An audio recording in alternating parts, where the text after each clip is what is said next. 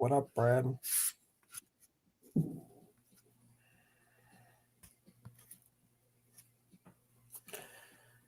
Hello, everyone. So I guess Brad's not gonna go. Wrench isn't gonna go live, so we're gonna go live. Let's see here. How do I invite guest? I'm gonna copy and paste the thing here. Hello, everyone. Why isn't it?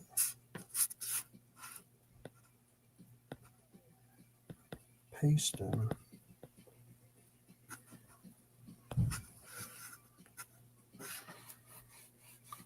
There you go. If anybody wants to join, there's the link.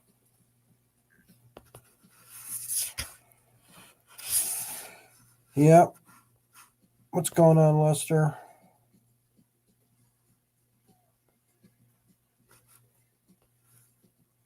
I'm going to try to pin it or post it and pin it one more time. Oh, I don't want to do that. Pin message. All right. So what do we got here?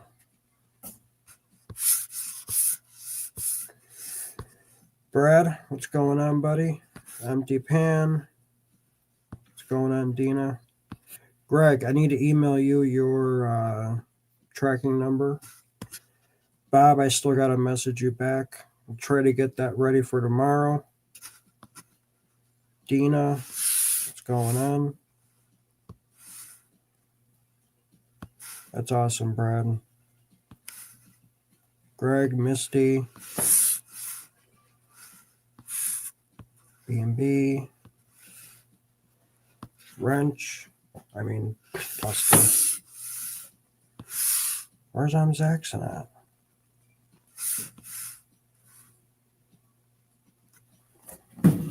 Text him really quick. I started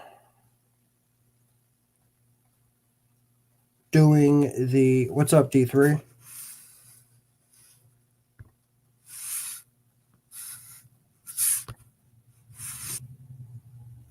I started classifying the material from Thermal City and Lucky Strike. And there's some huge rocks in that material.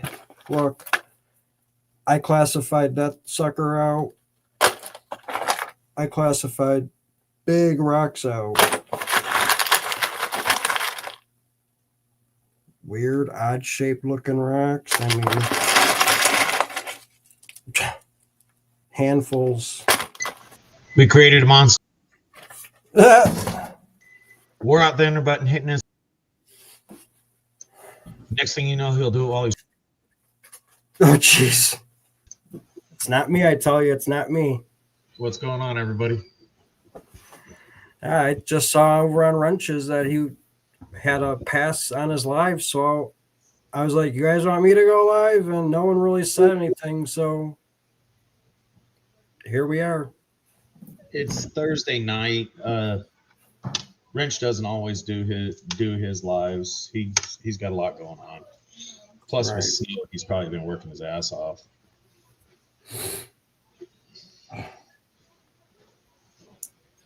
You see the dirt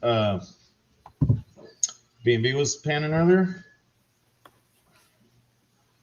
Yeah. I was in one of the streams. David Canham, hello. I didn't know he went live multiple times. Oh, he went live. Oh, that's right, he did. Yes, he did.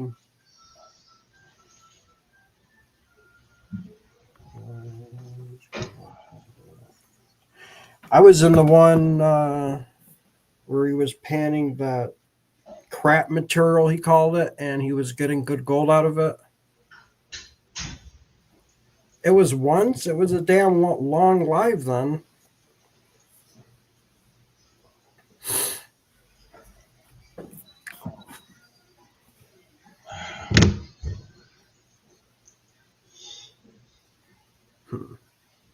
No one else is going live right now, is there? There's not many gold shows Thursday. What? The only other major one I know of Thursday would be Aha River History Shane, and he's gonna go. He goes in about 50 minutes. Okay. Hello, Brad. Brad, I texted you back. So just so everyone knows, I went to the post office today and got your stuff out. Here's the receipt. So I did go to the post office. So all your guys' stuff is at the post office. You need to join the bandwagon, Mr. Millennial. It's 2025. Use pirate ship, save money. I was looking at prices today there, and if I send it in a padded envelope, I'd only be saving 80 cents. And on pirate ship? No, at the post office. So it's $12.60 for a small flat rate, and then it's $11.60 or $11.80 for a padded envelope. I think a padded envelope on pirate ship is usually about $8.60. Really? Yeah. I mean, it's only $3, but $3 times a bunch of fucking packages adds up. Yeah. We're not going to do races or anything today. We're just going to hang out because Wrench isn't going live. So, just so everyone knows.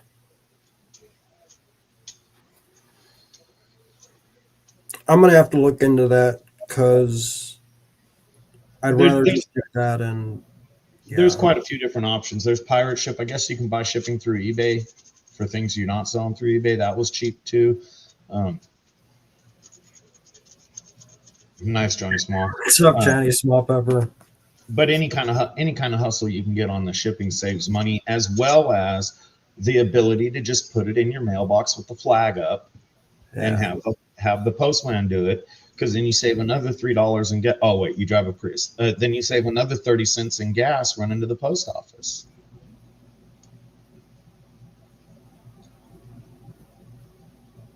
Huh.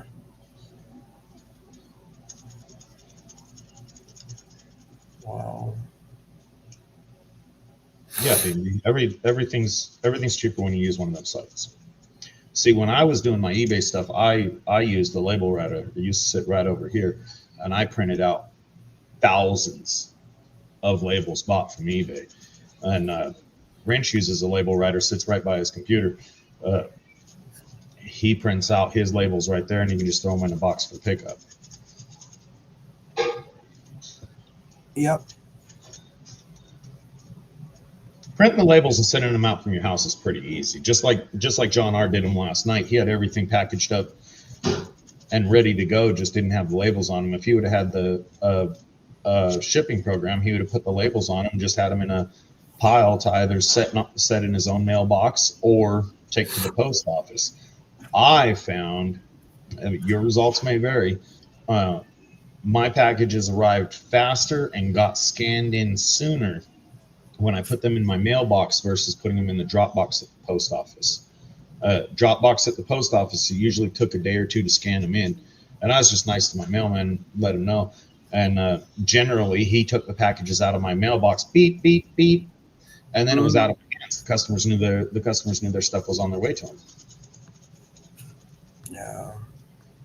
Well, it's also nice with Pirate Ship because I think it actually sends the person an email or text message. Automatically sends them the tracking number if you're putting in their email address. Okay. if you want to save their addresses, which isn't a bad idea for the people who win too much, like Brad, if you put in their if you put in their email address, then you get all that stuff saved, and it's just click and gone. Right.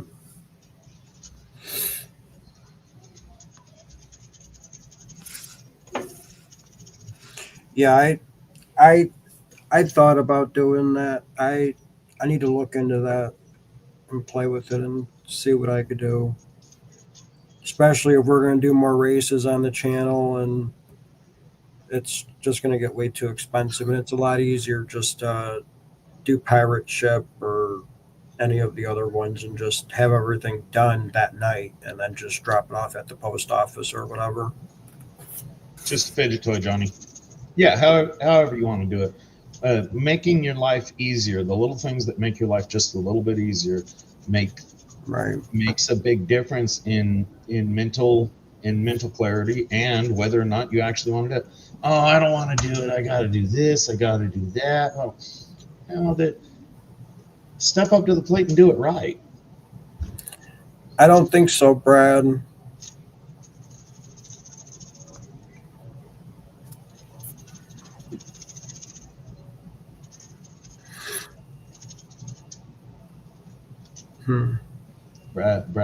Brad's only here for the races. He came to race. Yeah. No more 222 either. That was just too funny last night. With his luck, do you blame him? If I won half of the races I entered, I'd want to race every race too. Right. I don't blame him for doing it. D3, did you email me yet? Yes. Last night was definitely rigged somehow, some way, Greg.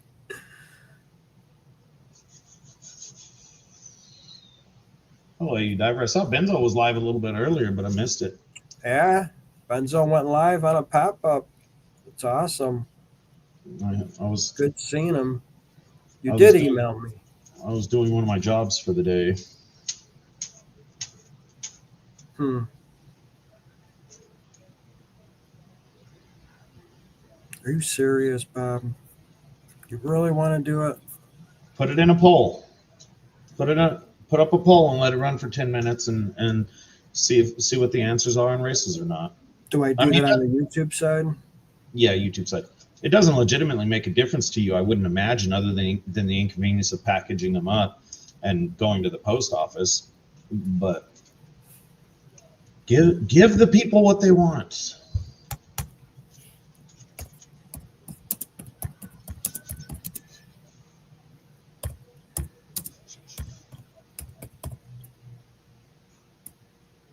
Hello, Hobo Rob.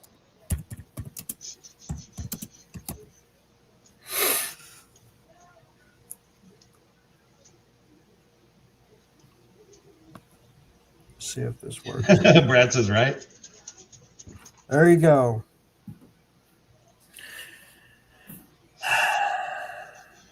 We'll see how many yeses or nos we get, and we'll go from there. I'll leave my vote out. If you want to vote, you can. I don't care. Screw that, Brad. If we know you got a duck in the race and an ice cream in your hand, we know you're winning one.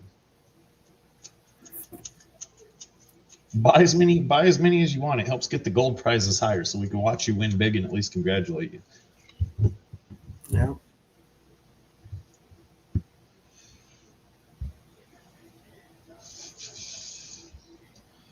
So what all did you get done today? Going to the post office and dropping everything off.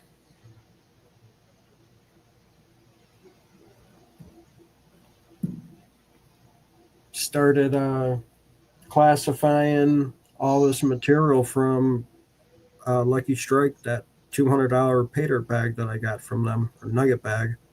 Holy shit. Yeah, and we're talking rocks probably 3-4 inches in diameter. It's a nice size rock that was inside of this material. And there's not just one. I mean, so far, that's everything above a 1/4 inch. And there's a hell of a lot more in there that I got to do. So, I mean, I've heard good things about the pay dirt from Lucky Strike, and then I've heard bad things about the pay dirt from Lucky Strike. So I'm gonna start just like anything else. You got to figure it out for yourself. There's gonna be people complaining no matter what. And that's one of the things about being a community member or having trusted community member friends. It's like, look, if John R says you sold a pay dirt and it was shit, you sold a pay dirt and it was shit. If Minix says you sold a pay dirt and it was shit, it was shit. Hello, Rose. Right. Strike is over. Nice. That's what comes with being a trusted community member is we notice your results and we don't need to test it for ourselves. Nice, Rose. Hell yeah. Pretty sure I gotta make her smirked up.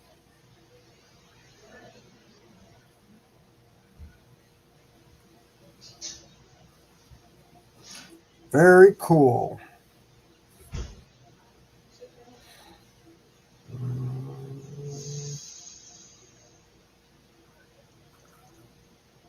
Yeah, we're not monetizing this either, by the way. D3. Why the hell can't I join my own live? So I updated my phone today and it's acting just a little bit weird. Yeah, but you're one of those iPhone weirdos. Yeah. Come over to the bright side. Get yourself an Android and bitch about Android problems, and then we can agree with you.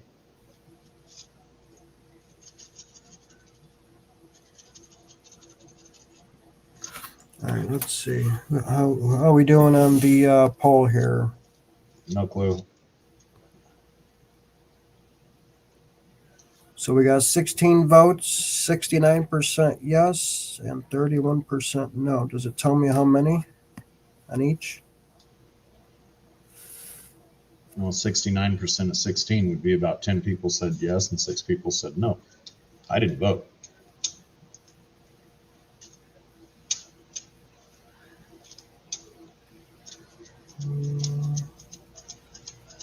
Why don't I see the damn poll on my phone? That's really weird.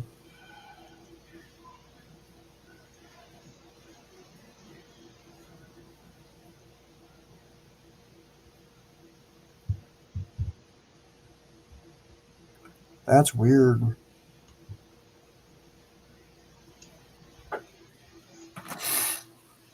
Well,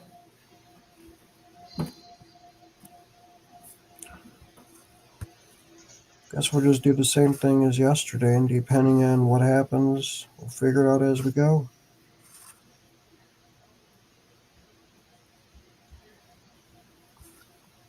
There you go. Whatever works for you. Information's on the bottom.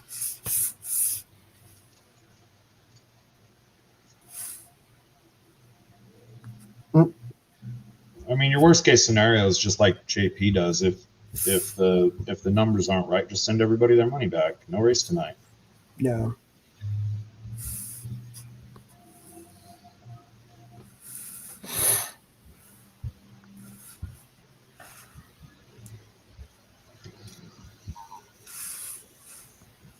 And yes, happy Thursday, everyone. Gold actually went up a little bit too. AAA, hello. What up, AAA? Oh, I didn't even stop the poll yet. I gotta look at it. We're gonna end the poll, so hope everyone did it. Hello, JP. What up, JP Charts? We created a monster, JP. John's only about another week and a half away from live streaming while he's driving, and then the cycle is complete. He's just permanent internet guy. So we got 63% said yes and 37% said no with 19 votes.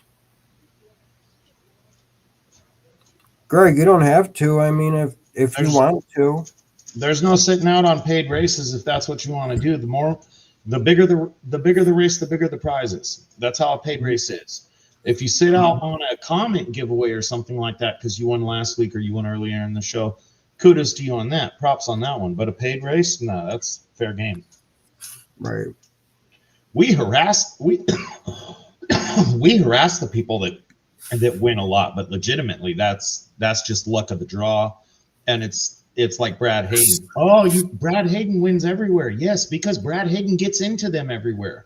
It's all about entering percentages versus losing. He's lost tons of races. We just don't notice his losses. We only make fun of him when he wins. It's only evil when he wins. When he loses, we don't think we don't have a second thought about it. But if you look, it's like, oh, he's winning big on Wounded Warrior or on the silver or whatever. Look how many entries he does that he doesn't win.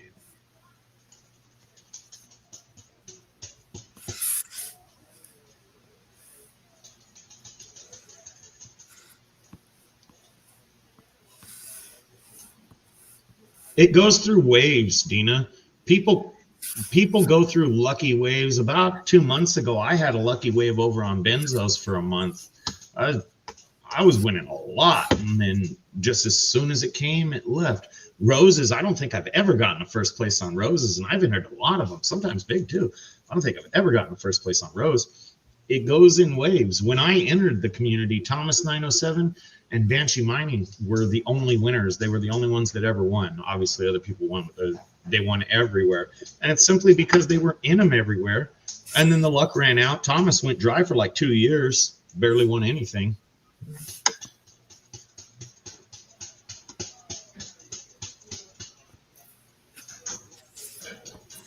Did Brad say that? Brad didn't say that. That's what I thought. I haven't even seen Brad typed in a while. Don't press Brad too hard because he will give away a win, but it's kind of like dealing with the mafia. He'll give it to you, but someday he may need a favor. When this time comes.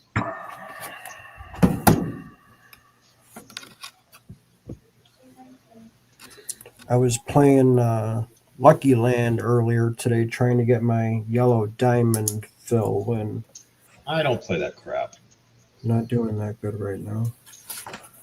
Was actually doing really good. I hit some big wins in the game that I've been playing, but I mean it's free play. It's nothing special.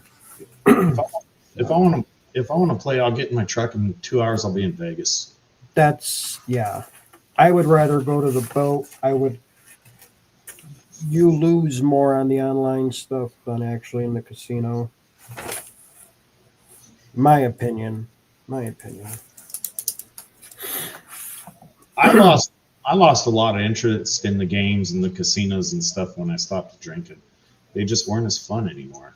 I went last summer to a comedy club. I mean, it was just a comedy club on an off night. It wasn't a huge club. It was good. It was okay. I mean, the people were kind of funny, most of them usually, but I wasn't laughing. Yeah. If I was half drunk, that would have been a pretty good show, but I wasn't half drunk. And they pissed me off right before I went in because I couldn't even take my pocket knife. Right. Is Brad actually going to get in or what? Give him a minute. He already got in. He said, give Hobo Rob one.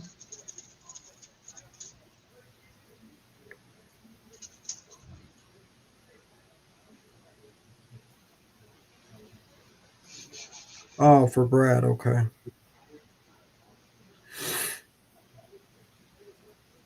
Let's see. I don't want to mess this up either.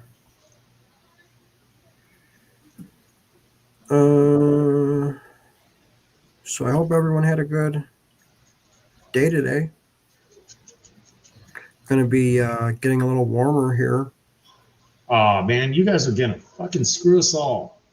Don't anybody take another free handout from Brad. When he gets generous like that, he's guaranteed to win every single race. It's karma. He's building his karma points.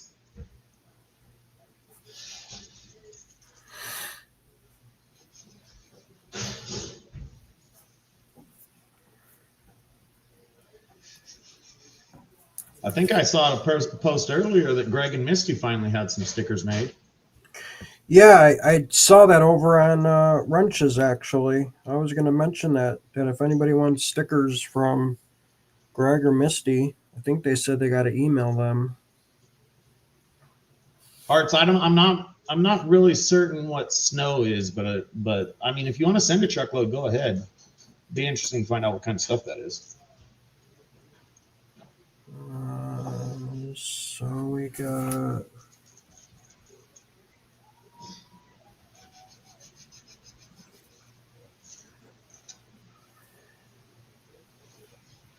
I mean, actually, they got those straight lines going down at the end of the forecast tonight. I'm not really sure what that means. Then they got them at the end of the forecast tomorrow, and then all day Saturday. So I'm not sure what that means, but whatever the straight lines going down at an angle are, we're getting whatever that is. It's called rain. What? Rain. The fuck is that? Rain. Water. Yeah, I don't know. Hello, Button. What's up, Jeffrey Button? Hello, Georgianne. Nice to see you tonight. Let's see here. This new thing they got is weird.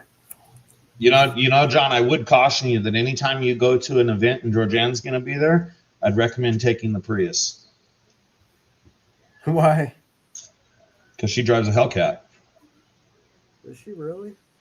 We wouldn't want to see your little 5.0 get chewed up by a Hellcat. That's fine. I'll race it.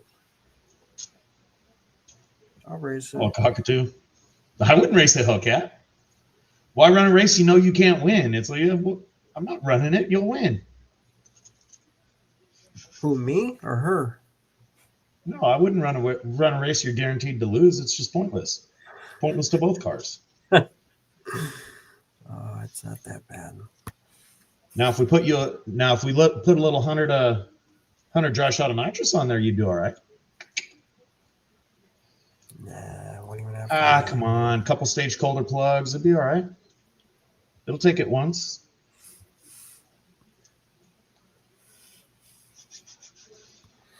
Brad, are you talking about stickers? Because no, he's giving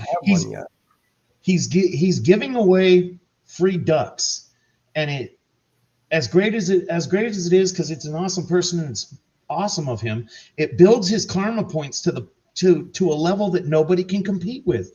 Yes. It's like, of course he's going to win. He gave away all his ducks. I'm serious. I don't believe in coincidences, but karma is real. Wow. What's up, Bill? I mean, I'll race a Hellcat with my Land Cruiser. I'm gonna crash into you at the start line, run it over, make sure it can't race, but we can go. Yeah. Greg, when you get my address from the package, send me some stickers too. You got a ton of stickers coming your way. I'll tell you that right now. That was awesome of you, John. No problemo.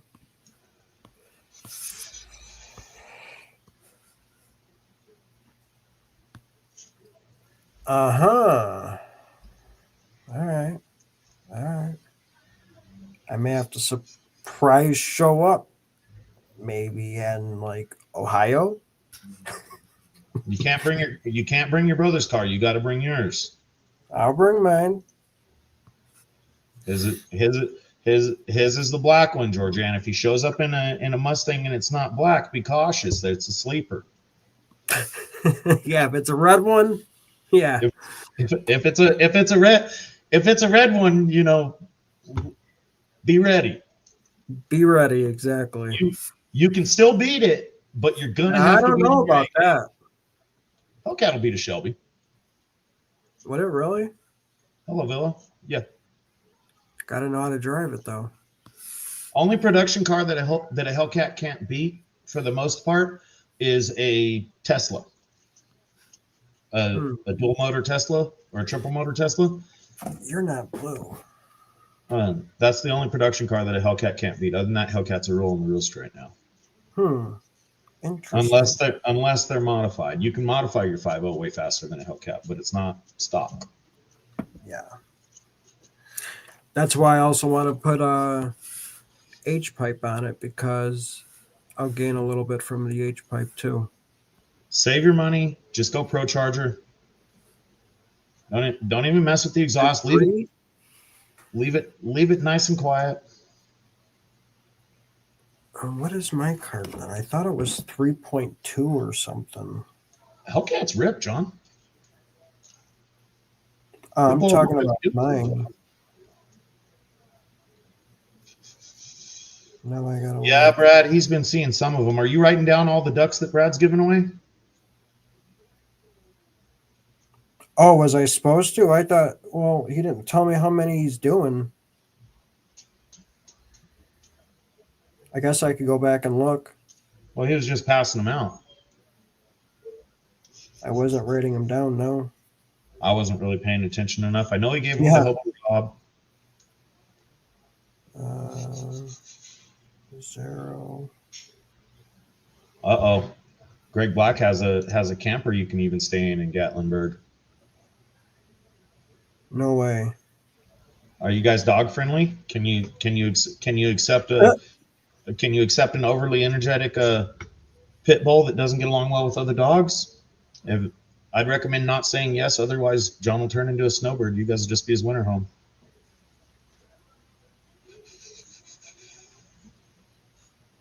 All right, Georgianne. Mine it's under 4 seconds. 3.9. I thought it was 3.2. Big difference. Yeah, it's almost a whole second. That's weird.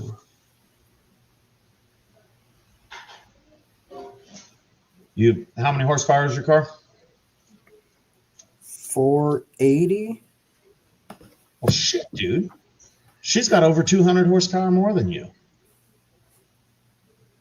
Hellcats are 7-something. Okay. Hellcats are quick. You don't know nothing about Hellcats? Yeah, my cousin had one. Let me try to go back up and see where Brad's giving away these damn ducks. Yeah.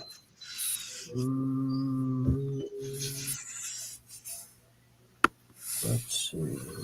Nice B&B. Where does D3 says, stay home, John. Exactly, D3.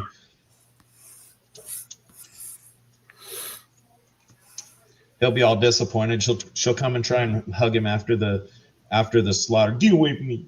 I don't want to be your friend anymore. I don't have to take this. I'm going home. Oop.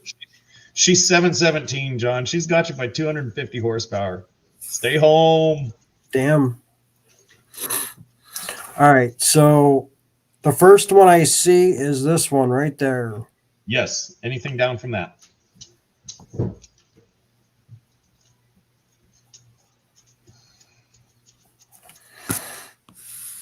And then he said, who else needs one?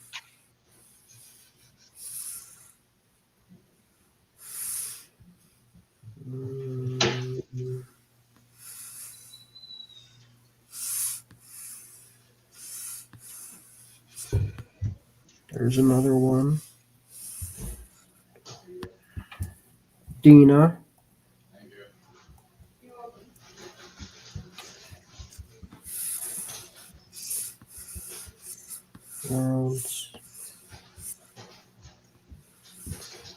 Brad, did you text or did you write down everybody that said give blah blah.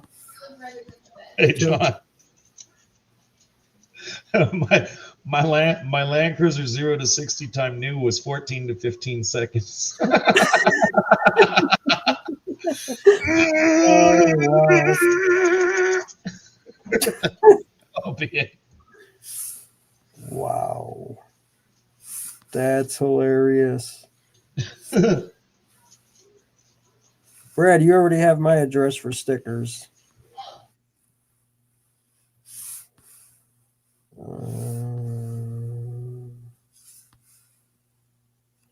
So far, just the 3, Brad.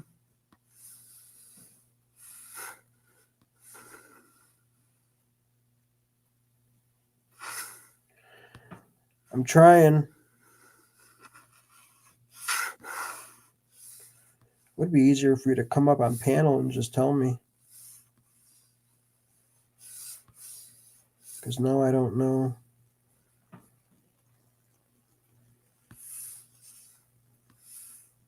Let's see. That's all I see. Just those 3, Brad. Am I wrong? What's up, PA? Good seeing you, brother.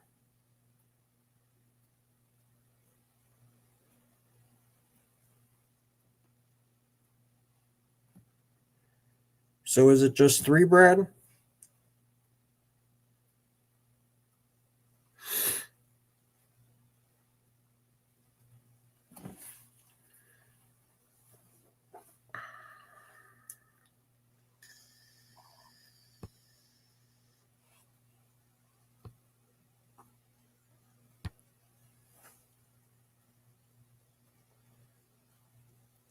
I have not heard that.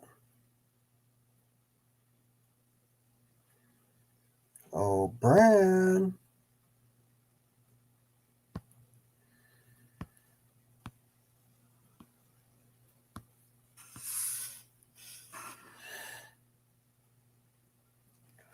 I have Hobo Rob, Dina, and Lester.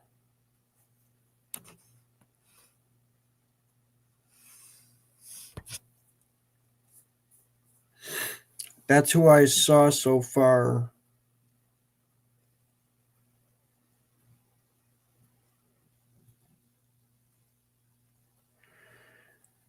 Yeah, PA, hopefully you're getting better too. The link is pinned if anybody wants to come up. I saw that, Bob.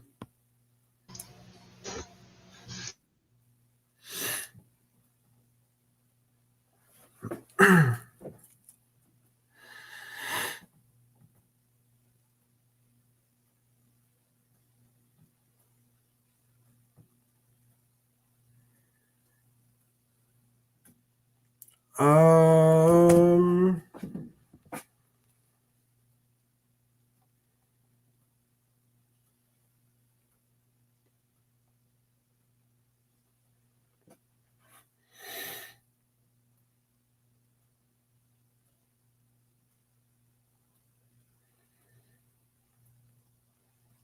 hang on, people.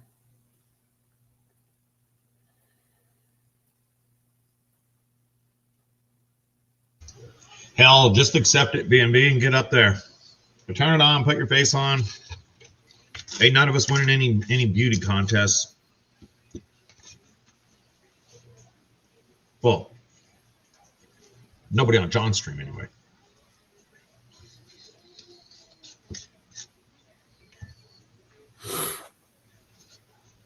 Yeah, you come up.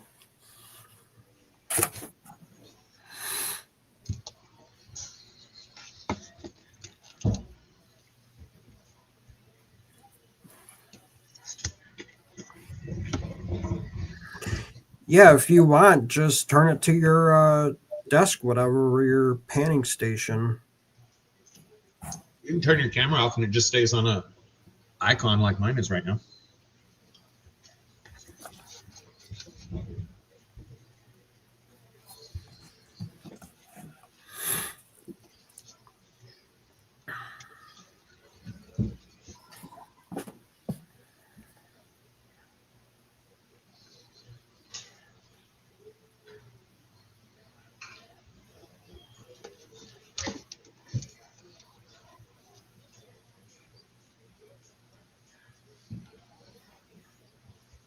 Brad's saying give one to Jeffrey Button too. I think. Okay. So then that's 5 so far.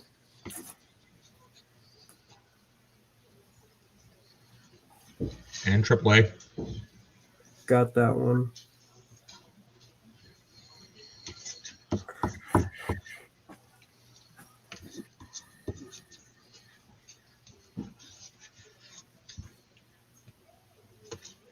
Cockatoo Bill, you can cash app him at John R Prospecting. It's 5 for 20 or 7 for 25. Or what is it? $4 a duck individual or $5 a duck? Or 1 for 5, I guess. I didn't add that in there. I probably should have. 1 for 5, 5 for 20, 7 for 25. You can cash app him, or he's got his PayPal up there. Generally, cash app is more preferred.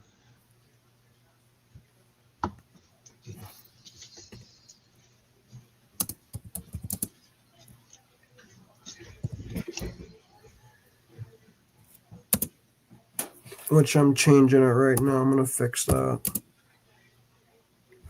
1 for 5, 5 for 20, or 7 for 25.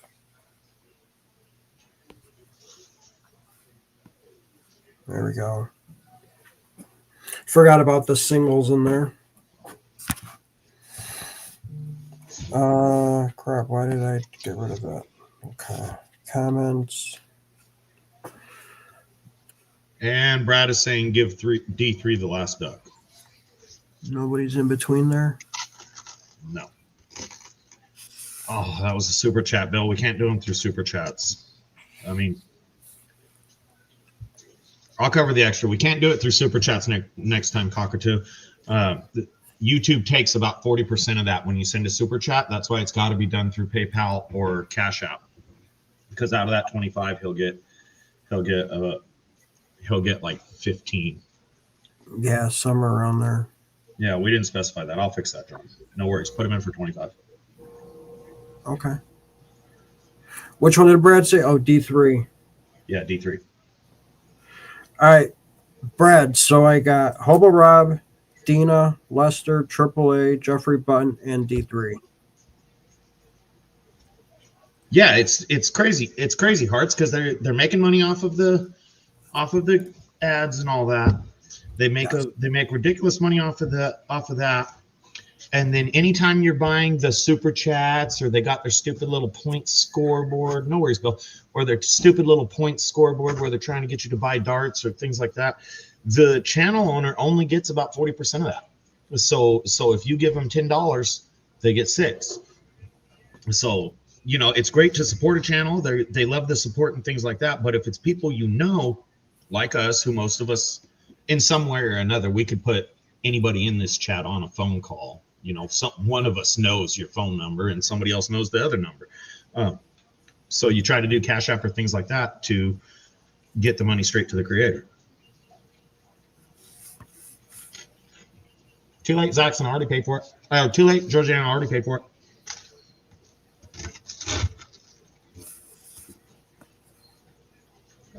I'm a very efficient internet troll. I mean, I'm eating dinner, paying for ducks, and describing how YouTube rips us off. Which I don't complain. You know, without YouTube, we would all be bored doing something else. But it's a little exorbitant to take 40%, and it's really brutal when you get on some of these bigger channels or something, and somebody sends $50, $100, a $200 donation. Like, wow, YouTube just jacked them for $120. Or I'm sorry, 80.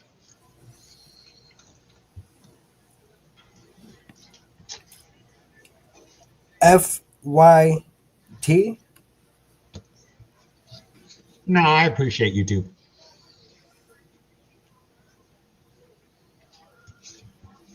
Yeah, I prefer Cash App. It's easier. I mean, the reality of it is, at the end of the day, YouTube is a private business. You can't tell a private business how to run their business. Even though they're a massive private business, they're a private business. They provide us a free platform that we can use all we want. But if they get a hold of your credit card number, they're really going to stick it to you. So appreciate it for what it is. You do have to play by their rules a little bit. They're just a little exorbitant on their fees. You know, that's why everybody went to Patreon. Patreon's what, like 11%? Yeah, but they do billing weird. So on mine, I'm going off of mine. Other people may be different, but I'm going to go off of mine. So if let's say you join the $50 tier, the Nugget, which you get a pay dirt every month, and a whole bunch of goodies, channel stuff, and yeah, they actually charge the person like 53 or something like that and some change, or 55 or something like that and some change. Yeah. So in reality, but I do have some, I'm not going to say who, but they're in a little bit lower tier and they only pay $5, but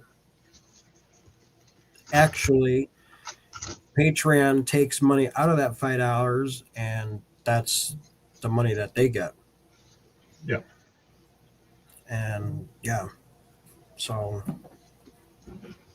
Hello, Creed. what's going on, Nine Finger Mining?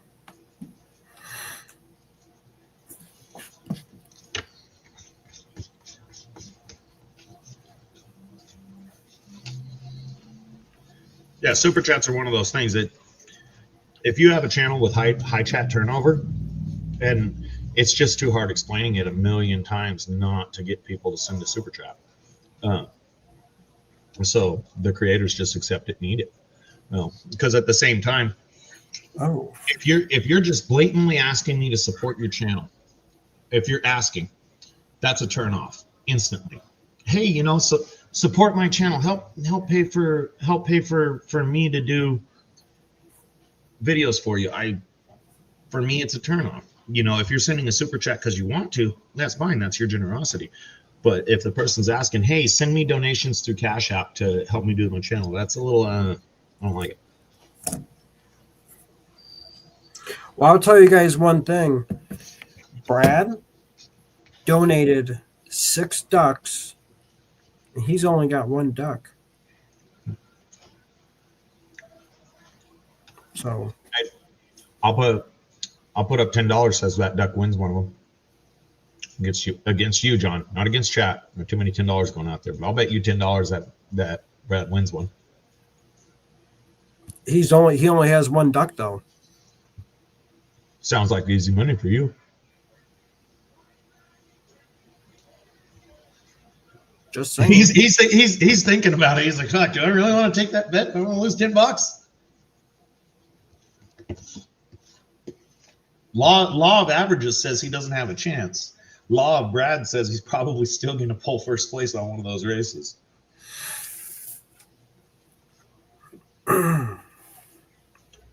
Absolutely, Greg Black. See, even though Brad Hayden doesn't post a lot of videos, he's one of the older channels in the gold community. JP and Benzo would be some of the old ones. Vendetta, Miller, obviously. But in the reign of people who hang out and chat, I'm not sure if Brad Hayden was around before I was, probably about the same time.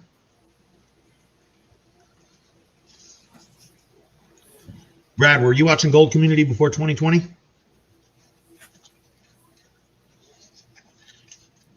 He should be. I think he said they don't have Powerball up there. Right, you said it yesterday. I offered he could send me the money and I'd buy the tickets for him. I like you, Brad, but if you won 500 million, I'm going to rip you off.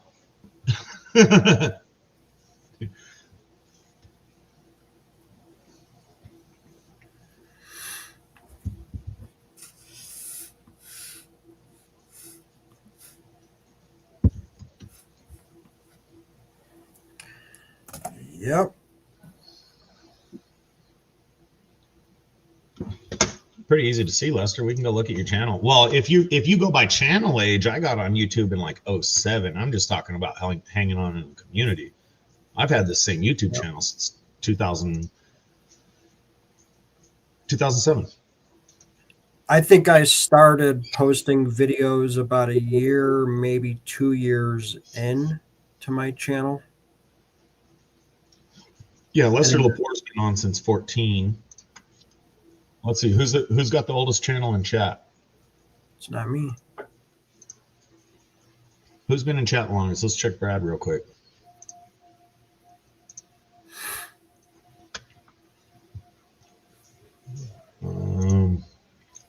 Hayden's 12. That's about when I started. Creed. I think mine's either 2019 or 2020. Mine is 09. Who's had their channel longer than 09?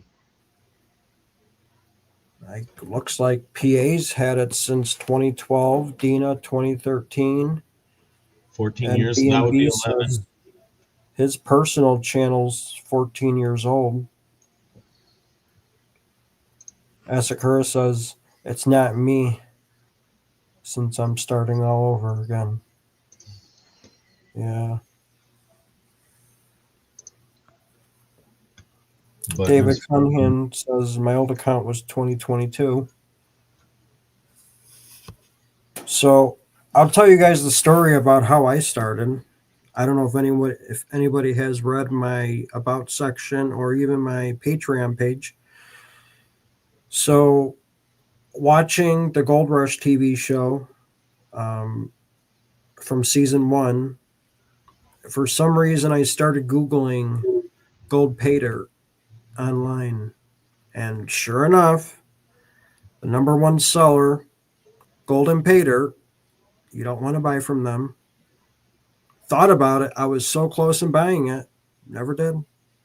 Oh, I have, but we'll get to that later. And I started watching Miller Prospecting's pay dirt reviews, and I'm like, wow, you could actually buy pay dirt online with gold in it. And I went to one of his videos. It had a really good ROI with a really good video, and I saw Lynch Mining. And I bought a 2-gram reserve jar with the panning kit. And so I had the classifier, I had the 2 pans, I had the snuffer bottles, I had the green top clear plastic little vials, I had little like plastic tweezers. I still have all of it. I don't use it no more because I got better stuff, but that's how I pretty much started. And like so many others in the gold community, my first pay dirt video that I saw was Klesh. And he was actually my first. I think Klesh was my second. He was actually my first pay dirt buy. I bought a little tiny bag of his crumbs, and in between the time of me buying it, Chicago, and deciding I liked it, and time to go back, YouTube had already fed me better sellers, so I never bought from Klesh again. I watched him a little bit until I started noticing his bullshit. I started noticing in some videos when he's figuring out the ROI, when he would go to figure out the ROI at the end, if it was a really good bag, if it was a good seller that was going to have a higher ROI or whatever, he would change the gold price to 18 karat, not 24 like he does on the other. So at 24 karat price. So he got a little shady with his carroting.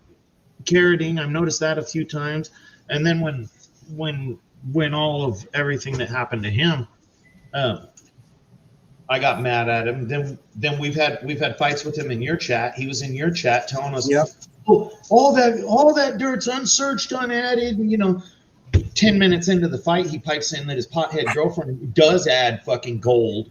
And that was his mineral bag. That was a gem bag, and it only had like 2 ounces of material in it, and there was like 0.1 of gold. And I'm like, yeah. And he fought with us for 10 minutes in chat. There was no gold added. It was natural stuff. Blah blah blah. Yeah.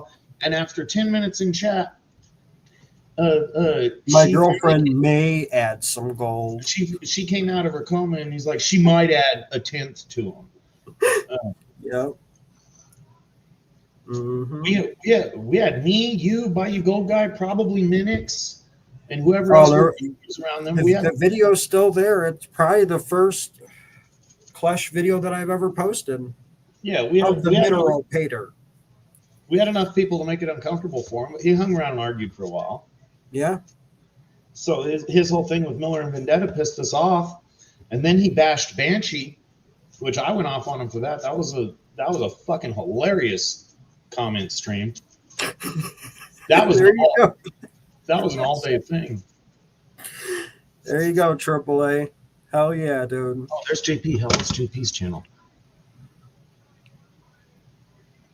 Yeah, and the weird thing was is when I Googled it, I didn't even know YouTube was a thing.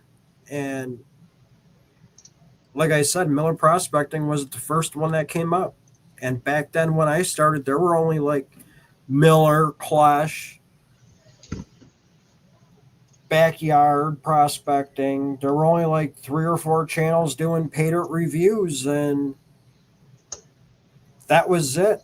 And back then it was like, man, no one's gonna post a video today. What the hell, man? There's nothing to do now. What the f, you know? And do you I still was, huh? do you still have that video up that we were riding you on the bad pater? Yeah, it's still up. What's the name of it? Really? This is a video. If you guys want to sit back and watch a video, just make sure the live chat or the chat replay is still on and watch that one. We were not nice to John. I've been talking to this for a couple of weeks. Oh wow. Yeah, so far my channel's the oldest start date, but I didn't even start watching Gold Community until 2020, and I probably didn't do a video until 21. And I made a couple of gold panty videos, but that's not my thing. I just show my area a little bit. The funny thing is, it's still there. It's got 298 views from 3 years ago. What's the name of it? I'll share it in chat.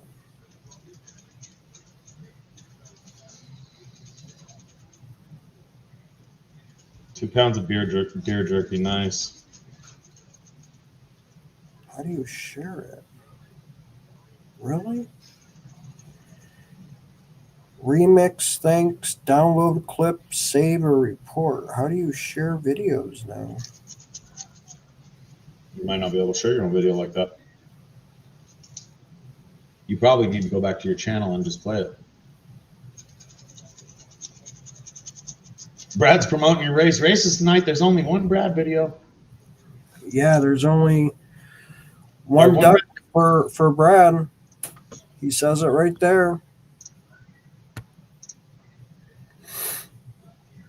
Get it in. Yeah, maybe he was the other one, Flower Gold Wizard. I started watching him a long time ago. What's up, Tomcat? What's up, buddy? Oh, Tomcat. I think you're right. Maybe it was Flower Gold Wizard is the other one I was watching.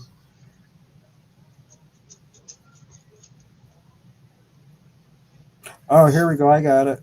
It's the arrow going up like on an angle. I'm going to share it in chat right now so you guys could go back and watch it.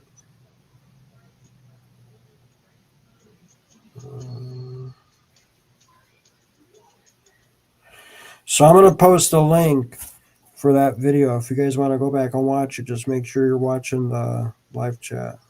Turn on live chat. Watch the video, Brett. That is the most stressed you've ever seen John R. He was looking for gold that didn't exist. We're like, the gold's not there, John. So where's all the gold? The chat was freaking hilarious. And what he was doing, he was calibrating his ultra high dollar scale. He was looking on the floor, checking his rag. He was looking everywhere for this freaking gold that didn't exist. Yeah. It was a good time. Yeah. I was looking for gold that was not there. Yeah, and now, Hobo Rob, there's 50 channels out there doing videos. There's prospecting, pay dirt. There's doing the chemical stuff. There's all sorts of gold videos now, and it's crazy because when I first started, it took me a long time to get 500 subscribers. And back then, to do any lives or anything, I believe you needed 1,000 subscribers. You needed 4,000 watch hours and everything else. And you didn't really start growing until you and you started doing the Friday night shows, and you got chats in there and people to do it, because your original gold review videos were very monotone. It was like talking to the fucking Clear Eyes guy or listening to the Clear Eyes guys. And here's your gold, and we're going to grab you were very monotone. Your personality was not very prevalent, which, quite frankly, YouTube likes crackheads. Hey guys, what's up, everybody? We're going to review this gold video made by Data Prospecting. Hope I didn't lose my money. Maybe I lost my ass. I might have possibly lost all. Send your donations in so I can buy some more gold to review for you. That little bastard will get a lot of views. You know, the guy that says, hey, I bought a bag of pay dirt. I'm going to pan it out. We'll see what we got. He ain't getting shit. I was watching Dan Herd for a while up until about last Dan Herd for a long time. Other than Dan Herd's ran some great tests on sluices and equipment. He had a high banker one day. He overloaded it. He underloaded it. He ran it hot. He ran it too much angle, not enough angle. And he did all these tests with 1 gram of gold in a pile. He ran this sluice every way you could possibly run it long, high banker, every way you could possibly run it long. And it caught basically all the gold every time. I loved that video. It was a great demonstration. What pissed me off about Dan Herd, or what annoyed me about Dan Herd, is he's one of these guys that owns 30 gold claims, and he's in his video bragging one day he's out on a claim that has good gold. It's just a little harder to work, and he's out on his claim, and he's like, yeah, if I don't work this claim at least once a year, then I'm going to lose it, and I'm about to lose it, so I need to go out and legitimately work this claim. Wait a minute, asshole. If you have so many claims you can't even work them all, then you're just a prick trying to lock other people out from being able to get gold, you greedy bastard. If you're not going to use it, let it go. Let someone else enjoy. It's not all yours. Right.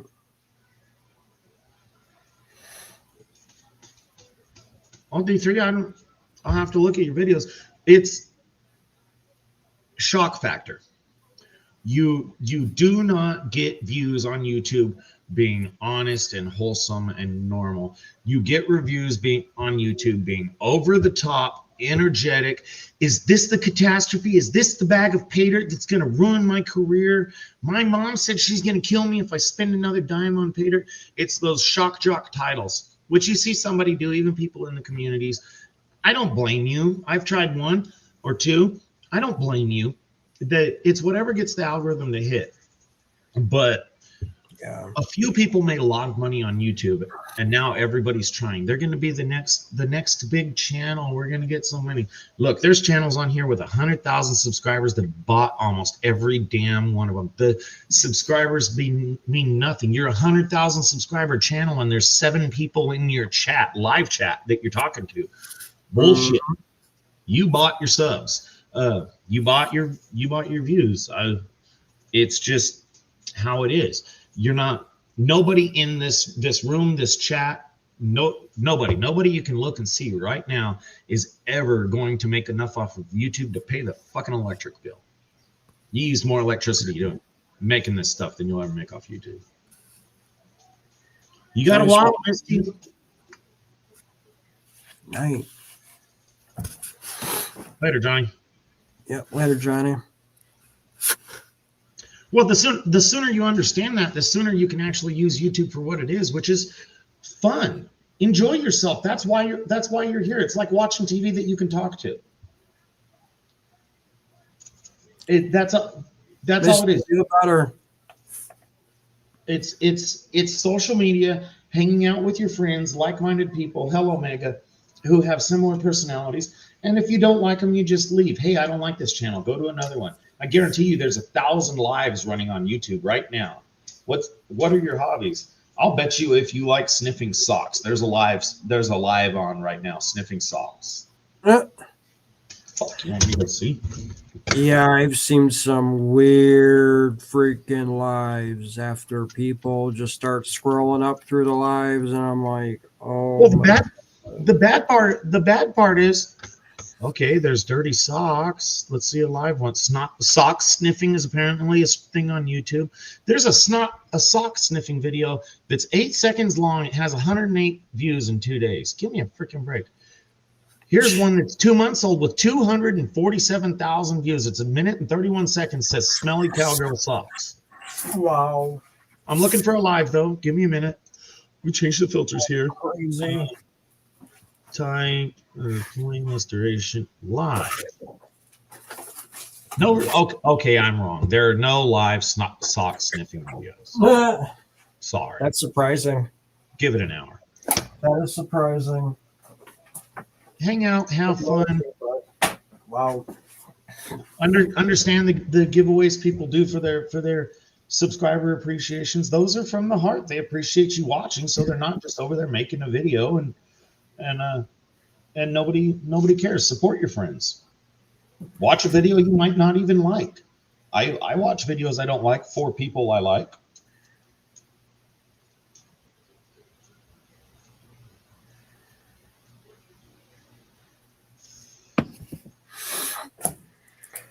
I mean, the reality is most of us are bored. 90% of us, probably more like 99% of us, are 40 or over. You have nothing better to do. That's why you're on stupid YouTube. And just like most people that are 40 or over, you have no living friends left, or very few, and they don't want to talk.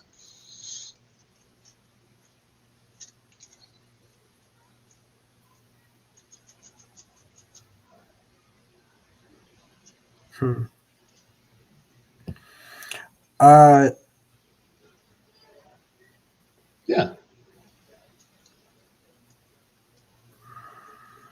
I think he's got another 50 minutes before he does the race, Lester. Yeah, I was going to do it closer around 9. This way, it's, yeah.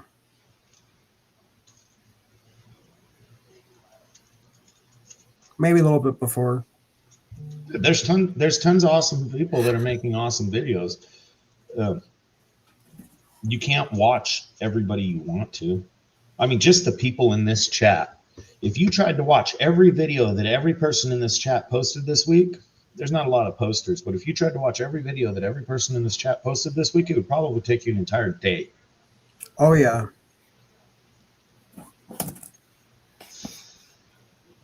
Mega Dog says he's cooking a salt chicken for tomorrow. That's awesome, Mega. Thank you.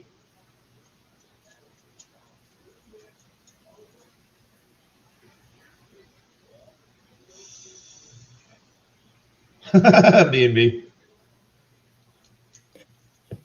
No, there's not enough time in the day to watch them all unless you just sit in front of unless you sit there and watch videos all day long. And I'm not bad mouthing her. Mandy's Candies is a great supporter of every channel.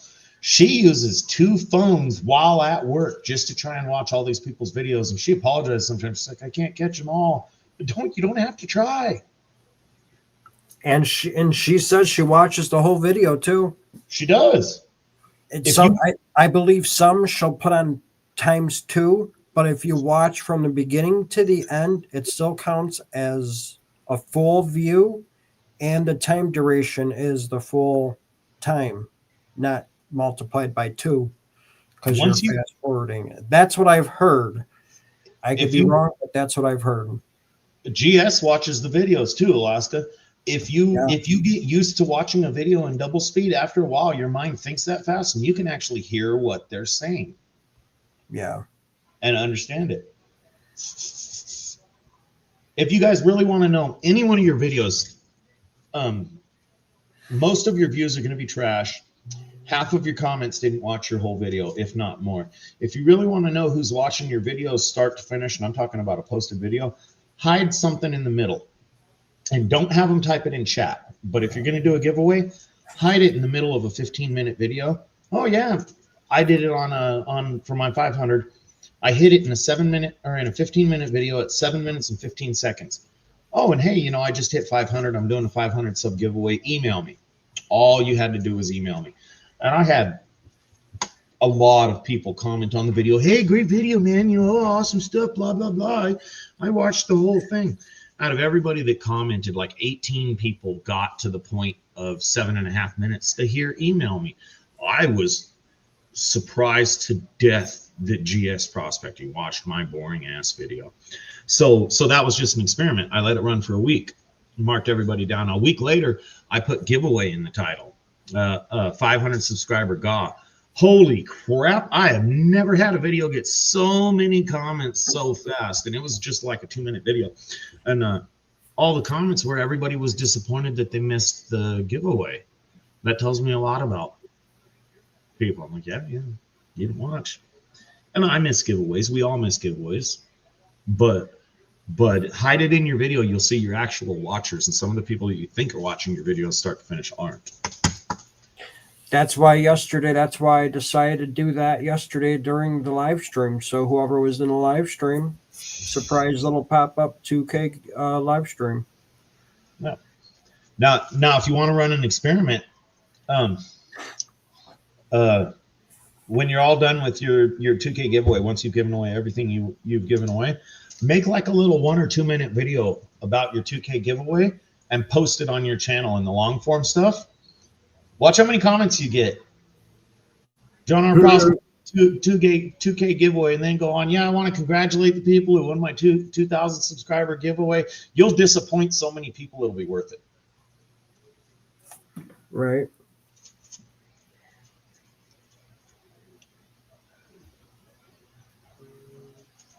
I do sometimes, but I'm trying not to. B&B. A standard chat giveaway, I usually don't unless it's really good. Or I support the channel enough to actually feel like I want to be in that giveaway. Greg and Mr. Black are starting to fall asleep. Greg and Misty Black are starting to fall asleep.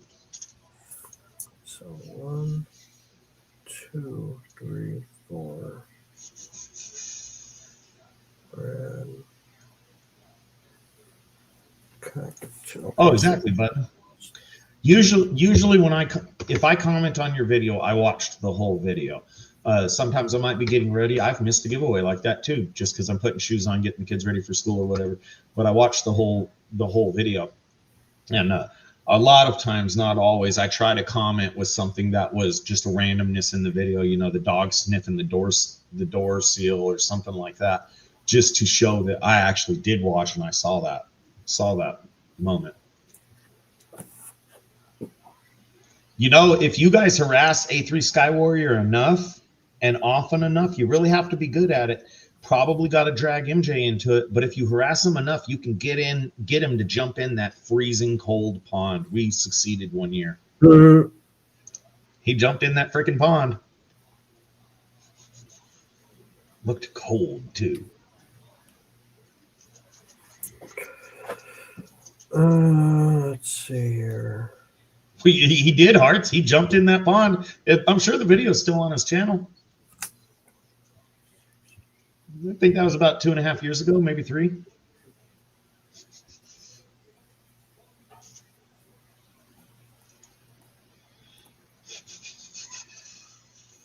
It wasn't easy. We had to ride him hard to get him to jump in that pond, but he got in the pond.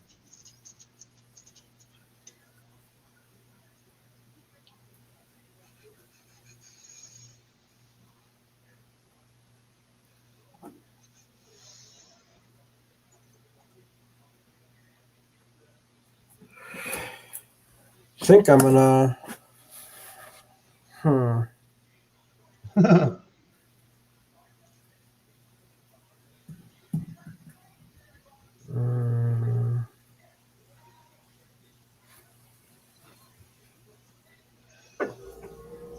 Ozark Buck.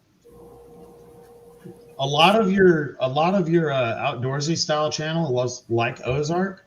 It's deer season for everybody, so they're just out in the woods, just like GP and Mama Bird. They didn't post all week, not the real videos, because they're out in the woods getting food. Hiding giveaways in the descriptions is a good one.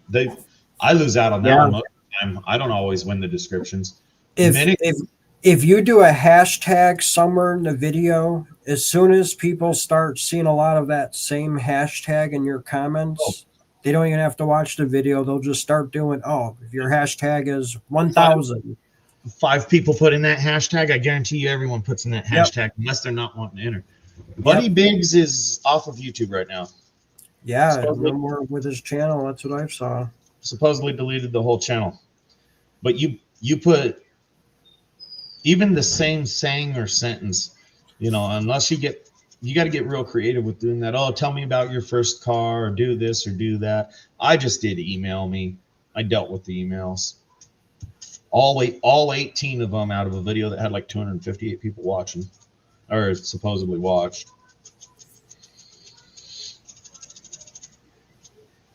But I mean, realistically, there are professional giveaway hunters that just stay on YouTube all day long searching for giveaway, celebration, enter, just these little keywords, checking titles, checking things like that.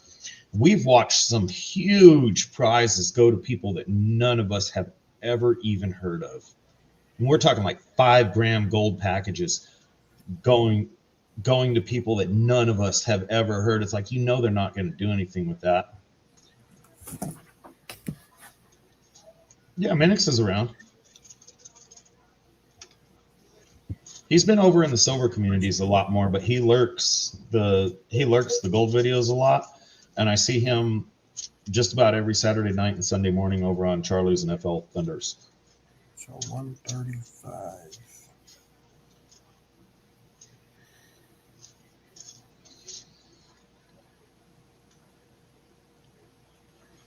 Minix didn't take a break. He's here.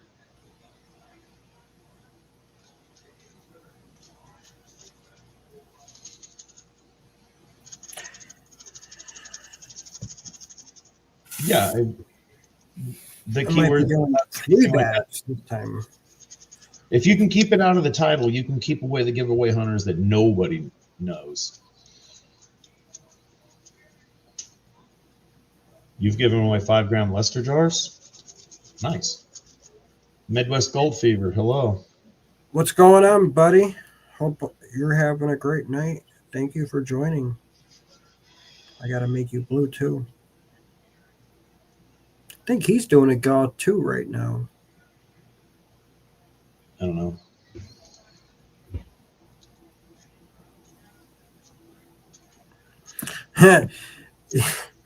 Midwest Gold Fever posted a video recently. The intro was freaking awesome. It was hilarious. You'll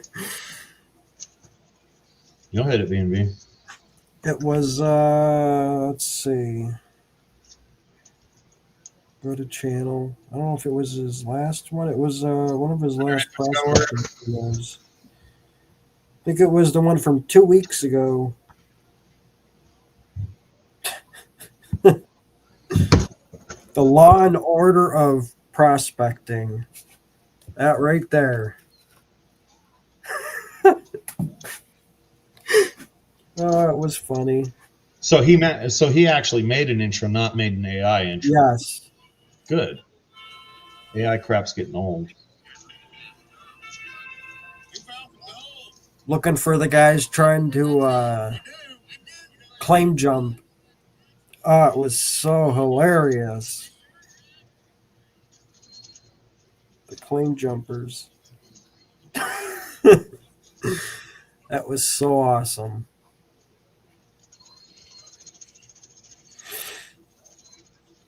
And the title for the video is Prospecting for Gold in Salt Creek and Brown County, Indiana. You can too.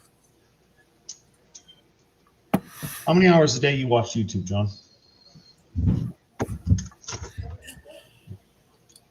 It all depends on what I'm doing, but on average, probably right now, probably 6 hours, I'm thinking. Damn, John. Get a Yeah. job.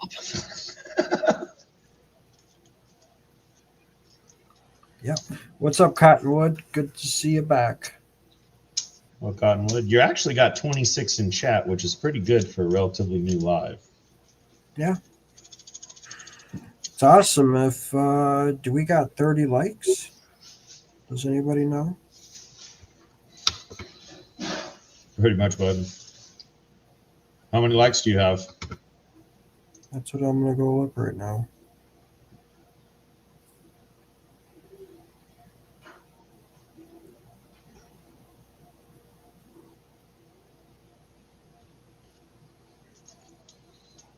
John, Bob says go to rehab, John. What's up? Bob says go to rehab. Go to re- How many likes are we at? How many likes are we at? I'm trying to click on the video now. It's not letting me click on my own damn video on my damn phone. Or here, I could go to this way too. 27. Damn. I got 27 on mine. I haven't hit the like yet, but for some silver, I might think about it.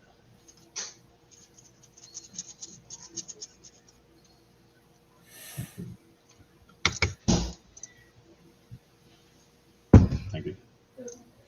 I'll tell you what, if we get to 30 likes, I'll give away a bag of pay dirt. You don't have to do that. It'll be the which one? This one in my hand right now. It's already made up. What's up, two brothers? Treasures? Magnets? Oh, What's going on? man, you're a celebrity now if you got two bros in here.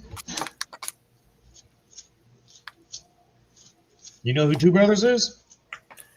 No, first time seeing them. He's the king of the magnet fishing community. Oh, okay. Very nice. Well, in that case, if I could get on my game video here, maybe I could do it on YouTube here.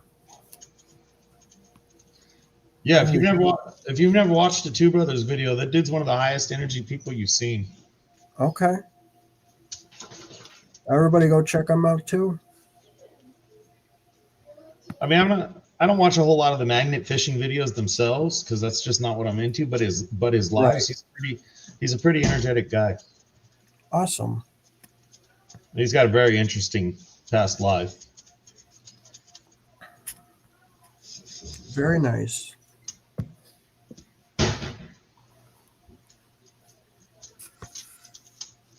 So if we get to 30 likes, which I have not seen yet, You're probably already there.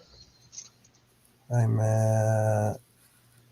Oh, I'm not showing it now. It says 1. Now it says you're at 25. I just refreshed the video. You're at 25 likes.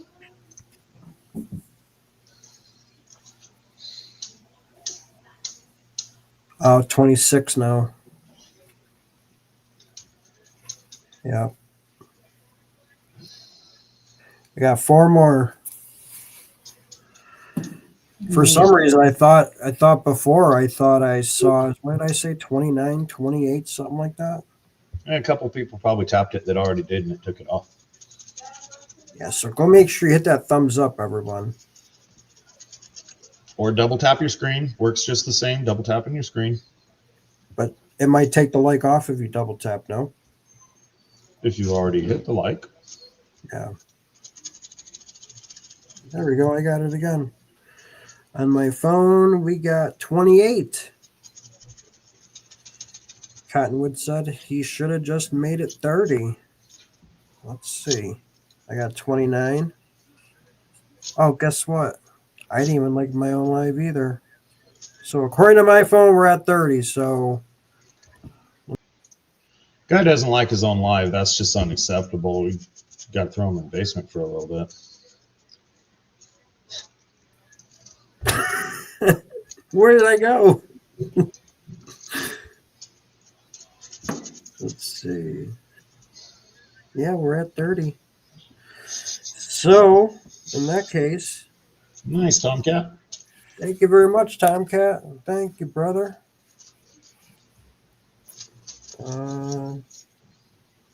David Bill says, "You did it, Water Boy." Yeah. Looks like Greg Black's just sent in for a few more. Okay. Said if you were giving away some gold, he was going to do a few more hours. I'll check that in a second. Nine Finger says he's double tapping his TV screen. Nothing happens. Well, Creed, because it's a TV, you have to actually punch it. So punch it twice, and it should work just fine. Just don't hit it too hard. Don't break your screen. So yeah, we're at 31 now. So I'm gonna go find the thing to do this, and we're gonna give that away. So give me a second. I gotta figure out how to do this. I have it on here already. That but is everything I do is CC. Unless I'm sitting on my porch taking a break or something like that, and just scrolling through, I don't watch YouTube on my phone. Very rarely am I on my phone watching YouTube.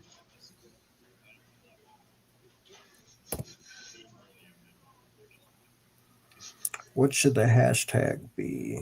We're gonna do. Got to remember to keep it simple. We're just a bunch of gold diggers, not really good at spelling. And then I just hit start collecting comments. And present it. You don't have to present it, but it's easier if you do present it. And then I gotta share it, don't I? Yeah, present it. Share screen.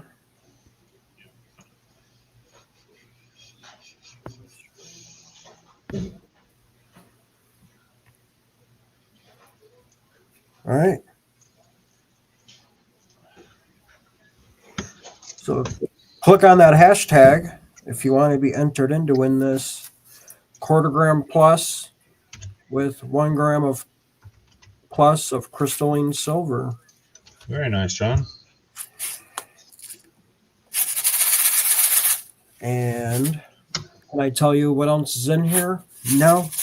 It's been a while since I've made these bags. I couldn't tell you how hard it is. I have no idea. Nice. So, damn, there's Thomas 907. Uh-oh. Watch out, everyone. Did he ever show back up last night, or did he just close stream and run away? He texted me. Oh. So how many people we got in chat here? 23. We got 20 people entered. All right. We're getting there. I'll go for about another minute or two, and we'll hit that draw button. We'll go from there.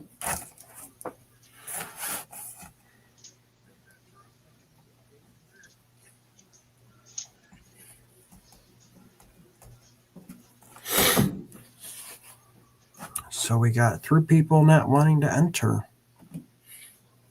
Well, one of them's going to be you. One of them might be Misty because she fell asleep with her phone on. Florida, I thought I added you as, weren't you in yesterday?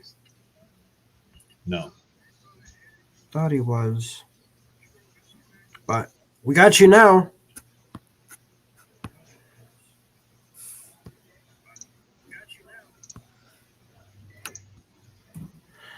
Very nice, B&B. Thank you very much, B&B. I appreciate that. I still got to email you back, too. Oh, I didn't even hurt the other ones, really?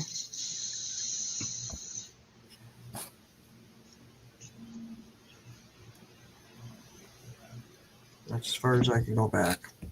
All right, now we got 21. We're going to run it in about 5 seconds. So get in while you can. Ready? 3, 2, 1.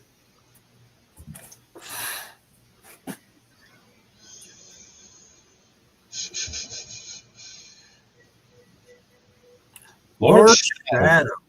Congratulations. Couldn't have happened to a nicer guy. Yes. I'm gonna have my email up there in a second. I just put it up. Okay. Actually, Email your me there. email's on the regular ticker, johnrprospecting@gmail.com. Oh yeah, it is. Yeah, it's the same as the PayPal. I didn't even think of that.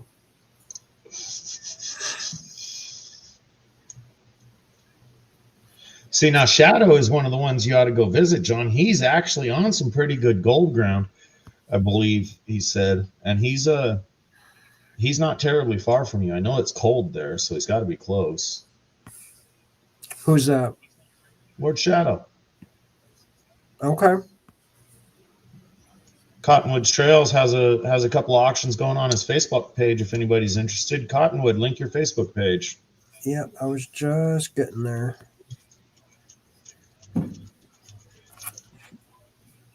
See, but what Two Brothers coming in tells me and Florida Storm Chaser means that YouTube's pushing you out more because neither one of those are anywhere near gold community. Right. Which is good. Nice, Two Brothers. Dude, that's awesome. And thank you very much, Florida Storm Chasing. Make sure you just get over to Two Brothers Magnet Fishing. Check out his channel. I'm going to do that right now.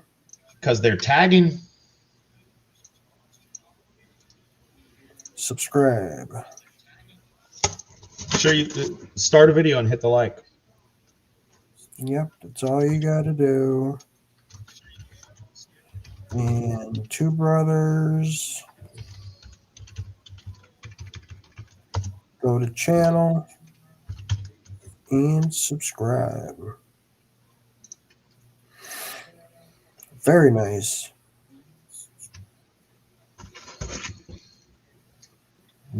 Also, same with B&B. I know we all got B&B, but B&B, Pay Dirt and Prospecting. Yeah, there you go. Sure, his channel. He needs to grow too.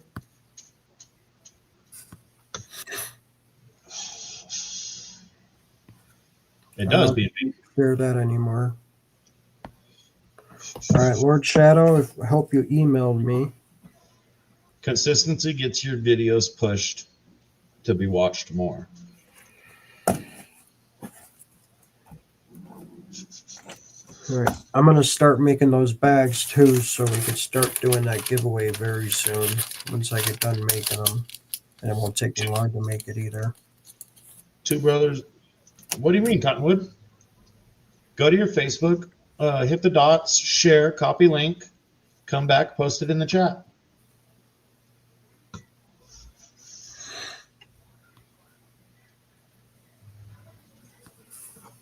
Does Two Brothers still got any videos of his boat on his channel?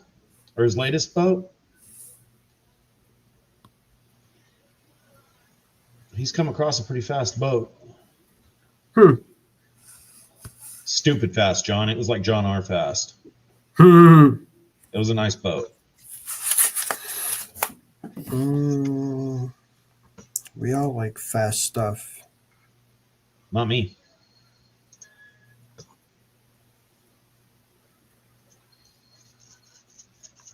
I think this is you, Lord Shadow. Right? Yeah. So let me go get your stuff ready too. Hold on 1 second.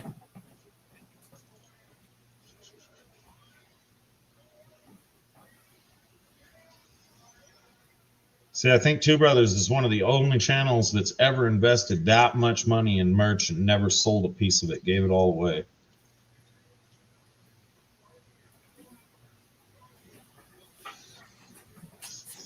Yeah. What's actually funny is when I went to the post office today to go bring those packages, and the guy at the post office is like, damn, these things are going far. He's like, go ahead.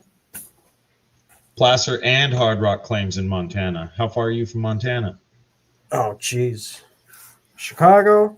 Man. Absolutely, Two Brothers. See, the bad part is when Two Brothers was giving away so much merch, I pressured him. I was trying to buy one. I wanted to be the only person who bought Two Brothers merch. Wouldn't let me do it.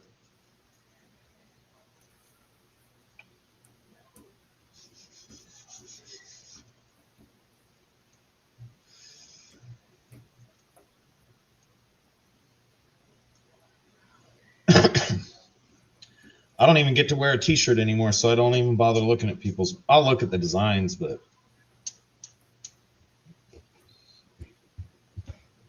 my t-shirt drawer's kind of pointless.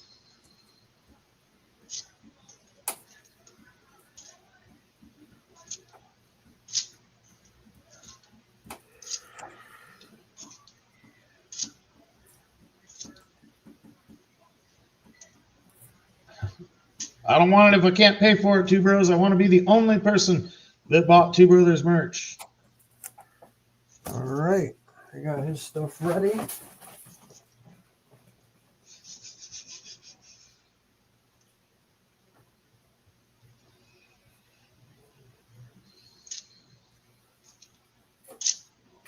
If Two Brothers ever goes live, I never see him live anymore. If he ever goes live, if you guys get him talking about his days as a BM or as a motocross racer, he gets pretty excited. Turns back into a 20-year-old motorcycle racer. Yeah, bro. And then I was looking at you for sick and da da da da. He gets off on a good one. I don't want to buy the whole lot. Got your package right here, Lord Shadow. Later, Greg Black. Later, Greg. I'll email if you win, buddy. I'm even going to put a funnel and a vial in there as well.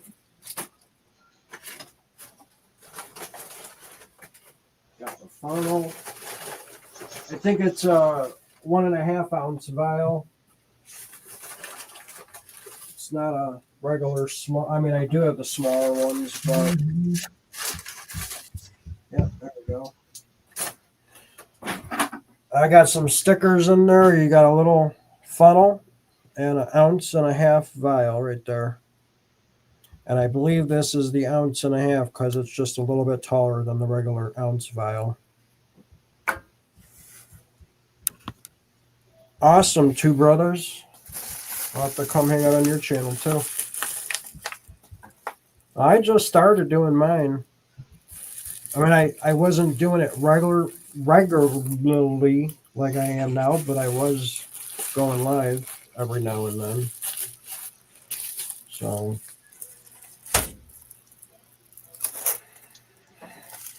going live when I used to go prospecting in Indiana or just random stuff.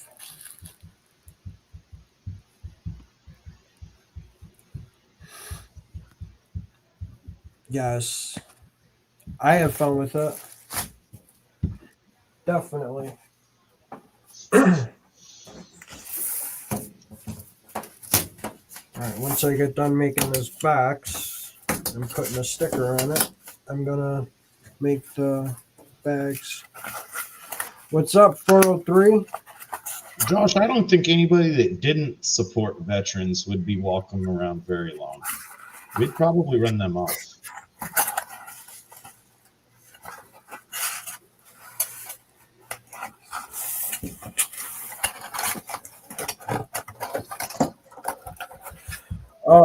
The only thing I could tell you with this bag, Lord Shadow, it's Indiana material.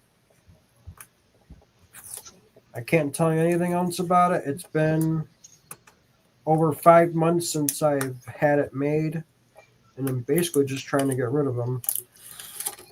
I just don't feel like painting it myself.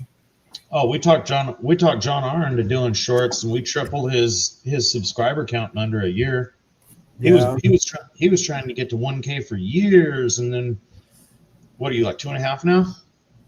Just about. I'm a few under 2.5, but yeah. Okay, Misty has assumed all of Greg's ducks, so make sure if Greg wins, we announce that as a Misty Black win. He went to bed. He gave up on us. Yeah. All right, Lord Shadow, your box is ready. John R loves playing stuff. There you go. And I don't want to bring it too close because you'll be able to see the addresses, but it's ready, it's closed, it's packaged up and ready. All right. Let me double check that. Actually, yeah. Hold on here. Let's see. Did let's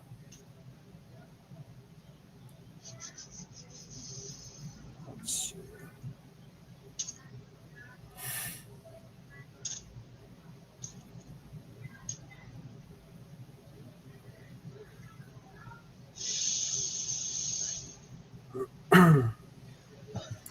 But So Georgian.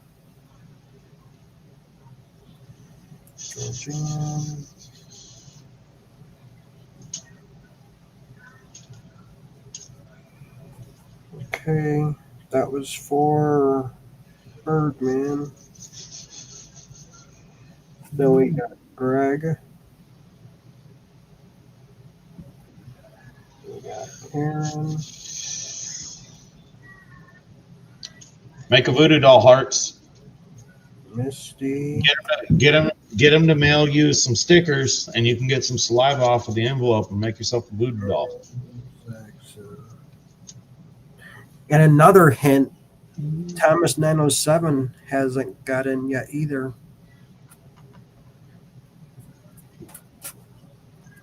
He's probably eating dinner. Absolutely, David.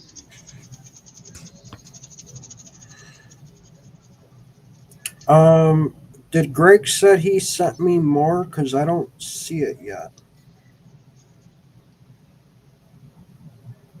I have nothing on Cash App. PayPal. Greg does PayPal. Well, I he think- sent it on Cash App just before, Check your PayPal. and I don't think so. He says, yep. So, just so you know, John, Greg Black is confirming that he agreed to send he wanted all his ducks labeled as Misty Black, and he just says, yep, down there. So, So it's a It's- yes? I don't know. He says he sent Cash App, or yep, PayPal, no Cash App. And all black ducks get entered as Misty Black. And put all Greg's as Misty. Absolutely. Okay. Okay, so yeah, I don't see it on Cash App for November 13th. And I don't see it on Cash App right now. She says he sent two separate Cash Apps. I see one for Misty and then the one from Greg, but not two yet. Well, that was probably both of them. Misty, did you send a Cash App as well? Yes. Or is that also Greg? I have one from Misty and one from Greg.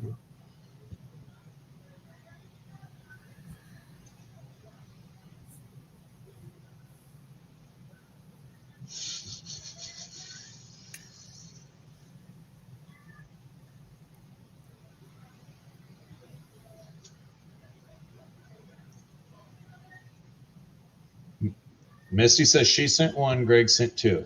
The second one didn't go through. He's only seen one from Greg. Yeah, I only see one from Greg. Double check your activity, Greg. I'll refresh it. I'll get out and go back in. He says it didn't go through for some reason.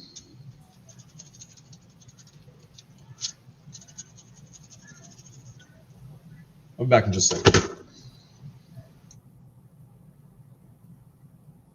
Okay.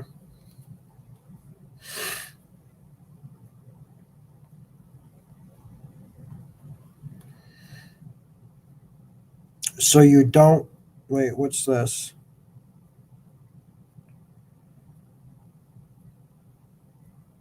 So you don't want the other ones? Just the ones I have already? No, there's PayPal too, which is the johnrprospecting@gmail.com, same as the email.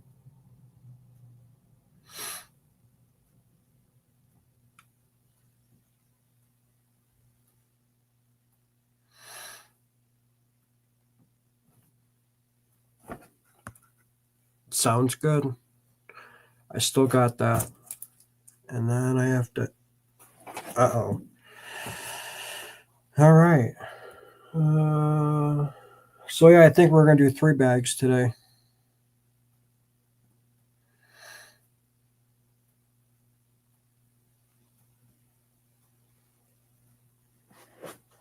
So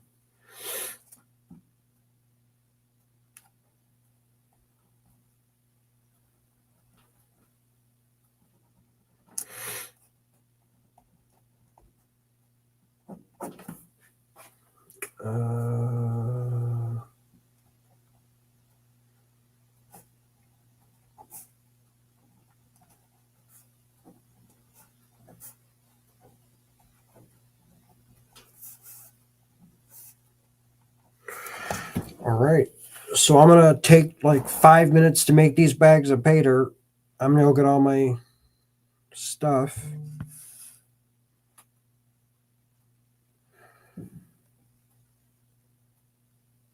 Okay, cool. We just got another one.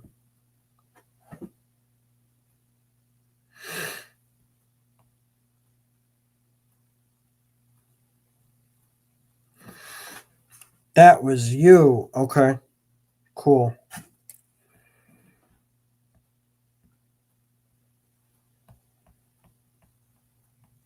Hang on here. Let me add that. So yeah, we're definitely gonna do at least 3 bags for sure.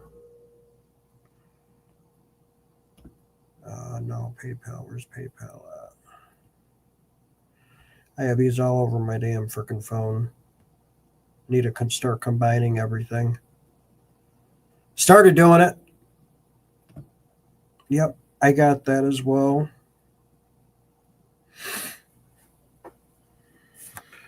And we'll add yours up here.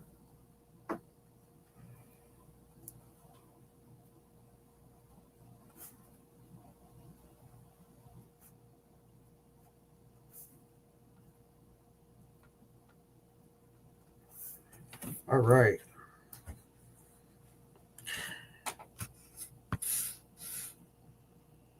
He sure is. Yep, I got it. That would be awesome. Thermal would be awesome. Yep.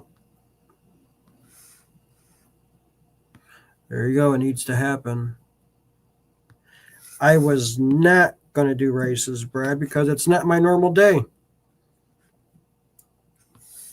All right, John. So I've developed a 30-day goal for your channel. Actually, we have a 30. We have a 30 and a 60-day goal for your channel. Within 30 days, we need to get Greg Black up on panel with us, and within 30 days after that, we need to get Misty with him. So we got a 30-day goal to get Greg Black on panel. Hang on one second, Travis. I'm on the YouTube site on my laptop, and it's updating all the comments.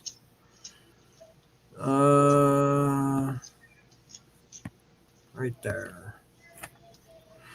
And if you guys haven't checked out 403 Prospector, every Monday he has his 403, what is that show called? The Red Dirt Nation. Every Monday he interviews, like last Monday was the Gold Rush Whitewater crew. Dustin, I forgot what the girl's name was, but she was there too. His girlfriend. And I can't think of the other 2 guys. Thanks.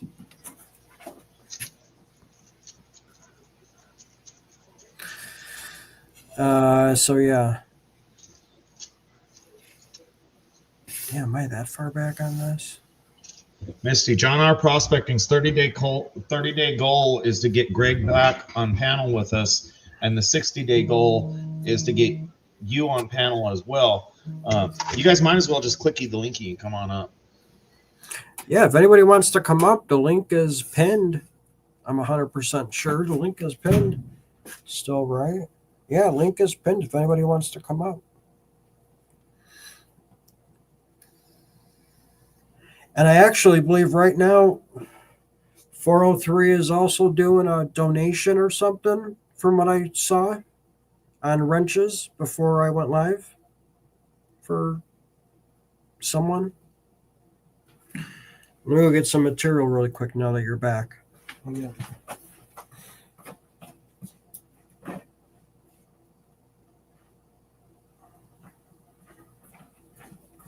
So we're going to do 3 bags.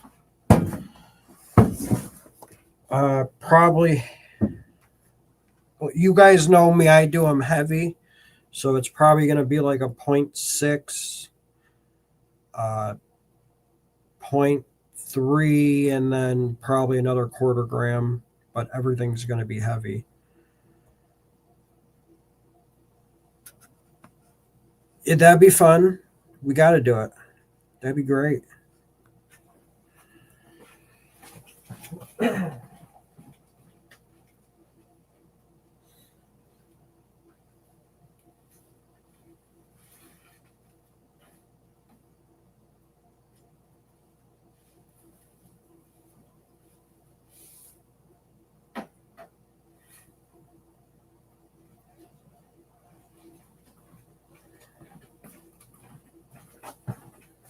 Oh, and yes, I need bags too, don't I? Yeah, we do. We need a teleporter for sure.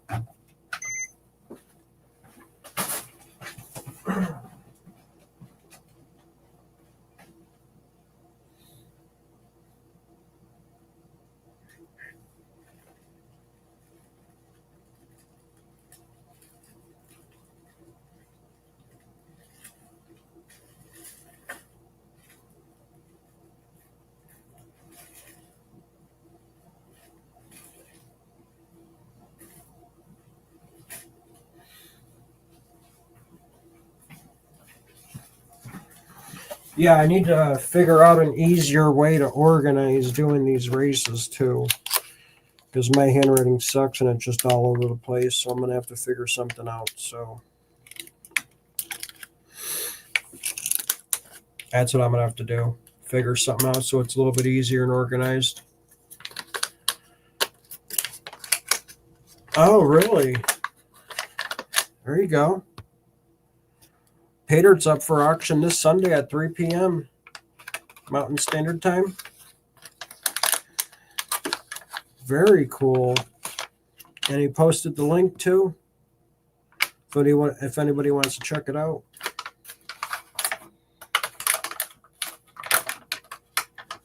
Oh, I gotta go get one thing. Hold on one second.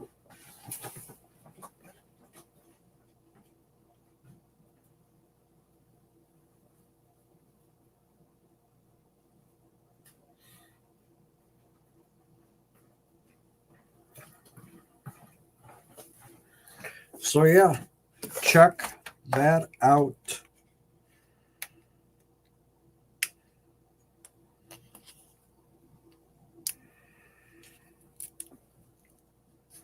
Nice, Greg. Very cool.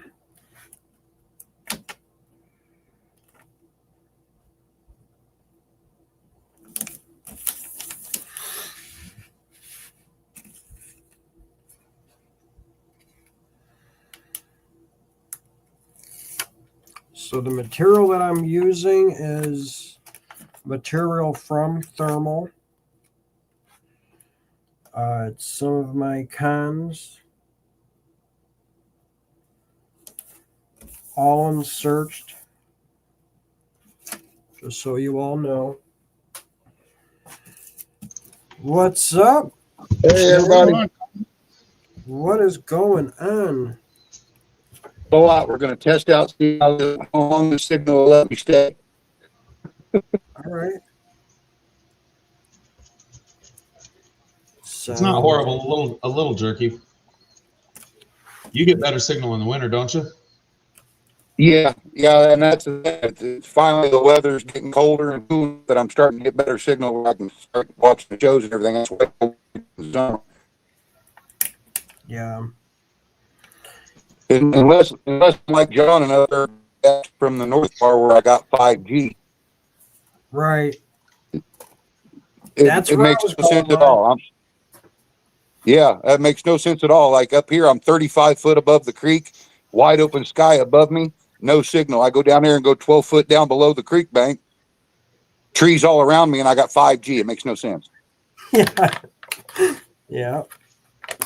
That's weird. So I'm hoping though that they just approved to put a new radio tower, communications tower up here on the hill, Very in the nice. vicinity of the stone quarry. So I'm hoping Yeah. that'll help with that signal problem. It should. Yeah, it should. Definitely. Well, unless I'm under the umbrella of it, you know. Right. So. Yeah. Yeah. I don't know. I'm gonna have to come down by you one of these damn weekends and find another spot, because that spot where I was, it wasn't that good that I saw. Oh, did you see my comment last night? Check out my MI Adventures and see what they took up there. We go there down. They were running a gold tube with the trauma attachment, Yeah. and they were digging right off the hole that I worked all last summer and the last part of this summer. Okay. And they did pretty decent. They did Wow. pretty decent. Huh. It's My Michigan Adventures, MYI Adventures. Okay. So, I'll come up. yeah, you watched to the end of that. Uh-oh. I'm gonna have to look them up because I wasn't, for all that digging I did, I didn't do that good there. So He dropped. yeah, I saw it.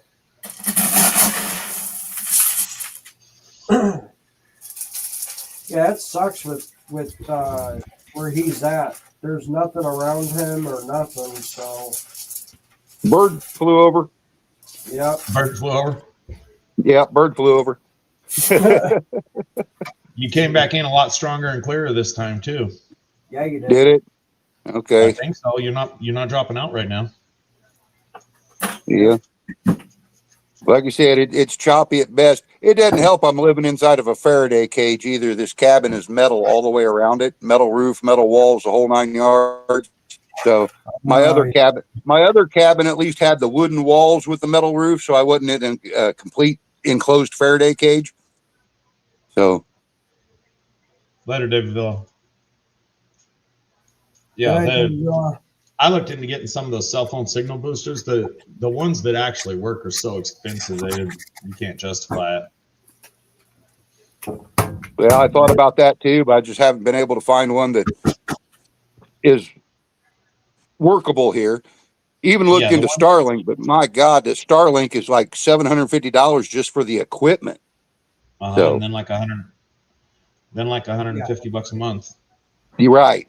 Right. So, you know, that definitely took Starlink out of the equation. It would be worth it if you had a use, but if you're just trying to justify that for being on some YouTube or Facebook, the math doesn't math. Right. Exactly. And that's just it. It'd be different if I was running a store or something on my computer or whatever, or even run a computer. Right now I'm just running off the phone. Making a bigger YouTube channel or something, but just to do basic stuff, it doesn't work. Yeah, you're right. It doesn't work out mathematically. Nope. So, John, yeah, you do have to make it back down, or at least wave when you go by on your way to Thermal City. Yeah. Trust me, I thought about stopping by one of the times. I really did. You see, John, the problem is he was probably connected to your car Wi-Fi too the last time you were down. So when you drive by, he gets a notification connected to John Arndt, disconnected from John Arndt. He's like, that bastard drove right by. Right. No. Yeah. You know, it's always a stop off point for you if you ever need to pull over and get some sleep. You know, you're always welcome here, buddy. Oh yeah. Brewer. Thank you. I appreciate that. Or nothing else, holler out and say, hey, I'm coming through in about 30 minutes. We'll stop and get a cup of coffee or something on your way through. Right. Yeah, I've been, that's why I was asking if you're open or closed, because since I'm not working, I might as well come down now while it's still decent out, you know. Right. But I didn't know you was off working right now. yeah, I've been off since June, the end of June. Oh, no kidding. Yeah, I walked out on them. I couldn't take it anymore. I just walked out. Well, I know they were giving you some hassles before when you were there, so sometimes you just got to do what's right for you, man. And it got even worse. Yeah. Even worse. I couldn't take it no more. Right. So They got to do what's right for you. That's all there's to it. You know, if you're not happy, that means you're not going to be doing the job up to snuff, and then they ain't going to be happy. So, you know. exactly. And I felt like on some of the jobs I was their setup guy because I was the only one that knew how to set this job up and actually get it running. The other workers, Yep. they couldn't do it. Yeah. So Yeah, of course, every time when I came in, I had to set the freaking job up, fix everything that they fucked up, and get it to run before 6 o'clock in the morning. That was when I was on third shift. And it fucking Yeah. sucked because every morning the main boss comes in, he's like, "Why the fuck you running so damn slow?" Dave, I just got the fucking thing running. Relax, dude. You're supposed to be running at least 200 because you can't run less than 200 to get everything up to speed. You know what, dude? Yeah, I'm not going to say anything. I just, okay. right. You know what Yeah. I mean? Well, yeah, I know. I know how they are. Hell, I was doing 5 people's jobs and everybody was getting raises around me. No, I don't think so. Oh, yeah. You Haven't know? got a raise doing what I was doing for over a year and a half. They said we're all Right. going to get raised, but we never got raises. You know, Yeah, when the you know, temp- what you know, you're actually required to send them a Christmas card this year, right, John? Fuck them. No, send them a Christmas card. Life's great. Thanks. Yeah. I should. I really should. You absolutely should, just to piss them off. Yeah. I should. My last straw was when they give the temporary workers a $3 an hour across the board raise, and they started making as, you know, like $1 or $2 less on the hour than I was with 18 and a half years experience. No, this ain't working. Yep. Exactly.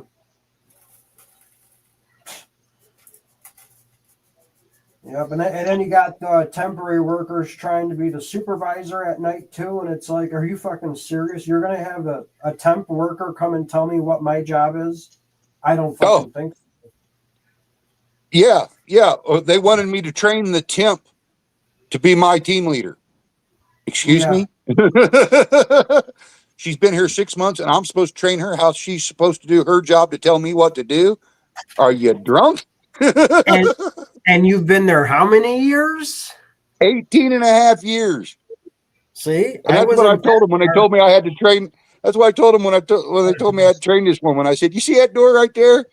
I walked in it with 18 and a half years experience. In 2 weeks, when I walk out of it, I'm taking 18 and a half years experience with me. Good luck. Yeah. Have a good night too, brothers. Thank you for stopping in, dude. I appreciate it. Is saying one of his friends shot a 122-pound Asian carp with a bow today. Jeez, oh, Pete. Wow. I bet that was fun breaking in. That's Greg cool. Black, call in. Throw a shirt on. Call in. Which Make him one? do it, Misty. Oh, yeah. Yeah, but John, as far as being open, when we all tag out, I'm opening back up. So, you know, Okay. season opens for guns Saturday, and there's 3 of us hunting. So Okay. if we get tagged out early, then I'll be opening back up. Well, you got my number, don't you? If not, I got your email, one or the other. I think I've got your number. Okay. Yeah, text me and let Well, me know, because if I'll- I'm not still working, I'll stop by for a day or two and bring the Raptor down and see what I could do. 'Cause Yeah. I don't know. No, if Cottonwood, trick him into going hunting with you, and you can make him drag the meat out while after you clean it. There you Here go. you go, carry this to the car. That's how it's done. Hey, I've seen John work a shovel. He'll just pick it up like a suitcase and carry it out. Oh, jeez. Yeah. I would definitely like to because there's another spot out. I want to go up, what would it be, downstream a little bit further and around that one sharp bend, whatever, and see what's there. Right. Well, that gold trap I built 11 years ago when I was working on that bar there on that curve. Some guys were working it this year, and it did its job. They were finding gold in that gold trap. I mean, it hasn't been worked for 11 years, all the floods and everything we've had. Yeah. So they started unstacking those rocks and working that black sand in that gold trap. And I was actually really surprised about how good a gold they were pulling out of there. So, you know, it was creating that gold trap and that rock bar across the creek that I built while I was working into the sandbar. Okay. So nice. Yeah, I need to come out there and bring the Raptor. I mean, I'm sure that Piglet caught everything from what I could see, but I think it might have been the Piglet itself, possibly. I don't know. right. And now that I got the Raptor, I want to see what the Raptor could do there. Right. Well, I ventured up to the north section. I don't know if you've seen that on the page or not, but I've been seeing some of it. yeah, been running some stairs up there. It's not deep. That way I don't have to get under the water as cold as it is. So Right. just sticking the suction nozzle down in there and taking out some boil holes and things like that and running the test material out of it. And it's looking pretty good. So Yeah, I've seen some pretty damn good ones. Yeah. Look good to me. But since you don't have that open yet, I can't go there. well, you know, if I'm standing there along with you and we're running together, I guess we're both testing out the new area, aren't we? We could do that. Yeah. Works for me. Yeah. Sure. Yeah. It'll be opened up. It'll be opened up next summer for sure. I just got to get a parking area cleared out and dredge launch put in up there. Yeah. I do plan on getting a nozzle and all the goodies to make the Raptor into a dredge for next year too. So Oh yeah. You going to run Yeah. power jet or suction nozzle? probably just suction. Suction nozzle. Yeah. Unfortunately. You know, you say unfortunately, but I don't have anything against those suction nozzles because they'll let you get into places that a power jet won't let you. You know, that suction nozzle is a little more forgiving if you're in shallow water and suck a Right. little air, where a power Right. jet, you know. So I mean, they both got their applications, all well and good. You know, yeah, you got the hassle of the two hoses and this, that, and the other, but you know, it just depends True. on the area you're running. Right. That is true. You get you up there on that feeder creek when the big creek's flooded, and you'll be happy you have that suction nozzle. Right. You know. Yep. I gotta get my other scale. Matter of fact, that's actually what I did to the dredge to be able to run up there in shallow water. I actually took the suction nozzle, even though it's a 2.5, but it feeds into that 3-inch hose. So I just took the power jet and everything off the dredge, put the 3-inch hose and suction nozzle on the dredge to go up there and run that shallow water. So I mean, I got the benefit of the dredge. I can float on the water because you know how little water my dredge drags anyway. I can float it up there and not have to pack everything in and pack everything out. It just floats in, and then I can use that suction nozzle and not have to worry about the water being so shallow. You know anything about these folding sluices that D3 Prospecting is getting ready to test tomorrow? You know, I haven't seen them, and some of the folding sluices I've seen, I am just not a fan of. You know, they're flimsy at best sometimes. I haven't seen what he's got, so I'm not speaking on equipment or anything like that and stuff. So you know, he might be making a good sturdy one that'll hold up and things and stay together. But the one, especially those Chinese ones, I get guys that come down here all the time. and they've bought something off of Temu or Amazon and this, that, and the other. And I just look at it and say, here, I've got 5 sluice boxes. Let you use one of mine and just put that back in the car. Yeah. Yeah. Yep. Mm-hmm. I mean, you get a good quality made one that folds up, and it might be different, but a lot of times, LB&B. and I'm not bashing anybody's equipment. Don't get me wrong. I'll never bash anybody's equipment, but sometimes you just get what you pay for. And if it's flimsy, you're fighting with it more than you're running it, Yeah. That's true. So I hope he's making a good quality. 913? What's that, Zaxxon? You running them or what? Isn't it like 913? I'm making it up right now as we speak. So as soon as I get done making them, yeah. I'm going to pull the banner. Okay. All right.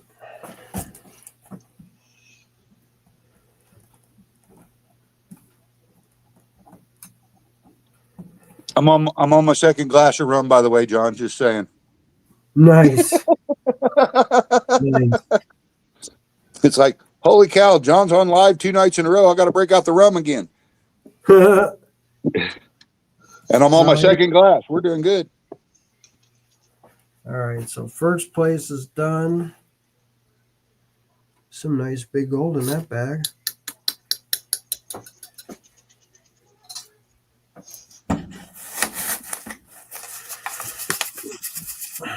Yeah, I still got 2 buckets from Cottonwood of tailings that I was catching one of the times I was there. I think that was one of the guys from Michigan were there. And those buckets were freaking heavy. Man. 2 full buckets. So, Yeah, but if you say that Piglet was catching really well, you shouldn't have very much in those 2 full buckets. that's what I'm hoping. Yeah. I think I got like just over 1/3 of a gram with everything I did at Cottonwood last year. Really? That's all? Yeah. That's what I said. Man, I figured you'd done a lot better than that from what I was looking at. Yeah. That's what I said too. But you were awful high up on that bar too, so. Yes. Yes. Now where I'm running at, being about 2.5, 3 foot lower than you, and again this year it was the same as last year, John.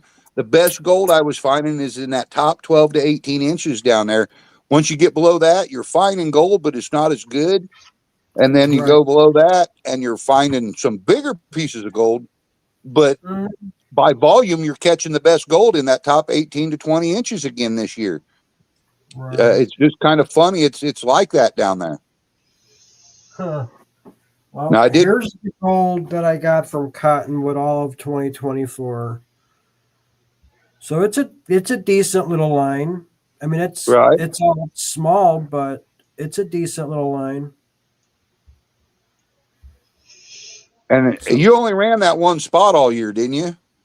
I mean, I did go on the main gravel bar once right after Freedom Fest. Then I went on the other side, I think, for once during Freedom Fest. But it was mostly that gravel bar by the L of the trees. Yeah. Where I dug that big ass fucking trench. Yeah, that was pretty. Being that high up on the bar, I guess 1/3 of a gram ain't too bad. I know I can't figure out how many hours you put in there, but again, you were way up out of the flow of the river. Everything that was up there is all flood gold. You know what I mean? Because you were a good 2.5, 3 foot above water level. Right. Exactly. I'm still trying to figure out how that big ass rock got up there, though. Yeah, that's what I'd like to know too. I hate to know what flood moved that big ass rock up on top of that sandbar. Very true. It was pretty. I don't know how deep it was. It's not that big, but I don't know how deep it went down. So, right. I mean, I still couldn't move it when I left. So I tried. I couldn't move it. Right. Well, right before it got cold, I punched through about a 4-inch clay layer, and I found a great big boulder like that down there, and a lot of stuff basketball size and bigger. So I'm hoping there's more underneath that bigger stone, but it's just cold now where I can't get down to it. So I marked it so I know where to go back to next year. You know, I'll probably have to move a bunch of overburden off the top of it, but I'll be right back on target because I did mark it so I can get back in there. Uh-huh. All right, I'm going to start putting the names in. All right. All that's done. Got everything ready for the bags. Got everything ready for this. All right, so the races are... Can I do the... Is there a private chat in here that I could use? Yes. Yeah. And I'm On just the going to... bottom. Can I just copy and paste it over? Yeah. Okay. There, on the bottom here, you can have a chat with everyone in the studio. Mm-hmm. On private chat, obviously, only me, Cottonwood, and you are going to see. Yeah. Oh, I don't want to enter it. Duh. Oh, so I can't even do it in what's notes? I'm gonna do What are you it trying in to do? the list. But if I hit enter, it's not letting me go down another line. No, Here it is. So we're good. Cottonwood Cut fell on off. the left. Yep. So BMB got 7. Oh, now that wouldn't be proper, Greg. Plus, you got to realize we would probably rat you out tomorrow for it. Cottonwood enter the studio. Yeah. 2, 3, 4. Remind me not to push buttons when I don't know what they do. Jim, the forward button. You're not the pushed first the one that button. got in trouble with the button. Yeah, I didn't lose signal that time. Something lit up on my screen, so I pushed the button. Don't push buttons. Oh, At least it wasn't a red button. I didn't launch a nuclear missile or anything. let's see if I can copy and paste. It'll be a little bit easier, I think. Copy. Paste. Yeah, it works for me. You know, this is the longest I've been on anybody's show from here. Is it really? In all these years, I've been on Monkey's show, I've been on Ed's show, tried to get on JP's show. This is the longest I've been on anybody's show without signal. You know, yeah, we had that one signal drop, but as far as that goes, this is the best signal I've had here. Wow. So, You said I'm making all of Misty's and Greg's. Misty? No, I was fucking with you. Okay.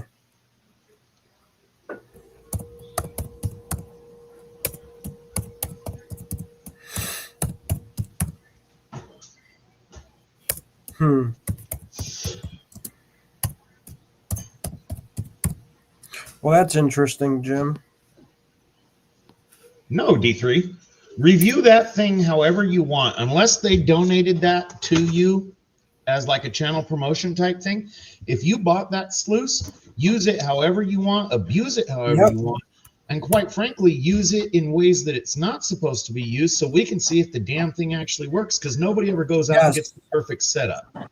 You set up a sluice and you spend 3 hours setting up your sluice. You're an idiot. You just lost 3 hours of dig time. You want something you can set up quick and start moving material.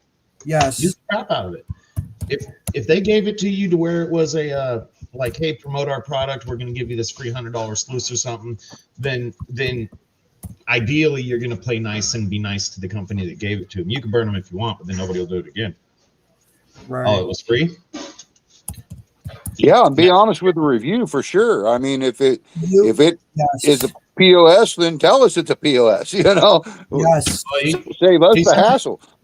He says he got it free. Review it how you want. You know, if you bad review it, you're not going to get anything from them again. If you good review it and it's a piece of crap, then we won't trust your reviews.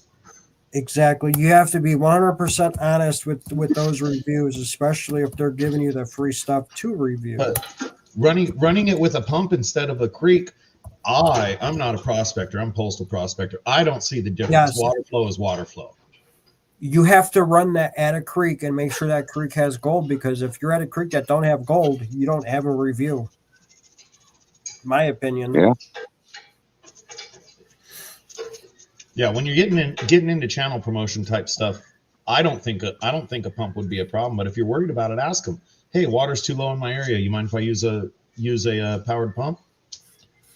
But don't do yourself dirty, because you're not doing us dirty. Don't do yourself dirty and say it's a quality one. Exactly. If you say it's good and it's a piece of crap, we won't forget. Exactly. No, we the people want an honest review. The sellers want a positive review. Yes.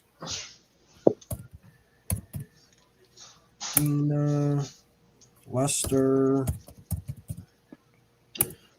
John, did your keyboard piss you off or something? No. Sounds like you're trying to type right through the table. Why, you guys can hear it every time I hit the damn button? Like Really? a sledgehammer. You type like I do. Good thing he's not a judge. They'd have underneath that part of his table reinforced with a 4x4. Yep. All right, so we got Oh, 1, 2, 907. 3, 4, 5. 5. Which one did I What? miss? That's kind of like these little bags that I'm auctioning off right now. You know, I want people to show me what they're finding in these bags. Oh, Cerner. Because I'm in a test area. I'm in a test area right now, and I just ran the dredge with moss and carpet in it, expanded metal and riffles, because I want to catch everything, because I want to know what I'm pulling out of there. You know what I mean? I'll put the gold hog matting in the back later on. So right now I'm running it through a mini high banker with gold hog matting. I pull that gold hog mat out, clean it out. I see gold in it. I stuff it in a bag.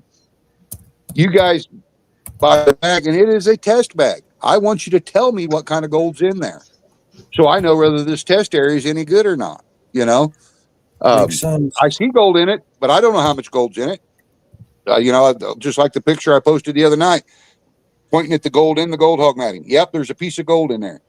I know how much material I'm running through that mini high banker. I'm running about a gallon at a time. So keep that in mind. There's about a gallon that goes through that mini high banker. I clean out the top mats. You're auctioning off and buying that little bag, and it is a test bag. I want you to tell me what kind of gold you're getting out of it, so I know whether there is producing good gold or not. Something I did. Saxon. I don't post videos. I mean, I post videos, but I don't care about my channel. You don't have to follow. You don't have to follow me.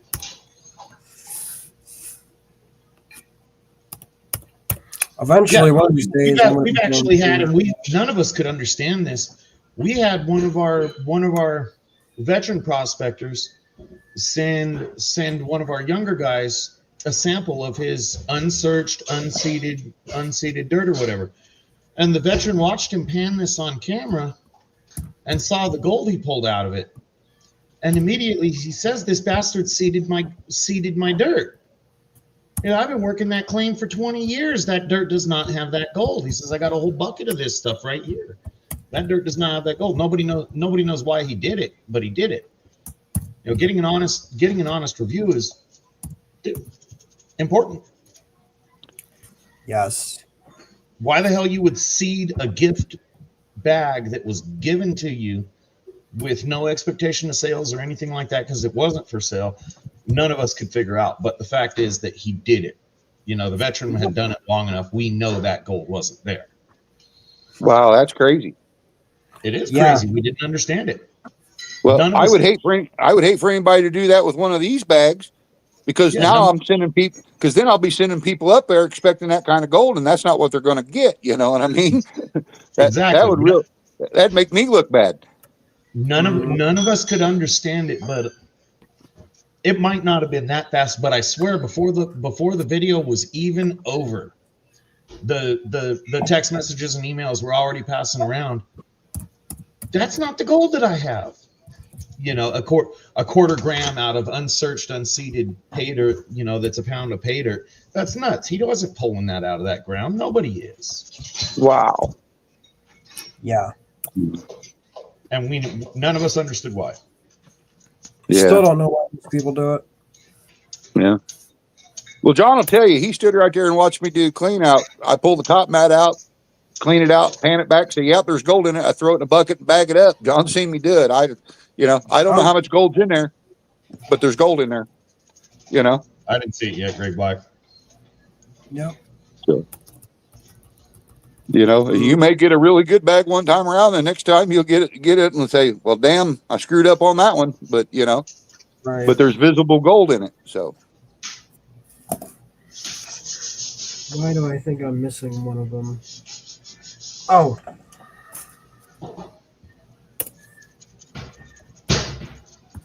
Yeah, B&B, and that's about right. Even a 0.12 on an unsearched is pretty good, because if you're talking 0.12 on a pound of material, that would be pretty good material. You can move a lot of pounds in an hour. Yeah. The biggest one I got this year up there, John, was 0.22. Bigger than the one I ever got. I think the biggest piece of gold I ever got from down there by you is either in the 20 mesh or 30 mesh. Oh, Yeah. yeah. I pulled the 0.10. I pulled it right here in camp. The one Really? that the one I got pictured on the Facebook page, the 0.10, it came from here in camp. The biggest one I pulled after I went back up to where I should have stayed, where I was last summer with you. I should have stayed all summer. When I went back up there, I pulled 0.22 out of there. Wow. In one piece. So.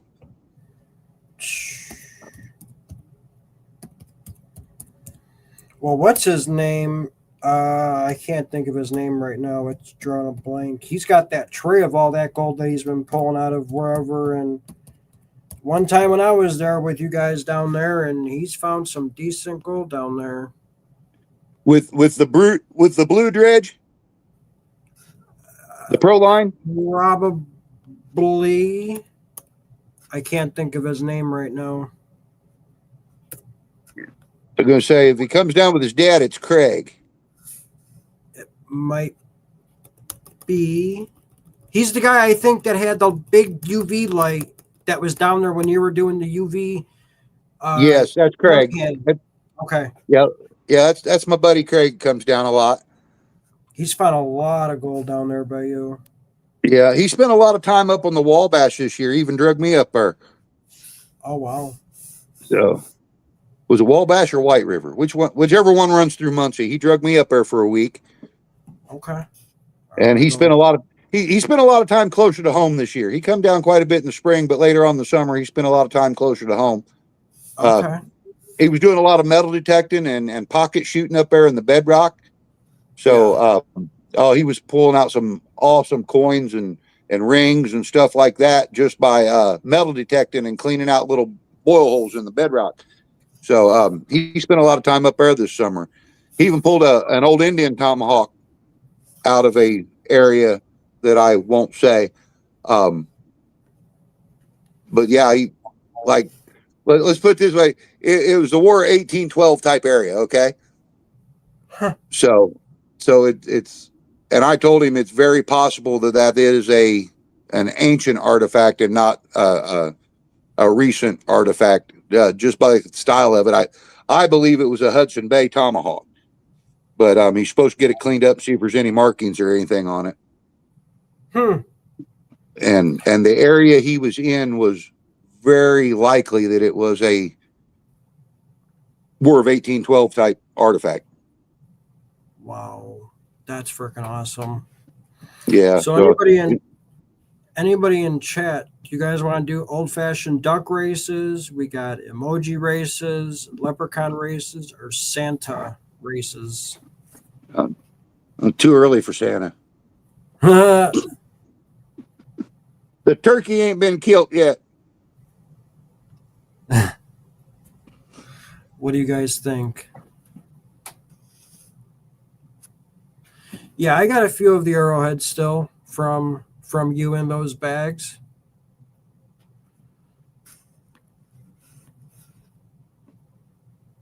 Yeah, you should have that real silky one. Didn't you end up with that one? I'm pretty sure. Yeah, real smooth. I'm pretty sure you ended up with a couple of them from up there. You know, I didn't find any up there this year. Really? I found 8 of them last year up there, and found 0 up there this year in the same hole. In the same hole. That's interesting.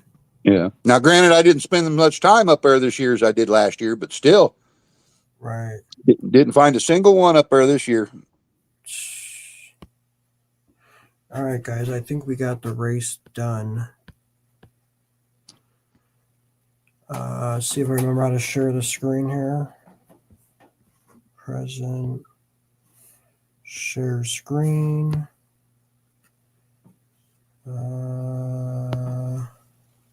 There we go. All right. So we're about to do the duck races. Let me know if you guys think this is okay. We got B&B. Got I'm Zaxxon. We got Misty Black. We got Karen. You guys could count them too if you guys want. We got Greg Black down there as well. And there's the ones that Brad Hayden donated. And then one for Brad Hayden. We got Cockatoo Birdman. We got Georgianne Rose for a stack. And then we got Thomas 907. And then 403 Prospector, which is Lone Horse Mining Travis.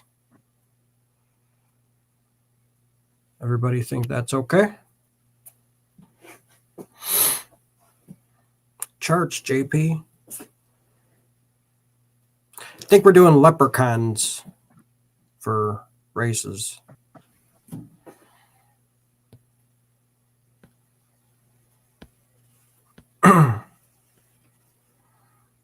Everybody think we're good?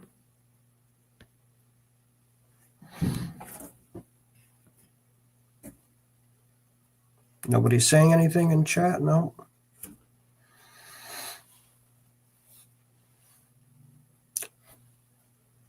Chat's good with races, it looks like.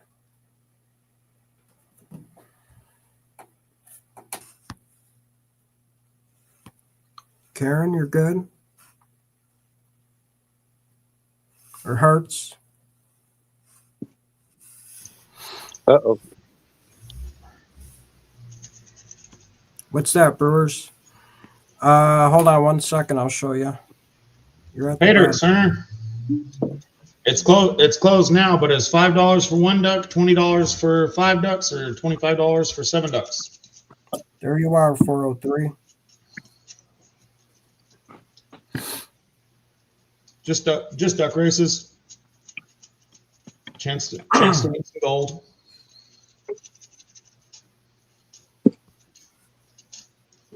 Yesterday, the duck races were. I think you get about a half-gram bag and a quarter-gram bag. More entries, the more prizes or bigger prizes, whatever the case may be.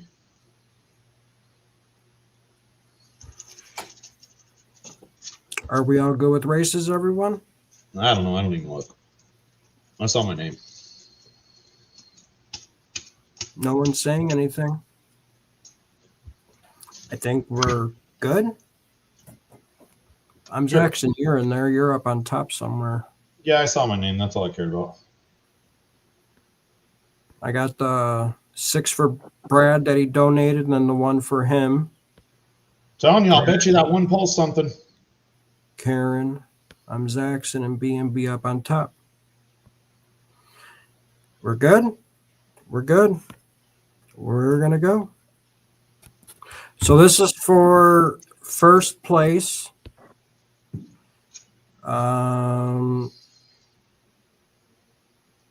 Let's see here. We're going to make this Do I have to hit set first? No. You type in the time first. What are your prizes? How many races? What are the prizes? Three races. First place is going to get a half-gram plus. Second place is going to get a 0.3. And then third place is going to get a 1/4 gram plus, Nice. which they're all plus. So, yeah, they're all Very heavy. nice. So let's see here. We're set. We're going to go 2 minutes and 79 seconds. Let me turn the sound down. And where did the shuffle go? How many times? 7. That's 3, 4, 5, 6, 7. See, Greg, if you were on panel, then your 3 would have mattered. But the delay between what we say and what you guys hear, you just come in second. You got to be on panel. We got 3, 2, 1, and go. Good luck, good luck, good luck.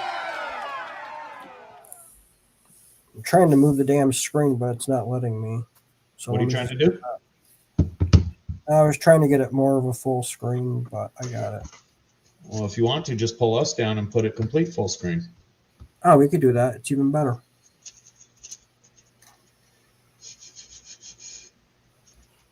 Got click the 403 link. and a little bit ahead. Click the link, Greg. Think of all the time you'll save typing in chat. That's the only reason the rest of us are on panel. We're too lazy to fucking type. Yeah. Oh, we got somebody new there. Ooh, broke down Panner? Broke down Panner. He's been here for about a half an hour. You were just ignoring him. Well, I'm Doesn't- sorry. It doesn't have to, Greg. Just clicky the linky. Yep, that's all you got to do. Clicky. No one who has ever came on panel and sat on panel for any extended period of time has gone back to chats and stayed there. They go back to chats when they don't have time or something, but when they're sitting around, they know that's what they're doing for the evening. They just call in. Well, I'm getting ready to go back to chat because I'm on my 3rd glass of rum. There you I go. probably wow. shouldn't be on the screen on my 3rd glass of rum. Oh, wow. I'm mixing these a little heavy too. Oh. So Turn it up. Whatever works for you. Oh, you got the leprechauns. I say, tell everyone I said hello. Tell the wife I said hello. I will, John. She just took off to work about an hour ago, so that's why I got the rum out. Oh, yeah. Oh, there you go. You got the house to yourself. Yeah, I got the house to myself, so I probably Very should be nice. out in the rock shed running cons or cutting rocks, but it was a long day today. Hey, It was a long day today. Can't play in the dirt Yeah. all day. Yeah, I was stomping some traps in the ground today and checking the ones I already had out and had to deal with critters. So Yeah. Why is the rum gone? well, she's not up in the liquor cabinet very often, so I don't think she'll notice. Oh, geez. So, Long but as, yeah, long as you can replace it before a special day, you'll be all right. right. So, yeah, tomorrow's either going to be a busy day or a bust. They're running coon hounds tonight, so they're either going to stir them up and I'm going to have a trap line full of coons, or they're going to din them all up and I won't have squat. So, Wow. Jeez. Oh, man. well, it's one of those things that, you know, when it comes deer season, that property line kind of fades away in the valley. You know what I'm saying? So when it comes to coon season, that property line kind of fades away because those dogs don't understand where a property line is. It's a little give and take between us. You know what I'm saying? 403. Congratulations.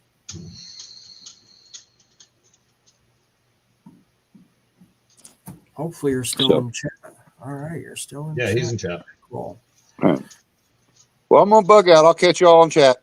All right, Later, Jim. Colin. Thanks for coming up, buddy. Hey, thanks for letting me. Now I know the signal works. There you go. All right. All right, buddy. Have a good one. Thanks. You too. All right, let's see. Where we at here? All right, we're gonna race again. Are you hitting remove character when you hit race again? I just hit race again. Does Okay, it it remove doesn't matter, but there is a remove character button that Oh, once somebody wins, you remove character. Just run it. yep. There is How a many button. times I shuffle? don't even know where it is, but I know there is a button.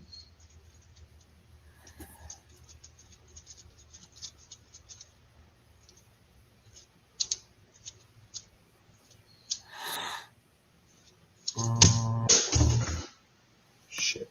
Hang on 1 second. Are you asking John if any new Trommel videos are coming, Cerner? I don't know. You got any Trommel videos saved up? Yes, I have one more actually, and that's it. How many Long times do you clip, guys want to short shuffle? Greg There's keeps going one. for 3. Just 3? Run it for 3. There's 3 times. I can't see chat right now, so unless if I do that. So Greg was the first one with 3. Hart Yes. said 3. All right. We're gonna let's see here. Sound should be off. Here we go.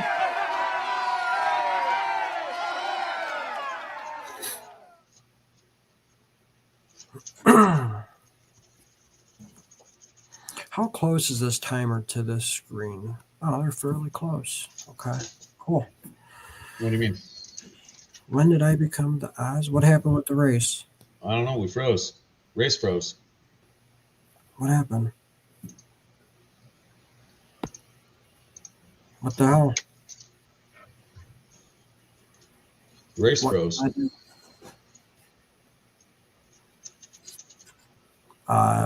What can I hit to make it go again? I don't know. Did you copy and paste all those names that you put in the list? I have it still in the. All right, so this page isn't responding. Should I wait? Yeah. Well, if you close the page, you're going to lose all the names in the list if you don't have them copy and pasted. I have the name still in the StreamYard Okay. notes. Yeah. So let's see. Did it? It appears you're going to have to close window and restart. Yeah, it says this page.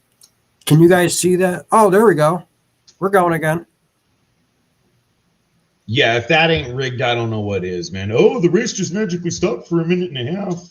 Shit. I was going at night, not last night. It said the page wasn't responding 2 times. How many windows do you got open right now? 4. 1 StreamYard, 1 YouTube, the race timers, and then this screen. That is it. Your computer's overloading. Something's got to come down. Run a cleaner on it or something. Don't touch it now. Don't touch it now. If you have any I'm not unnecessary touching tabs open, close them.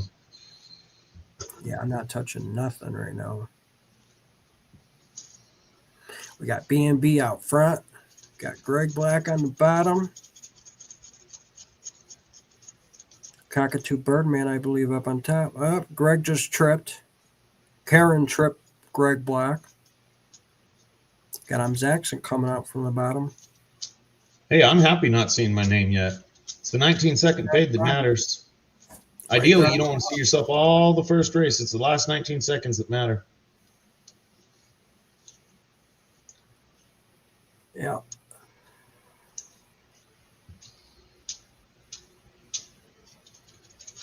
Got Karen, Thomas 907. Karen sticking out just a little bit ahead. We got D3 coming and a 19. There it goes. 19-second fade. Now you look for who's racing up there.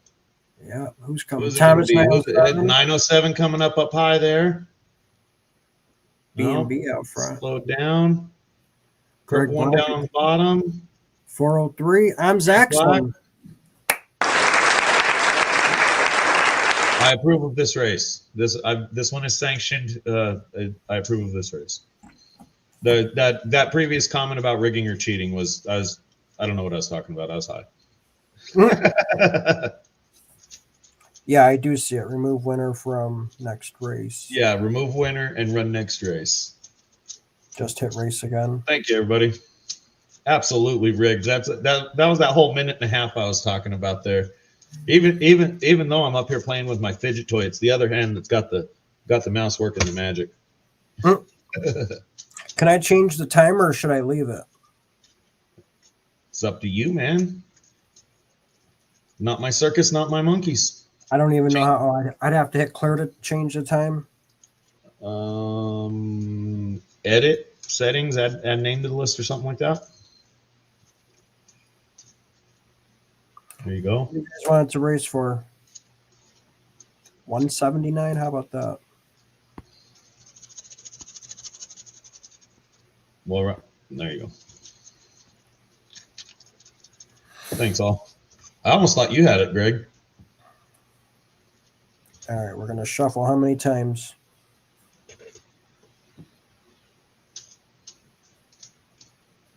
How many times, Chad? Get it up there. I think Hobo Rob wanted 4 earlier.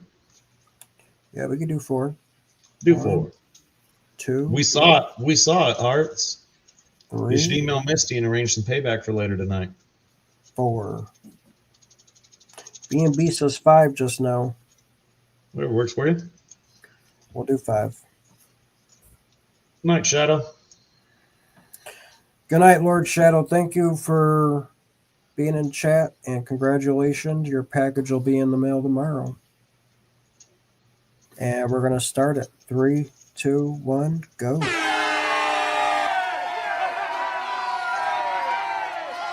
So have you been looking for a lot of property lately, John? Property? What do you mean property? Generally, the ads on the side of your screen there are what your search history has been looking at on the computer. So the fact that you're looking at a bunch of houses tells me that you've been looking for property. I was at that point. If you were on Amazon a lot, it would show Amazon. If you were on Victoria's Secret a lot, you'd have Victoria's Secret. But the fact that you're getting ads for homes and then what's that, Snidone? Cystine? That's you not got cysts true. you're trying to remove? It's a nighttime severe dry eye relief. Well, you don't weird. need that. You stay up all night.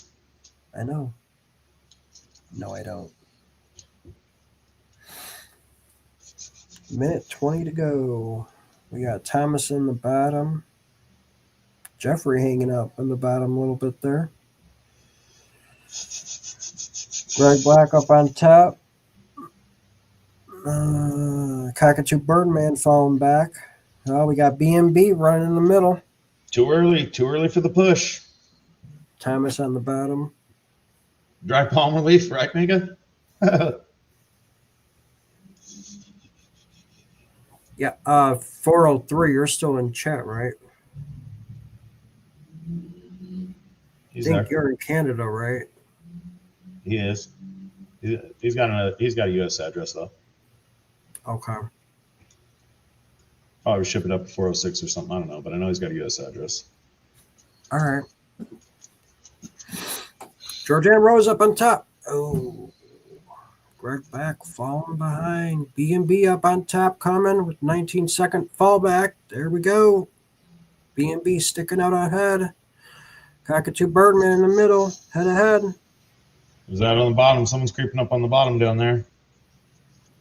Yeah, very slowly but surely. I'm Jackson in the middle. There's another push. Thomas 907. 907. Thomas 907. Oh, we got a lot of motivator too.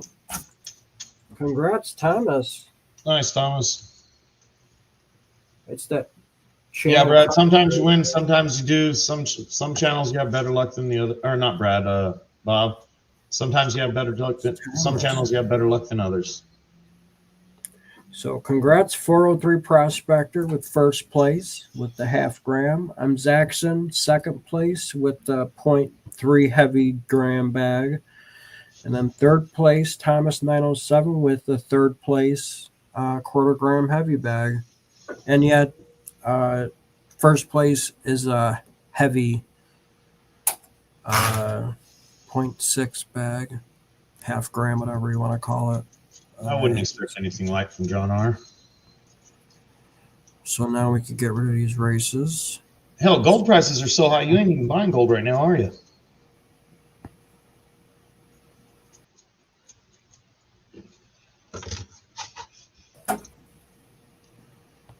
There we go. So congratulations to the winners. Night hearts. I'm not a YouTube guru. I'm just a troll that hangs around and sees some things. Thank you all very, very much. That's fine, BMB. I mean, I'll message you in a little bit on Patreon. It ain't gonna be that much though. He didn't check 907.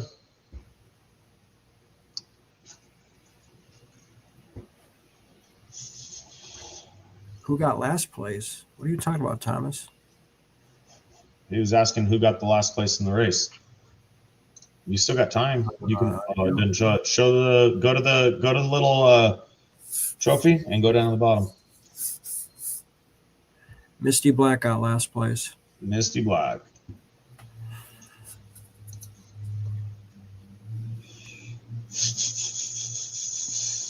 Sunday, Greg. PA Patriots, Sunday. Oh, as far as the gold guys go, I stream Saturday night too. That's on Saturday over at Rob's or JP's. Saturday, JP's live or Charlie digging it back. Sunday's FL Thunder Rob. Then later Sunday is PA Patriot. There's a ton in between. I have no clue where. There's my email for the winners. 403. I'm Zaxxon. I think I have your address. No, I'll text you over a new one. You might have my old address. Oh, okay. Yeah, it's good to have that then. So I'm going to start putting this together. We're not going to end it just yet. Can't do the races and call it quits. No, close the tab that the races are on though. Free up your computer since it was lagging a little earlier. Yeah, I could do that. X. Now we only got the two.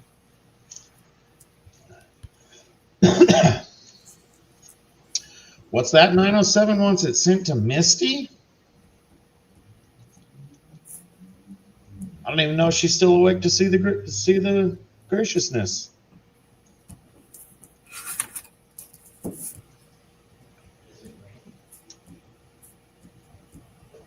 Might be. Is she still here? She's probably sleeping. I could email Greg and let him know. Pretty sure it's the same address. On the 22nd is A3 Sky Warriors 1K giveaway. That is on PA Patriots channel. Well earned. Yes.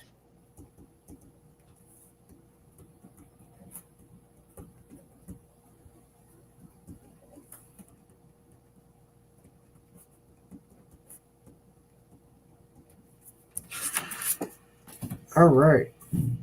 That's what I figured. Same address. Looks like Sunday, 403 Prospector is also having a benefit for a friend, veteran of the Red Dirt Nation. So everybody knows, at 3 p.m. Mountain Standard Time. Okay, cool. Well, like I said, 403, it's going to be in the mail tomorrow. As soon as I get up, it'll be in the mail. So we should have it probably by Wednesday-ish, Thursday. For mine, John, actually just hold it. If you if you're gonna do the Wednesdays on a regular basis and run races, then just hold it so we can try and double up on shipping or something. Save you a few bucks. That's up to you. I could try to do that. What do you mean you could try to do it? You're one of the most organized people we know. Hang on to it till I win again, or a third time or a fifth time. I mean, I have it all ready. It could go out right now, just so it's not. Save it. Save the money on shipping. Greg is here. Greg's here, yeah. So I am going to be sending Thomas's third place prize to Misty. All right, hang on, John. Before you pack anything up for shipping, Thomas wants to move up to a monthly shipment schedule. He's just as bad as me. 403 is asking you to keep it till he gets the winner and ship it to them. That's fine. I mean, if you want to, I could do that. You could either say it's a 0.6 heavy or say it's a half gram heavy bag. Just call it a half gram bag and Yeah. let whoever pans it get surprised. See, it's a double bonus. I got 0.6 out of that bag. You sure Right. did. It's because John R. sells the best. Yep. Greg, I'm going to put your address on this right now. I'm going to label it out for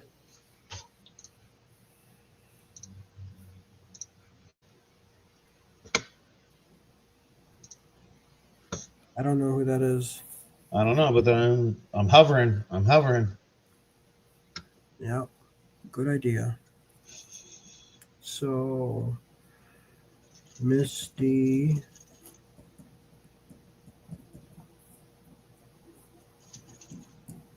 Got to speak more, Meep. Well, you got Paint and Hailer too. You know, new names, nobody's recognized them, so they're just surfing lives. Yeah. Are they going to behave? Are they going to be stupid?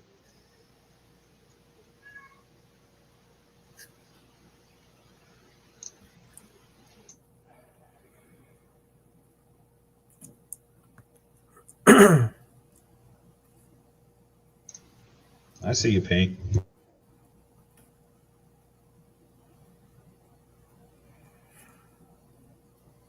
That's funny. The post I was with. Didn't you just send this yesterday? Sounds good, 403. I'll keep an eye on my email.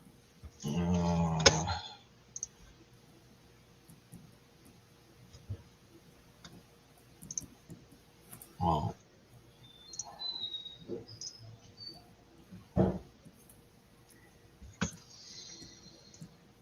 See, Painting, that's why you get to stay and Meep had to go. Why? What did he say? Hello, Heath. I don't know. I don't decipher stupid. All right.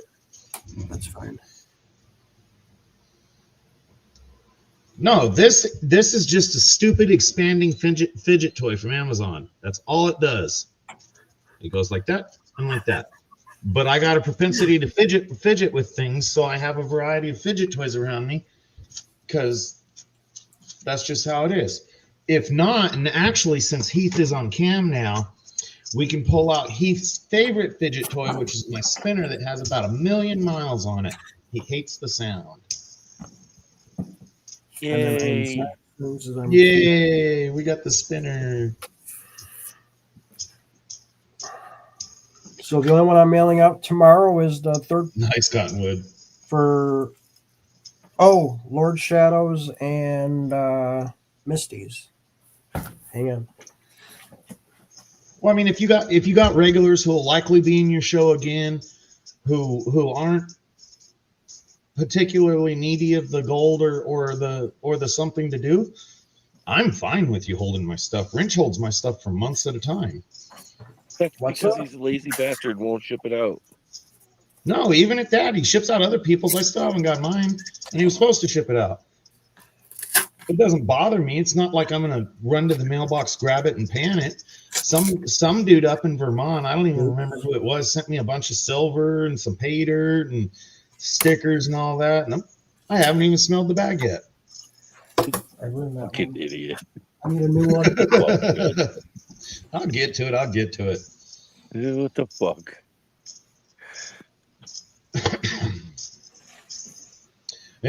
Think of it this way. I wanted to save yours as an independent pan. You didn't get grouped into the bottle with everybody else. Yours is staying as an independent pan, so I can play with it a little more thoroughly. Well, that's good, I guess. I mean, this is, I don't know how much this is. Obviously, I haven't finally cleaned it or weighed it, but that should be about 7 or 8 grams, at least 5. Night, Greg Black. I'm gonna leave the label on the back. It just says third place with 0.25, but it's gonna be more than that. Oh, I got to heat seal these too. I can't package them up yet. Just so you know, Misty and Greg.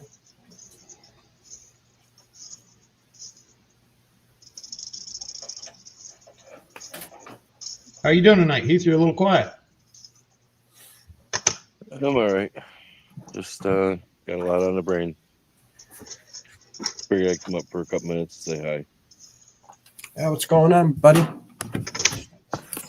Thank you for coming up too, Heath. Jeffrey Button has one for you, Heath. He says that he just did your bag. Thought it was supposed to be an 1/8, but he got a quarter, it looks like. It was supposed to be a quarter. Okay. He did it and he got the full quarter. I guess that dispels your myths. Oh, Vermont dirt's the hardest on the planet. I'm the best panner ever because I can do Vermont dirt. Well, he does do Vermont dirt. No, I'm talking about you. It's not easy shit, dude. There's a lot of real small flour gold and super fine sands. Sometimes it's not that easy. I think I've done some. I'm not sure. Definitely do yours sooner or later. No, Hobo you Rob's daily dirt was he panned some mid-level His is stuff every pretty day. damn tough. I thought it was about a mid-level jump. Brad H went through it pretty quick on cam, so fast I didn't even notice. But it took me a little while. I spent about 2 hours doing his. I don't go hard at it. I just relax and do as I feel like. But it definitely wasn't beginner. I'm gonna have to spend some time and start making more of these little pouches. The bubble wrap pouches.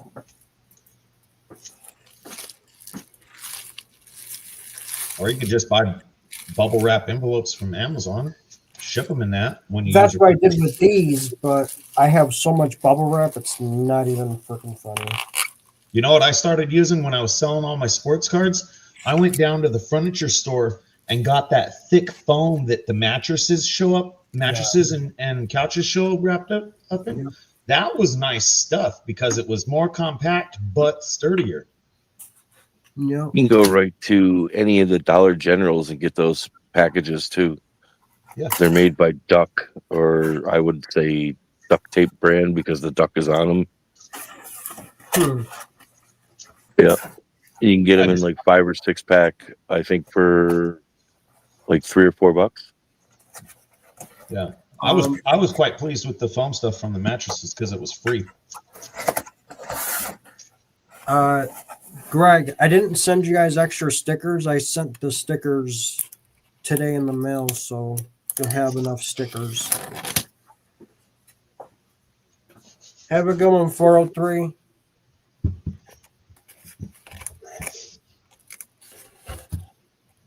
Congratulations on the win, and let me know as soon as you know where it's got to go.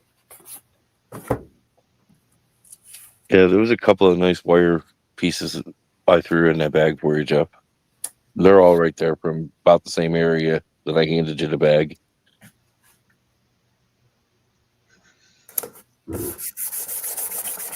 Double check the address. Misty Black. Blah, blah.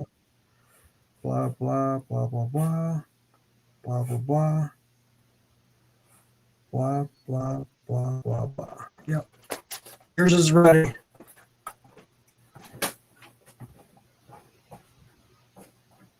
What did I do with Lord Shadows? There it is. Okay. So I'm Zax, and we're going to wait, but I'm still going to put it in a box. Yeah, just make me a special little box or bag or something. Send me your address so I have it. Oh, excuse me. I'll text it over. Yeah, because I'm going to make your label up now and just get it in the box. Not closing it, but I'm going to get it in the box. This way I don't have to worry about, like, oh shit, where's it at? I'll just put it with my Patreon stuff. So remember, if I forget where it is, just say Patreon stuff, and I'll be like, okay, I know where it is. And then I gotta, you ain't forgetting nothing, John. yeah, I know. And then I gotta email Bob in a little bit and let him know with that for that pay dirt, and then so I can get that out tomorrow. I'm Zaxxon, 1 second place. I'm leaving your label on too, Zach. I got a heat seal first, though. Later, Hobo Rob. Good night, Hobo Rod. Thanks for stopping by, brother. Good night, Mega. Good night, Mega Dog. I know the dog. Good night, Rob. Jeffrey, that wire gold did not come from that crick that I handed you that bag. I said it came from around the area, not right there though. Just a heads up.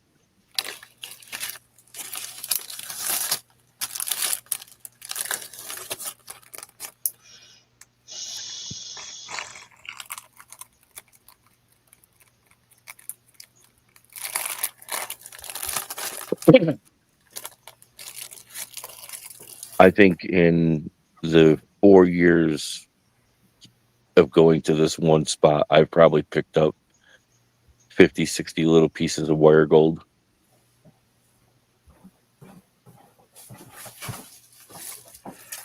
Is 403 still in chat? Probably not. I think he left. I think he booted. How many weekends a year do you spend out prospecting? Not enough. You have stickers, Zaxxon? I'll throw some in there. I know I have at least one. All right. No, I have at least one. Don't worry about it. Save it. I don't post them anyway.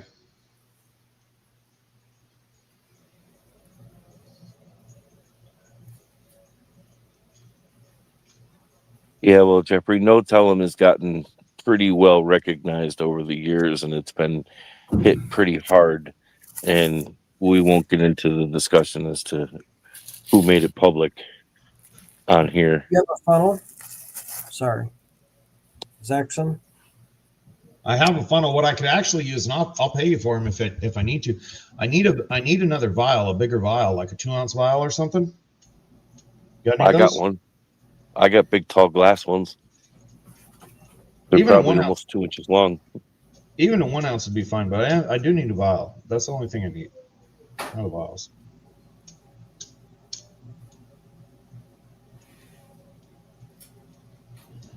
Yeah, I don't need one 2.5 inches long. I don't have that much gold. I'm not John. You'll fill it over time. Relax. All my gold money goes into tools. Yeah, I actually want to pick your brain about some motor things here some point in time. Not necessarily on this show, but a live chat would be really cool to talk to you about. Long as it ain't Chrysler Electrical or a heavy truck emissions, I can do it fine right now. If it's one of those, you can wait at least a week.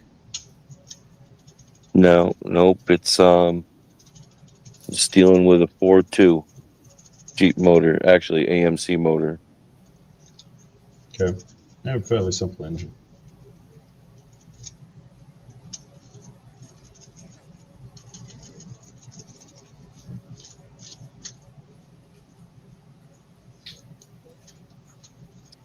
Well, Jeffrey, depends on which direction you want to say you would go up further. Because remember, that river flows north.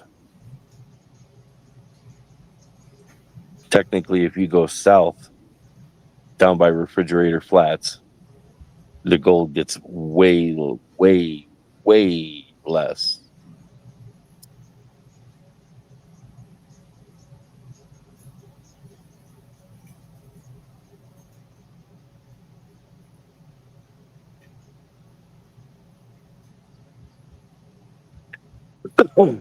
If you want to find some garnets, though, Jeff, I will tell you where to go off of that river. It's one of the feeder creeks to it. It's absolutely 100% loaded with red garnets. I found 7,000 pieces of red garnets to one fly poop of gold.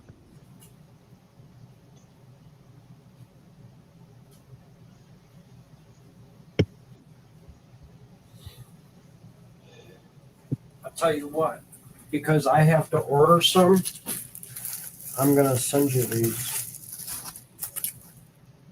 And here, Well, if you got to order some, just wait. We don't even know how many months I'm going to wait to get that box from you. Don't worry about it, man. Not a big deal. I Come back believe and- that is a little 1 ounce vial. Okay. That's a 1 ounce. Okay. That's See the fine. difference? That'll keep me busy for a while. This one will fit inside of it. Well, then And the then second this one I got is a little bit 2 ounce. fatter, but it's a little bit smaller. Yeah, that's a 2 ounce. So this You is don't the have to give that one. many.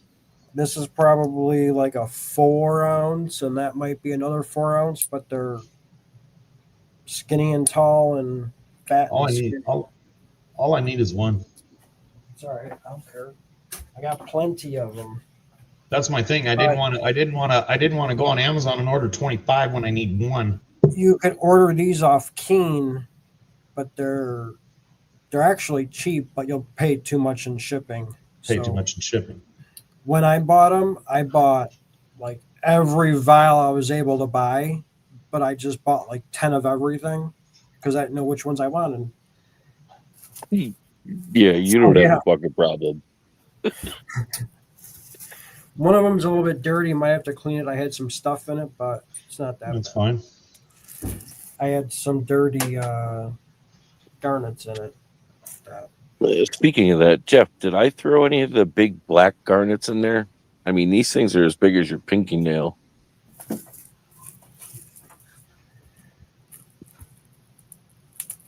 Well, I meant Jeff. Button, Jeffrey Button. Yeah, I'm talking about that bag that he got off me last year. Gotcha.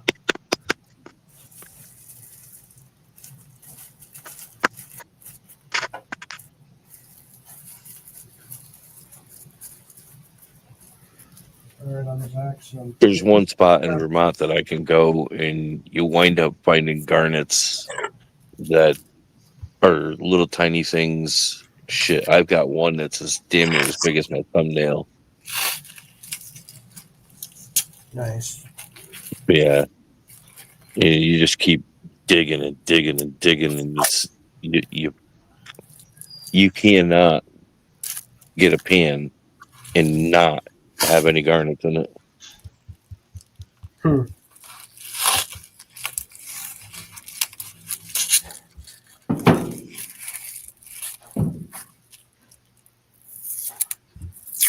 Well, Jeffrey, maybe one day I'll take you to that place where all the garnets are.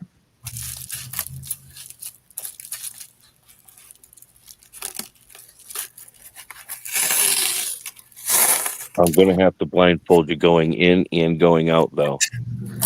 Oh, bullshit. You ain't blindfolding nobody. Oh, jeez. I got stickers in there for you, and I got the vials in there. So you should be good now. I will close this bag up because there's not much more I could fit in there now. Not like you'd ever make any money doing it, but if you're capable of harvesting the garnets in that thick and quality, or that that thick and good quantity, a pay dirt seller might not be opposed to giving you some money for 2, 3, 4, 5 pounds of garnets to add to their pay dirts. How many pounds of garnets do you want, Saxon? That's what I'm saying. I don't want any. I don't sell pay dirts. You know who would buy them? Bayou Gold Guy would probably buy garnets. Like if you just had garnets, Bayou Gold Guy would probably, if they're big enough, he would buy them. Yeah. Yes. And like I say, you're not going to make a lot, but if you got $20 for a bag of garnets that you're commonly discarding in the creek anyway while you're panning, $20 is $20. And for the guys that are making pay dirts, having new material to be able to make pay dirts with, because most of your pay dirts are manufactured. A lot of these people did not go out and get tons of material from various places across the country to make pay dirt. They figure out how to make the characteristics of that pay dirt and they sell it as that. Vendetta's pay dirts are probably genuinely from different spots. Gold Nugget Sills is probably genuine from different spots. I mean, one year, freaking, where did you guys actually figure out where Gold Bay got that dirt from that looked like the cat litter? John? That was his pay dirt from the gold show. Yeah, but you guys found out he bought it somewhere in town local because he ran out of dirts and he admitted it. I have no idea. I don't remember that. You guys they figured out where it came from. But a lot of your pay dirts are manufactured. They're not genuine shovel to bag dirts. Yeah, all mine were. Every one of them. Well, I mean, if this last one that I just made, that's got to go. I got to send out to Montana for GPS. That one was handmade. If I ever have to sell some pay dirts, mine will be manufactured in the sense that either I'll make 2 different kinds of bags, or I'll go to 2 or 3 different spots, get material, and combine them all in one bag. Because my material will be hard rock. Yeah. Because you actually have a chance. I want to give people something to do. I'm not just going to give them dirt that they got to run around in some water and recover the amount of gold that I put in. I'm going to give you something that at least has a possibility of having some gold. And if it doesn't have any gold, they would at least get some cool freaking rocks. Well, that's what I wound up doing with that one bag that I had, or the one section of bags that I had that I had sold out. I literally just went right to the gravel bar, scooped the shit up, picked out the big rocks, ones, the size of those big green fucking grapes, and, down to, I don't know, there's some smaller ones, but yeah, I just scooped it up and put it in the bag and shipped them out. Here you go. And that's a genuine pay dirt that you added gold to. That's what you would go out in the field and pan with gold added. Mine would be, I would be stealing vein material, or at least quality looking rocks from the vein material area. But it would be vein material out of mines that I explore.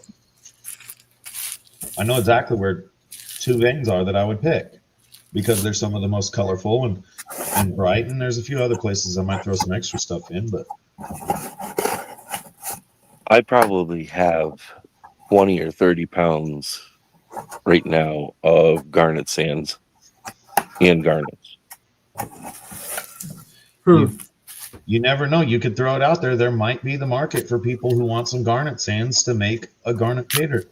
Because one of the things that sellers run into, the people who actually sell bags of gold, is how to make a new interesting bag to get someone to buy it. Because if you only sell 5 bags and everybody's bought all 5 bags, then they're going to start looking elsewhere for new different pay dirts.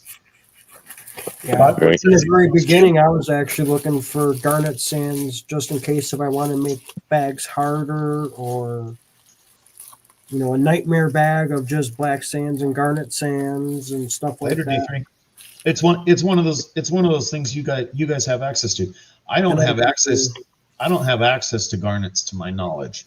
I got plenty of quartz, irony quartz, coppers, barites, If I really want to go hunting, Jaspers agates, jasp agates, onyx, honey onyx, and silver onyx. I have access to those kinds of things, but Jasper, or I'm sorry, garnets. I can't honestly think of where I know where any garnets are. Here's probably 5 pounds of black sand. Yeah. I'll bet you it's more than quite a 5 bit pounds. too.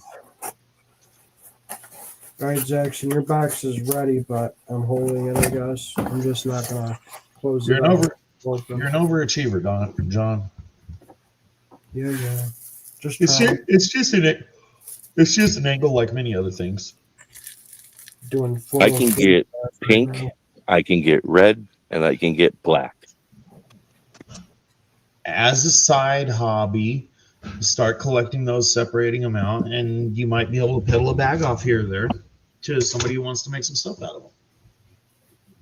Just like how much bowl quartz do you have down there? Just plain old traditional good quality quartz. Oh, I can't put a number to the tons. Okay. Just because I don't know who's. See, I mean, that's one of the things that I have way more than plenty out there. And what I've always called quartz, it turns out there's a lot of different varieties, dolomite and a couple other ones. I didn't know that when I was younger. But I have access. There's at least there's places that don't. There's at least 4 or 5 different kinds of quartz here. But there's an abundance of bull quartz. Clear quartz. Yeah, there's an abundance of bull quartz. But yeah, some places don't have them. I mean, you look at like Bayou Gold Guy's Pater. Every single ounce of Bayou Gold Guy's Pater it's manufactured. He is not in gold bearing area. I don't even know if he gets. I don't know if he even gets generic dirt from down there to add to his pay dirt. And I'm not singling him out. I'm just saying because I know he's Georgia or something like that, non-gold bearing. So his pay dirts have to be completely manufactured with what he can make.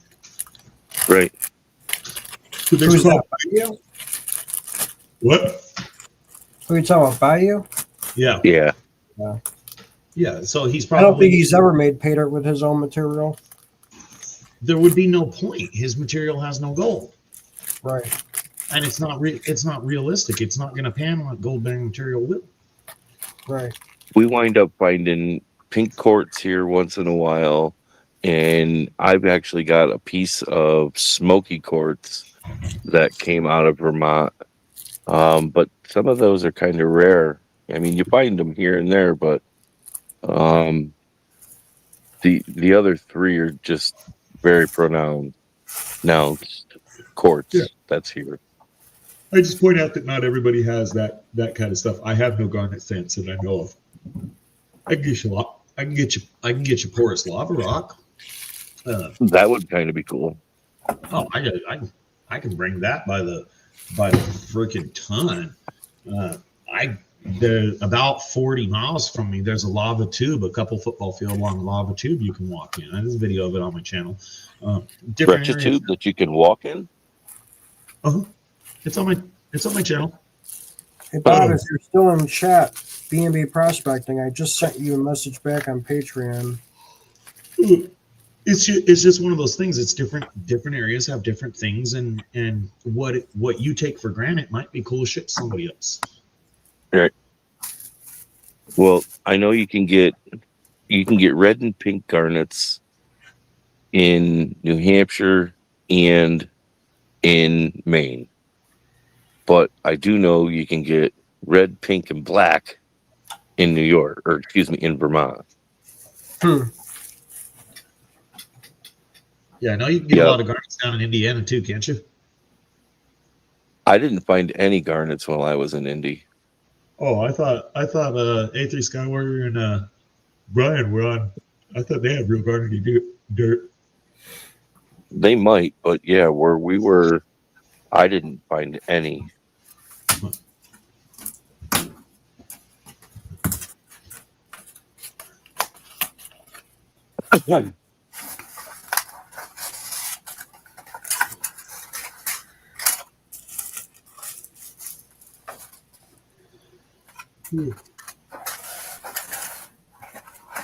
There's actually two of those volcanoes right there, Jeffrey. You got the main one, and then when you look at Google Maps, there's one that's southwest of it. I've already looked over that son of a bitch. About 80 miles from me, there's a place that the volcano was active in like 1910, 1920. They thought it was going to blow up and wipe everything out, but it went to sleep. Nice. Well, where Jeffrey Button is, that volcano was fucking massive. And the last explosion leveled it damn near. It took the whole top right off.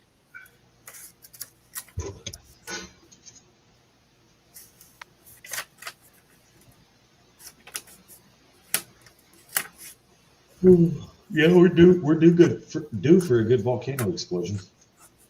At some point in time soon, yeah, something's gonna go. It's just how everything's going. The world is physically changing every day. A 1-inch micro, whatever, changing every single day, and a lot of people don't understand the fact of why we have the fucking earthquakes and whatnot. Well, earthquakes are formed because the earth is changing, people. It's moving.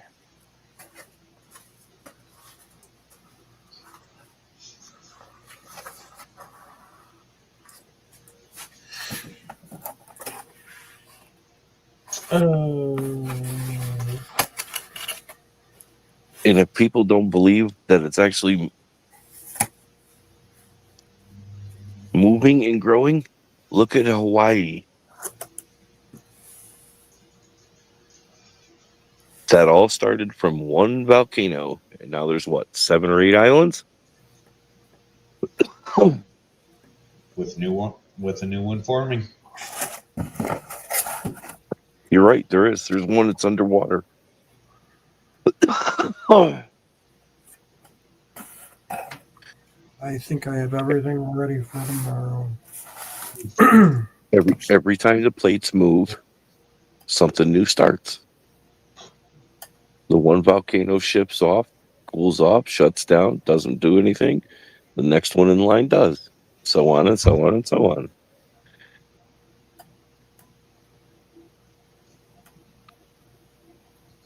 But what a lot of people don't realize is that a very small percentage of diamonds on the planet are like jewelry quality diamonds. Most diamonds are mined for tool usage, for your drill bits, your saws, your things like that. All your blades. A very small percentage of the diamonds mined on the planet are jewelry quality, like the absolute massive diamond mines in Russia. Yeah, it's a massive diamond mine. Yes, they're diamonds. They're not the highest quality of stuff. While there may be spots of high quality stuff, most of the diamond is ground up to dust and used for tools. Yep. I mean, look at the price of a diamond tipped saw blade. Those are the cheap ones anymore. Or diamond tipped cutter wheels or anything like that. They're not that expensive comparatively for having diamonds. All right, so I can add input to that. So you can go out and buy a 24-inch cutoff blade that's diamond tipped. You can go out and buy one for $75. That diamond blade will only cut 6 to 20 stones. You go out and buy the next upgraded one, the $150 one. Well, now you can cut up to about 100 stones. You go out and spend one that's $350 and more. It should last you almost a season to 2 seasons. And that's years wise. Maybe. So if you want to spend good money on a diamond saw blade, you can. It's going to last a lot longer. Well, I mean, I don't know how the rocks compare. Obviously, there's different hardnesses in rocks. The diamond blade on my tile saw never wore out. Yeah, now see, that's a different one all around, because that's even finer yet diamonds. that's on those tile saws, and they're real thin. But you go get one that's what, an eighth or a quarter inch wide that goes on a chop saw. Okay. You can blow those bitches right off in no time with some of the granite that we cut. I got a piece. I've got a piece of granite here that, oh my god, it sparks and burns as you're cutting it, and it beat the shit right out of one of my blades. It killed my blade. I went to the boss and said, "Look it, I've tried cutting this with my personal tools. It's not working.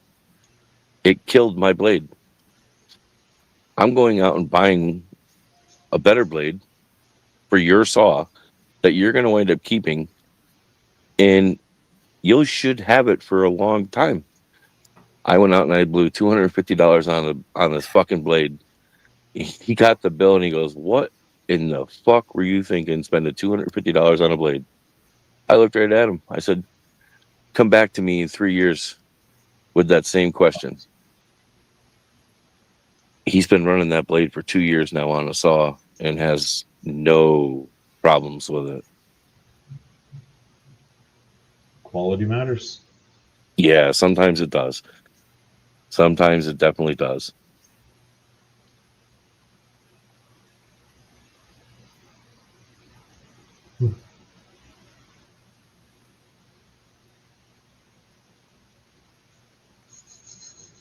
This one particular granite that we have here is white with black specks in it. In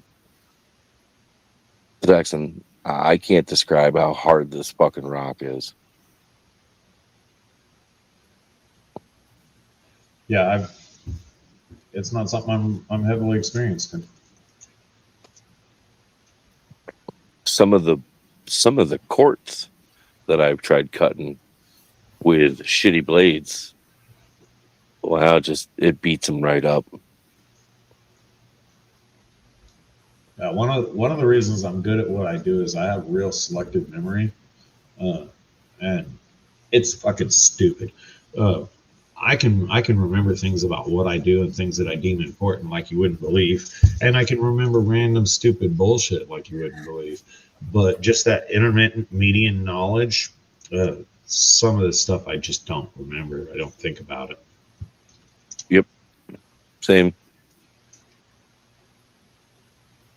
I can do. I can tell you the words to the Andy Griffith song, but I can't really tell you anything any vice president in my lifetime has done. Not a clue.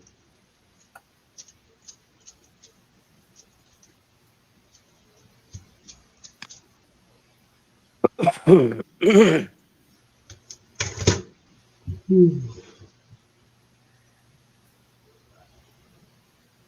right back.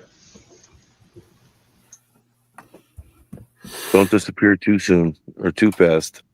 John's going to do that half ounce of gold for us in the back room when we're done here. Yeah, don't tell anyone. He's got it in a jar and all ready to go. Yep.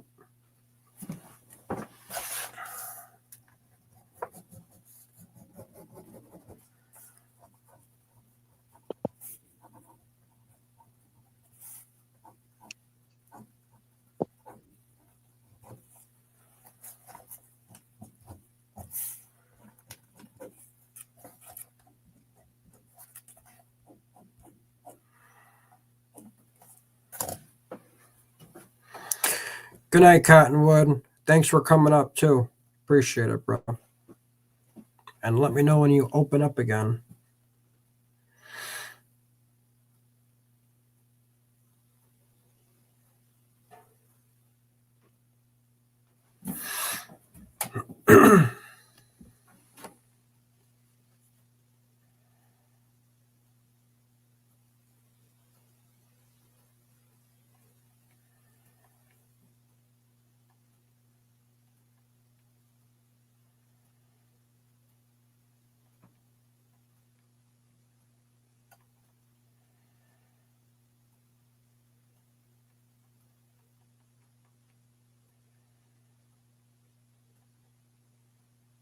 John, if you want some of those garnets, let me know.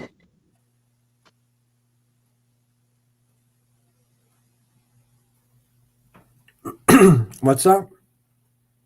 If you want to use some garnets, let me know. Yeah. Shit, I mean, I got plenty still. Like I said, the one that you want to talk to, as long as they're a decent size, and if they're nice and clean or polished a little bit, would be Bayou Gold Guy.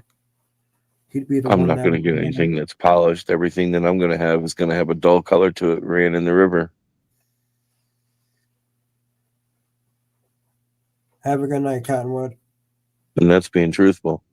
Right. He wants to polish them. He can fucking polish them. I mean, he does have a rock tumbler. He can run into No. the rock, but they'd end up a little bit smaller, though. Not to mention they ain't going to keep their shape. Right. He needs to get the polisher that you clamp them to, and you set it down on top, and it repolishes the oh, what the hell are they called? The facet points. Mm-hmm.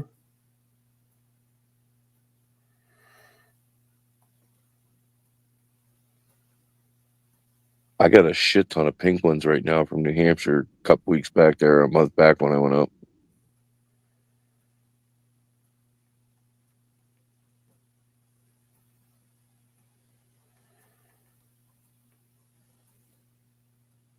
Right.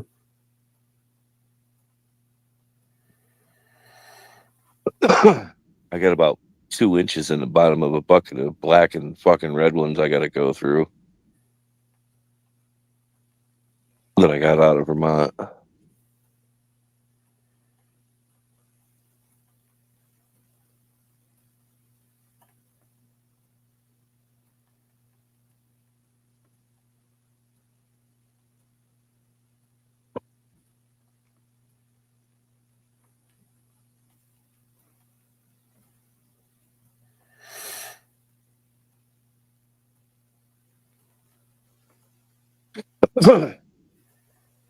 So, John, you going to try to make it to New Hampshire with us in May? It all depends, because it depends on how and when I'm looking for a job. I think you'd have a good time. You're going to meet a shit ton of other people that are in the community that you've never met. Right. Yeah, it's true.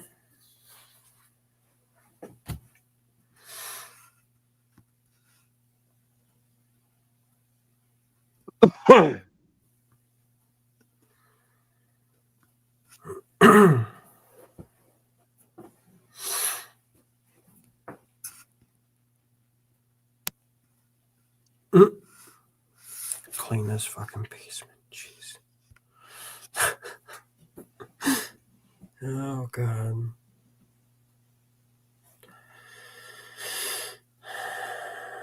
How many people's in the chat? Only 6? Wow. We're You probably got soon. a cab polisher, Jeffrey? How many wheels?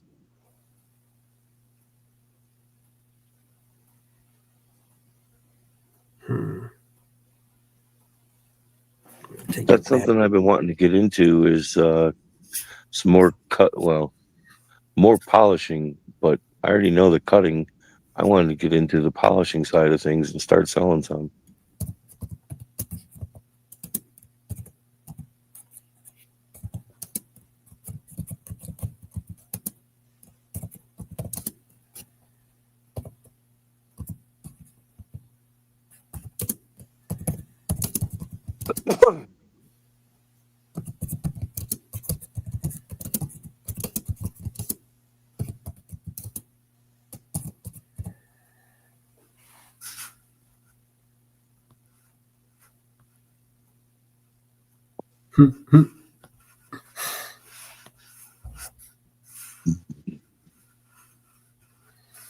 Oh, I gotta make it a banner.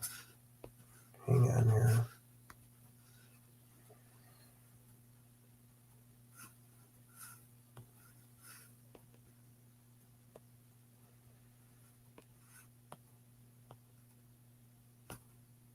Yeah, I'd love a big one that's got like either 6 or 8 wheels on it. But them things are not cheap.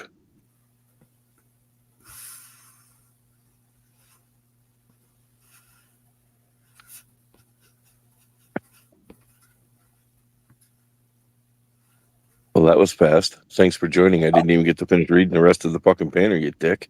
It's supposed to be a banner, and I don't know why I can't make it a ticker. Good thing you got Saxon being able to help you out.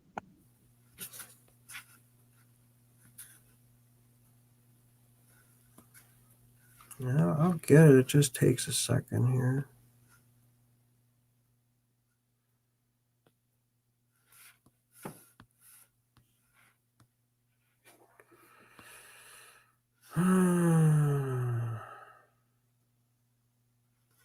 Yeah, Jeffrey, I want one that's got all the wheels in a line and the motors in the middle. You either got 3 on one side or 4 on the and it's either, like I said, a 6 or a 4 stone.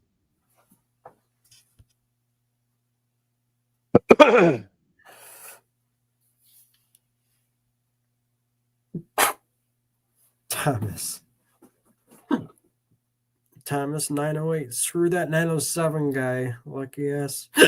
Excuse me. Rigged win. Oh, jeez. That is hilarious. That is freaking hilarious. Yeah, we'll see how 908 likes that. You mean 907? No, I I know it's 907, but you didn't wrench him yet, so I timed his ass out.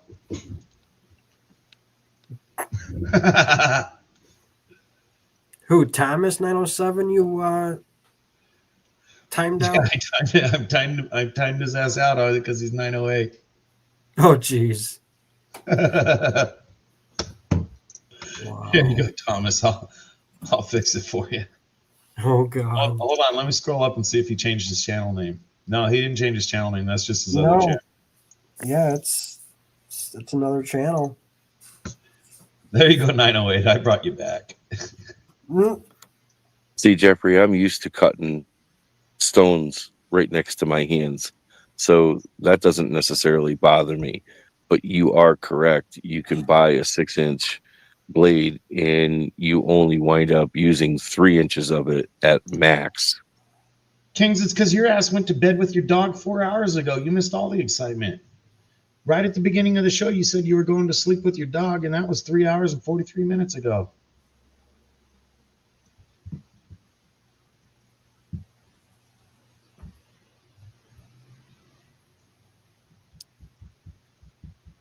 Figure if you're going to get into doing rock cutting, if you're going to stick with 4 6-inch or maybe 8-inch rocks, you're going to want at least a 20 to a 24-inch blade.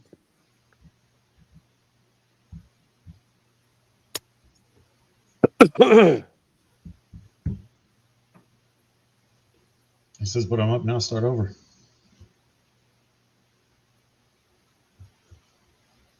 Oh, it will cut you, Jeffrey. It will cut you. Ask me how I know.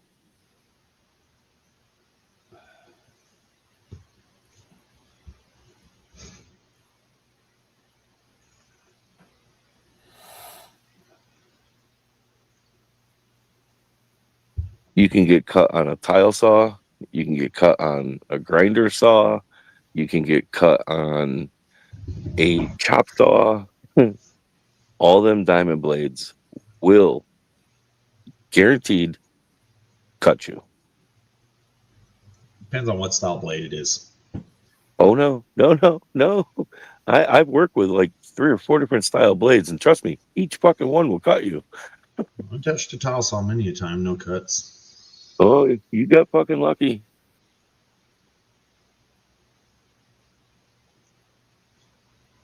fucking buried one right into the side of my thumb one time. That was entertainment.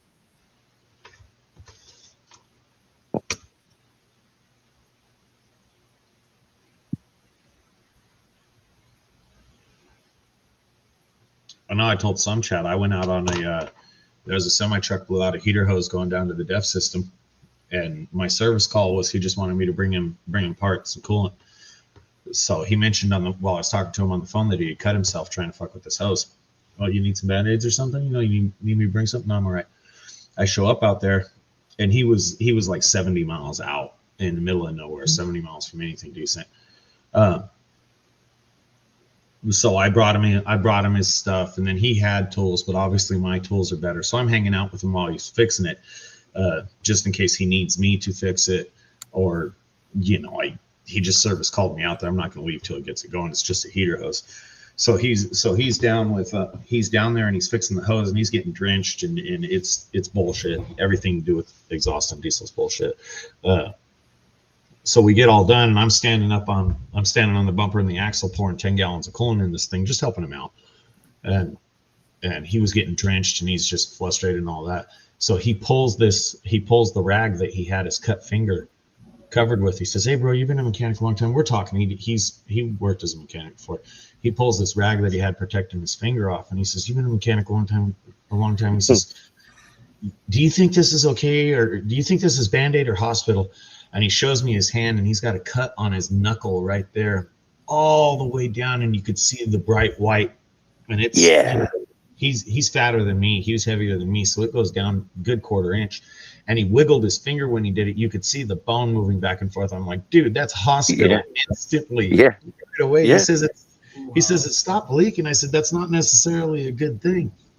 So I got him going, and then I went back there. I helped him do his little cowboy bandage a little better. Washed it out with I carried Dawn dish soap and water because that's good for cleaning. Washed his hand off as good as we could there, get contaminants away, and help him put a little bit better bandage on there, cleaner than he was after he cleaned himself up. I'm like, yeah, dude, hospital right away. That motherfucker got the shit out of himself. I got myself so bad one time using the wet saw, and everything's stationary, and you're using the table slides in and out. Well, you're shaping stones to fit things sometimes, and yeah, that fucker went right across my knuckle. Yep, you could definitely see the white thing down inside that you shouldn't be looking at. He was cut the shit out of. I've taken some bad cuts, but that dude was cut the shit out of. Thomas, do you want your tracking number from yesterday?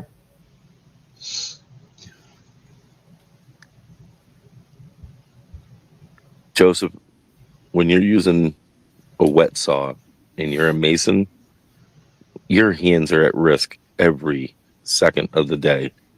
Well, I'm going to send it anyway. Yeah. I don't know. I couldn't tell you any of my worst cuts, but I had some bad ones. Well, that one that was on my knuckle, I couldn't move my finger for fucking like 3 months, 4 months. Oh, I guarantee you this dude's still fucked up. The good thing for him was he works for movie production companies. He's just a semi-truck driver. He works for movie production companies hauling cars for movies. So he's commonly in a semi. It's not always cars. It's anything they need moved. But he's commonly in a semi, and he just loads and unloads semi real quick. Cars, taking them on and off, and then I'm sure he's got forklifts or whatever to move the stuff. So luckily, I don't believe that he works hard with his hands every single day, but I guarantee you his hand still hurts. Well, yeah, I just couldn't move mine. Every time you went to bend the fucking thing, it cracked open and started bleeding again. Got to the point where I had to tape it to my middle finger. Yeah, so that I didn't. His was cut so bad he would have been in those little wrist splints, and they'd had his hand all bandaged up like it was broken. It was cut. Yeah. Now, Joseph, there's there's not a guide on one of those wet saws. And no, you can't use a little piece of wood to push it through. It's a whole different ballgame cutting stone than it is a piece of wood.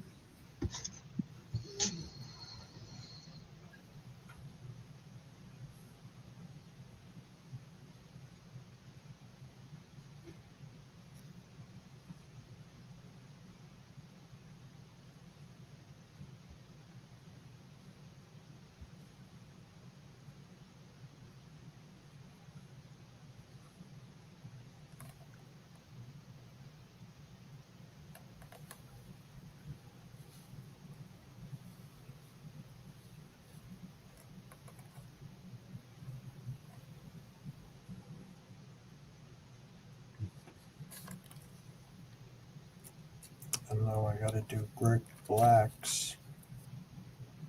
Yeah, Greg Black says the only one you got to send out tonight. And what's his name? Oh, Lord Shadow. Yep.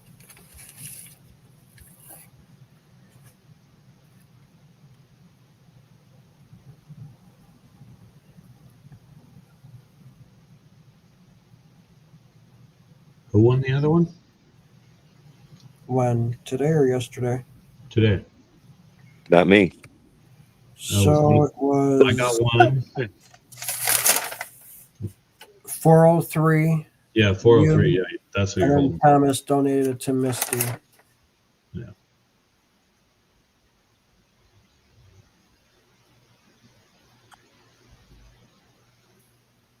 Nine 505 122. All these numbers are the same except for like two numbers. Do you know that? Yeah. The last two numbers. Pretty much.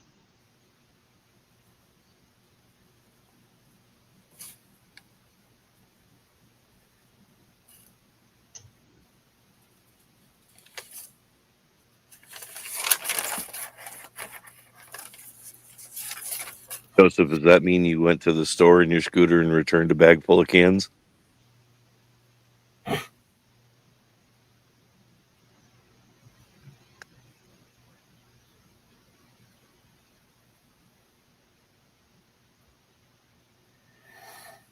All right, so everyone has their tracking numbers from yesterday.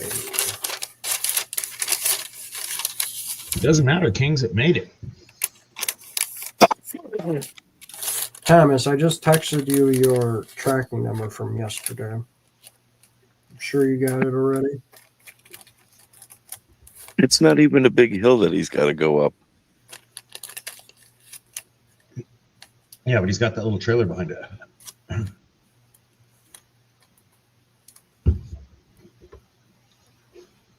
Did you really take a load with your scooter with scrap metal? He absolutely did.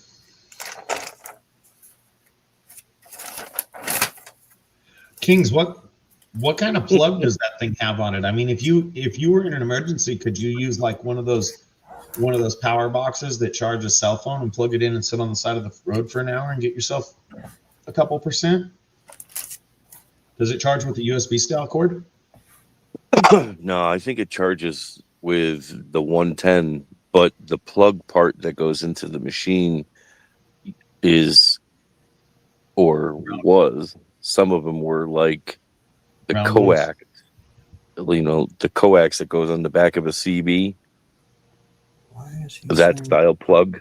That's what they ran in them, that you hooked into that, and then it would charge your battery. I don't know if his is that way, but who knows?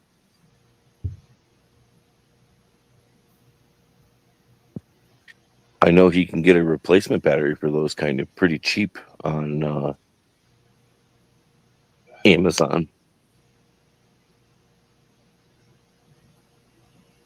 You just got to do your research button, and do your research, Jeffrey button. If you get one that suits your needs, then they're just fine.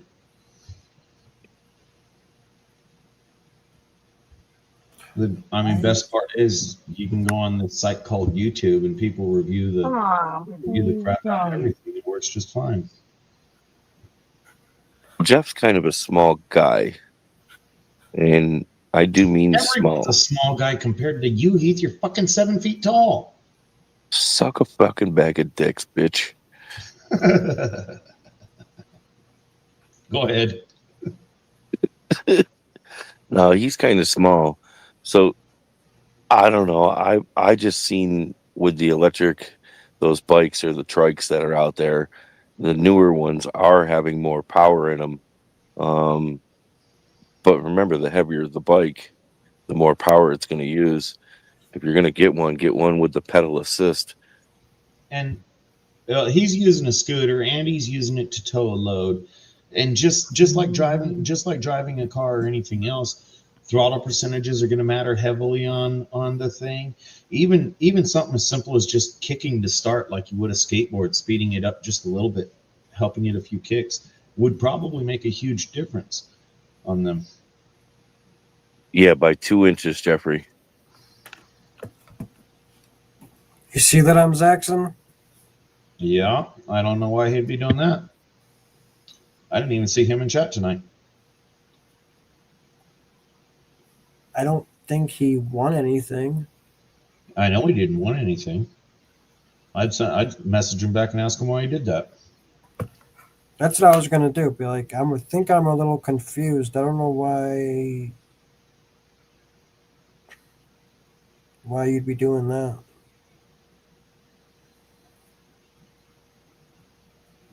Joseph, is yours 3-wheeled or 4-wheeled?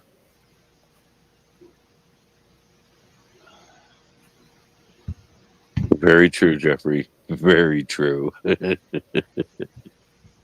it's picking up everything. It's picking up my damn voice.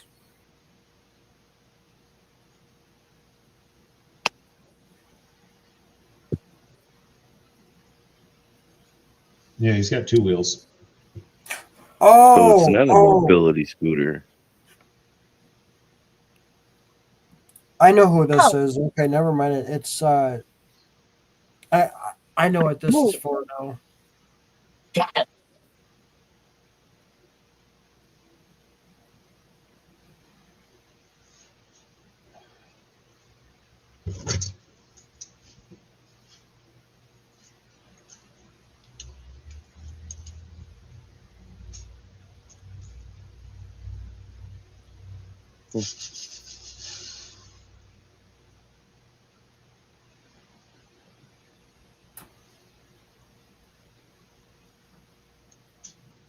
Just don't forget, Kings, you can still get a DUI on a scooter. Get a DUI on a horse or a bike, too.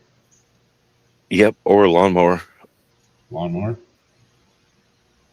I knew one guy. I was in my winter home with him, and he wasn't there for it on this time, but he had a ludicrous number of DUIs, and he was telling us about the time he got a DUI on a horse, and he went down to get more drink or whatever the hell he was doing, and he was drunk as shit riding the horse back home, and all the cops knew him, so they pulled over. You know, they're giving him a DUI on a horse. He didn't think he could get one. He was all pissed off, and he's fighting with him. He says, "What the fuck?" He says, I'm not even touching anything. It says the horse will walk home.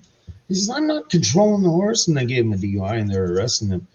And they asked him after they got him cuffed up, they're like, what do you want us to do with the horse? He says, just let it go. It'll go home. And he said, no, they just let it go and the horse walked home.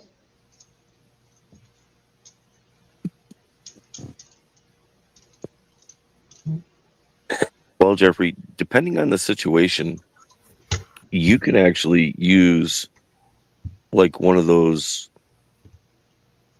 Coleman mini bikes from Tractor Supply and get in to where you want to go. Just remember, leave no trace. Don't get it stuck spinning out. Don't bust everything. Just drive it in, park it, drive it back out.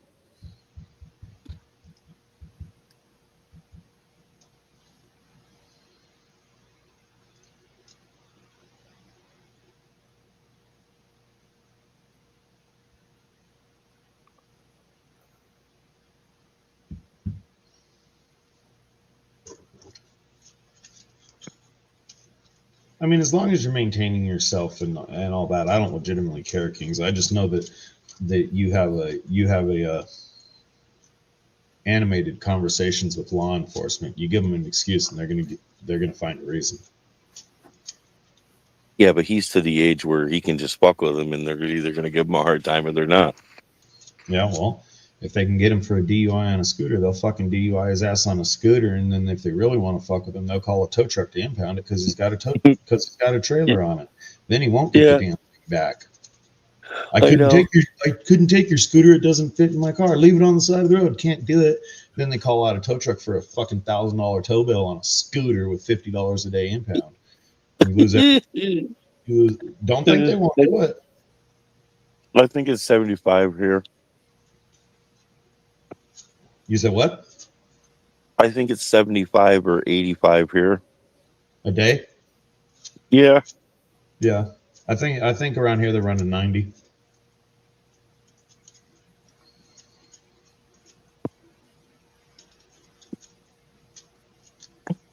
No, I think 907 said he's doing another load before he was done for the night. What's that? Thomas says you better not be waiting for him to call in before you end it again. No, I'm not going to probably have it up that much longer because there's only 5 people in here. We're just bullshitting. And it's probably Thomas, Kings, Jeffrey, and then us 3.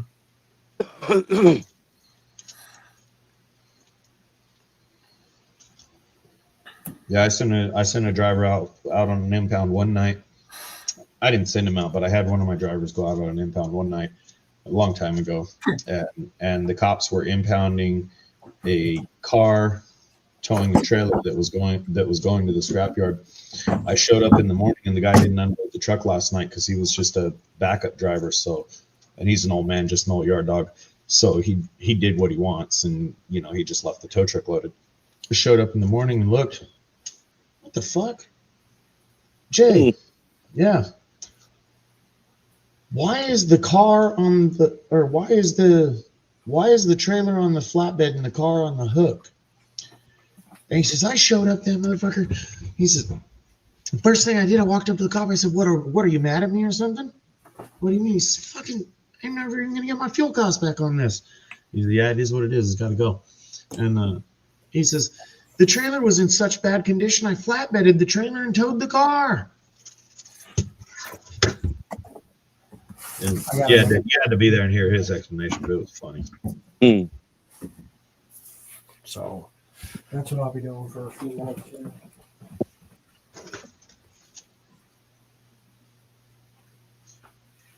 As long as it equates more pay, Kings. I mean, at the end of the day, you invested money in it, you're using it like a tool, and it's working for you. That's the goal. And you did it right out of the box. So if you have a problem with it, you still got warranty on it to be able to call them with a problem. Hey, I got this issue, or I got that issue.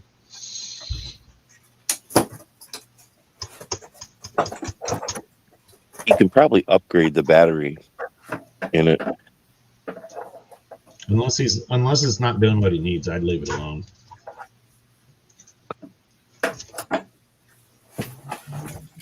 I mean, he paid so damn much for the thing, which they're all expensive.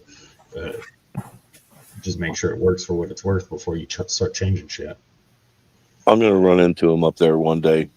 He's gonna be riding his fucking scooter. I'm gonna go blow him by him, and I'm gonna wail on my horn, scare the piss out of him. Don't do that. Oh, I'm gonna. But then I'm gonna pull over and say, "Hey, man, how you doing?" Then I'm gonna introduce myself. That he's gonna see me in person. They'd be like, "You son of a bitch." He lives that close to you? Yeah, he does. Why don't you go down and fucking hang out with him? It's up. Whatever. It's all the same to me. It's like 45 minutes, an hour ride, depending on which way I go. But I go up that way and I see my daughter. Snatch him up one day and take him prospecting. I would love to. Trick him into the car, tell him you got beer, and then when you're halfway to the prospecting spot, tell him, yeah, you like O'Doul's, right? What? You son of a bitch? You don't have real beer? You motherfucker. See, the problem is I got to travel an hour northwest to get him. Then I got to travel almost an hour and a half to 2 hours to get, if not 2.5 hours, where I want to get to in Vermont. Where's Back that? I'd love down to take him. or past him. Do you drive past him heading to your No. prospecting? No. Okay. No. He lives northwest of me, and when I'm going prospecting, I'm going northeast. Okay.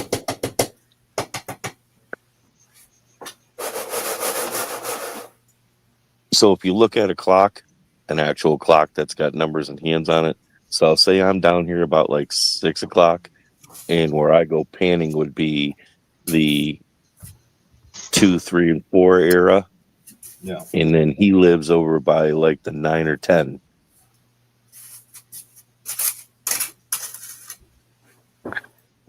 I get it. But I've offered to take him out. I have. It'd be nice.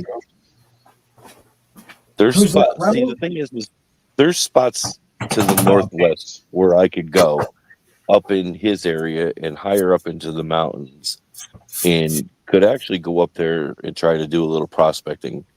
I don't really do a lot of prospecting in New York anymore at all.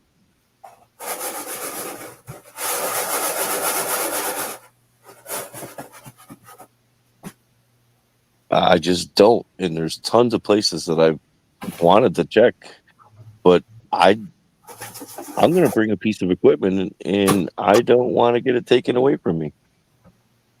You know what I mean? I've got too much money involved in some of my equipment to just have one of the game wardens say, well, you can't use that here.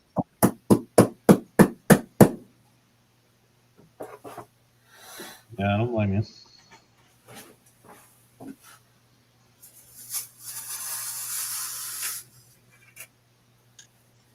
Yeah, there's that, Joe, and plus there's the other side of Tojas.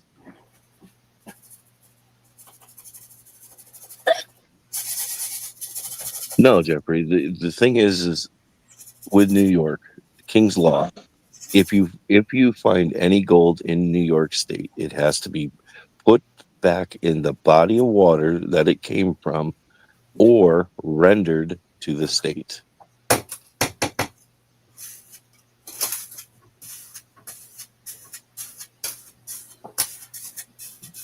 That's how it goes. Down there with their laws on the gold. You serious? That's it is.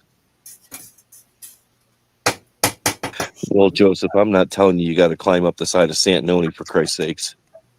No, Button made the comment that if Joseph left the night before, he could meet up with you. Oh, yeah, Kansas yeah. doesn't have There range, is, too many hills.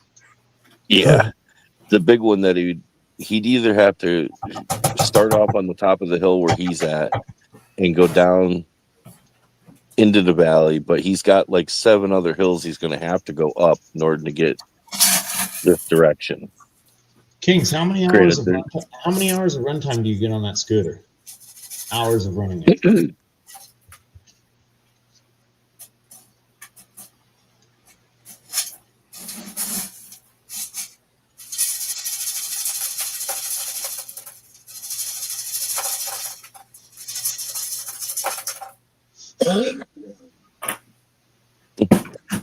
Or King's Gold, you just have a snuffer bottle with dirt and gravel and water in it that came from the body of water that the piece of gold is in. Yes, Jeffrey, it's like catch and release.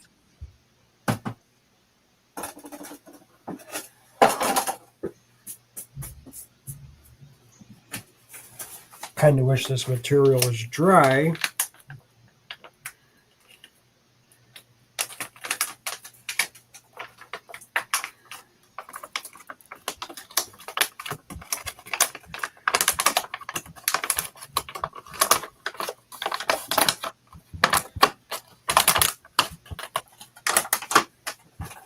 If you live in a city with people who waste a lot of money, or within range there, you could probably do all right Ubering, because you have the environmentally friendly option that I think Uber pays you a little better for using. Taking people food, Uber Eats. Can't steal their food though. Can't.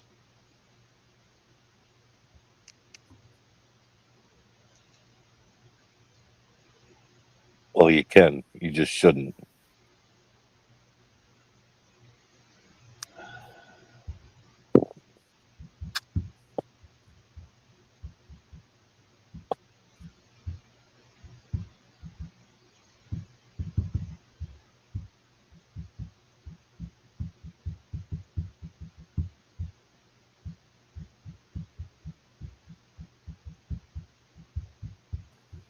What do you think? I may be making a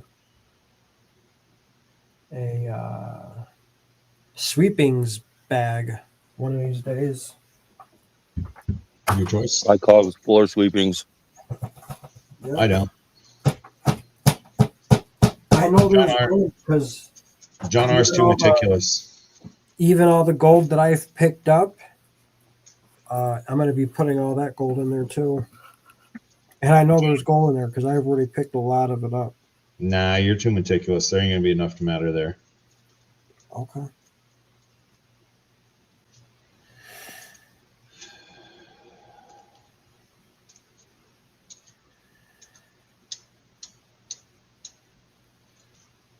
Oh,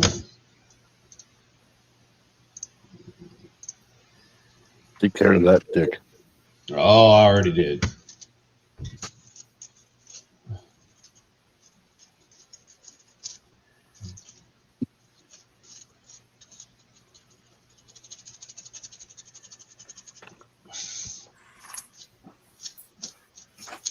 John don't even know. Really wish this material was dry. I mean, I could dry it out and then. Congratulations, John. You're getting trolls. That's surprising. Hey, Thanks for trolls. letting us know there, Gerald. Don't worry, I'm throwing them out as fast as they arrive. Damn, we got two of them? Two of them. Same guy. Mr. and Gerald.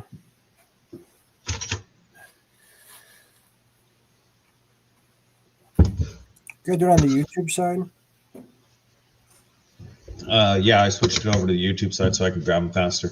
If I ban them from this side, if you're on StreamYard, you go over here to these three dots and you can delete, comment, timeout, or ban. I think the timeout from the StreamYard side only works for 5 minutes, and it only gives you 5 minutes. It doesn't give you the options. Banning them just bans them completely. But the problem is, if I do it from over here, it looks like you did it.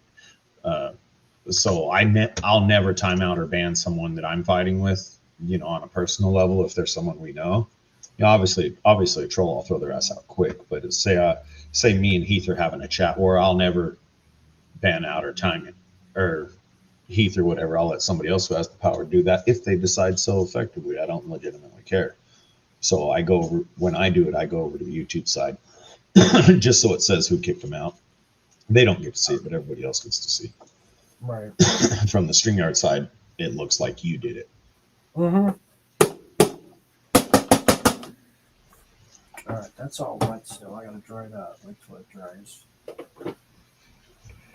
Sucks. I'm using pretty much raw material from Thermal for this material, but it's wet. Hi. How much fucking dirt have you gone through and you don't have anything to make a bag? I do, but this is like, yeah. John. This stuff is actually going to be better than stuff that I have over here that's dry. Yeah, but how much deal. gold you giving away that you just don't know you just put in there? Huh? How much gold are you giving away that you don't know is in there? I don't know.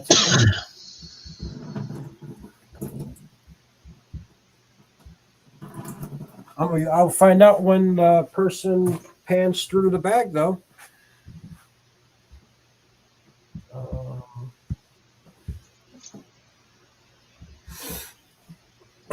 Joseph, if you go down into town, go over the railroad tracks, keep heading straight, like you're going to head up to Hadley.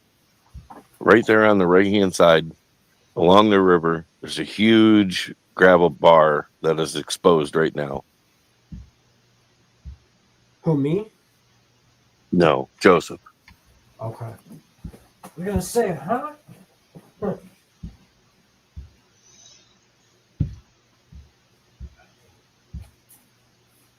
God damn it.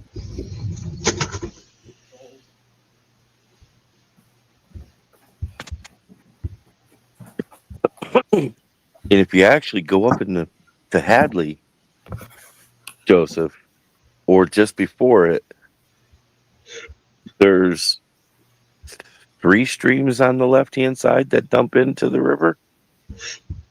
One of them looked pretty prospectable.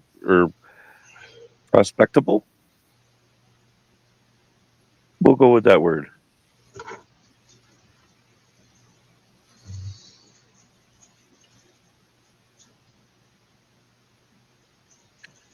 Yeah, I know what's up there, but that's a lot of digging.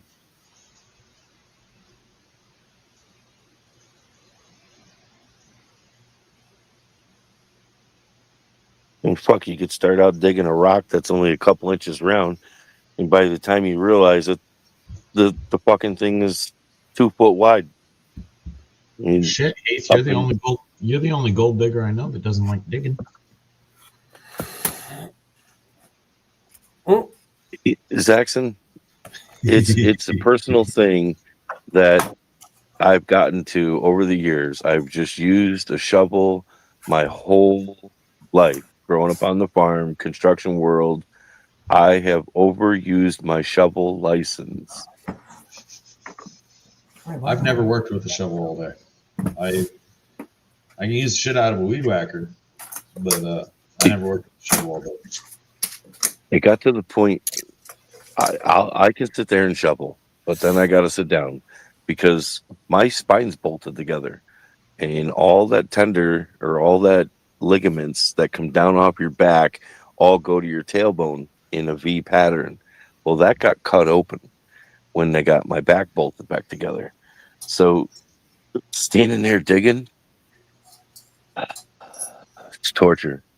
Raking, I love raking and putting a pitch on something for doing concrete work or a yard. I can make that thing look pristine, but I can't use the rake anymore. My back just doesn't take it, dude. It really doesn't.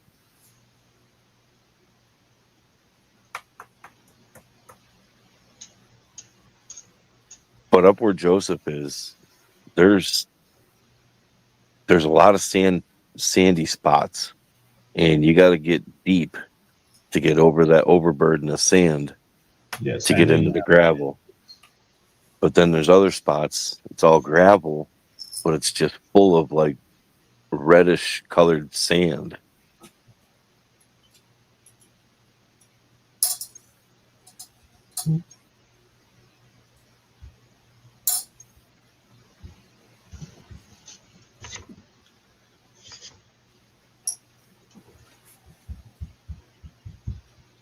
Joseph, I think I know right where that is.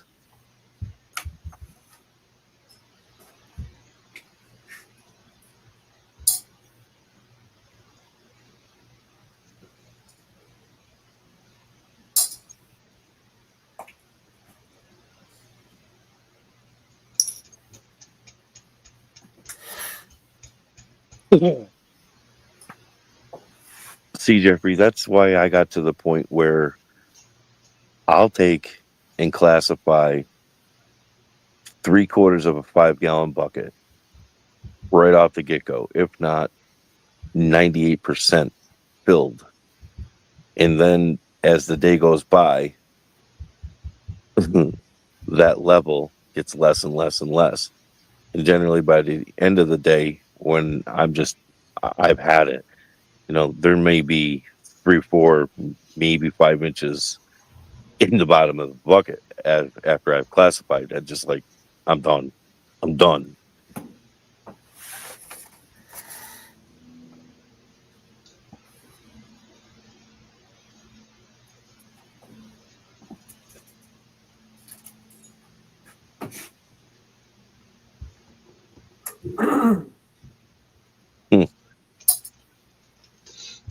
I'll keep that in mind, Joseph.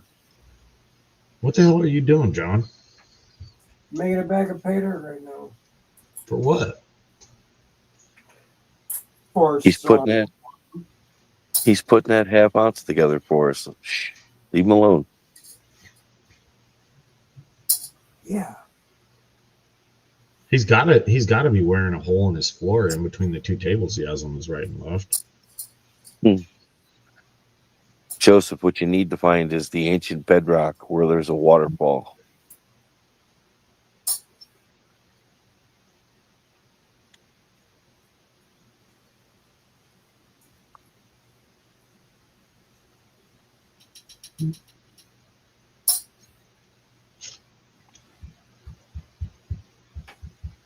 You need to get a rack put on that scooter so you can put a milk crate and a 5-gallon bucket in it.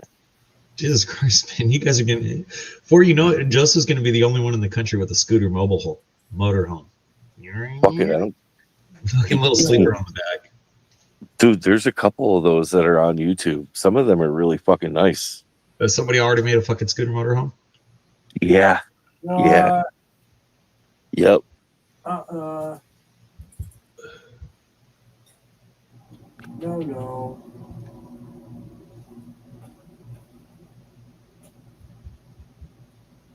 You'd be surprised some of the little mini campers that are actually made out of the strangest shit. Hey, Keith, you're older than dirt. Do you remember when Volkswagens had when that one company started making the fifth wheels that went on the top of Volkswagens and they hooked up right on the roof? Yeah. Yeah, that's funny. Those were actually some really cool kits. They look cool as fuck. That thing was doing a 360 under the gooseneck hitch or fifth wheel hitch with gooseneck, doing a 360 under that. That would be maneuverable as hell. Yep. So there's actually a guy on YouTube that tried replicating that with a TJ and an XJ. I hate cheap people. I've wanted to do it for a while now, but I don't have anything that I want to just cut up and destroy. It's like, Christ, Jeep people think these fucking Jeeps can do anything. It's a Jeep. Let it do what it's supposed to do. It is not a pickup truck. It is not a tow rig. It's a Jeep. It's made to kill you if you go over 45. Your Jeep sucks. It's just okay off-road.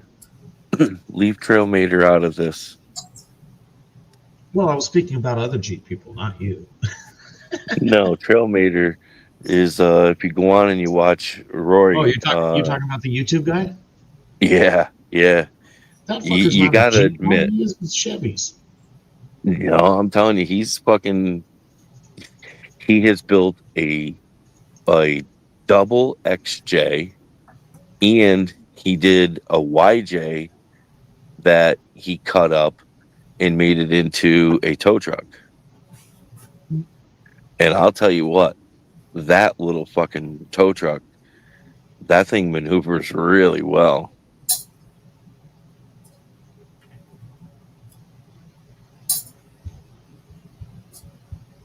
I mean,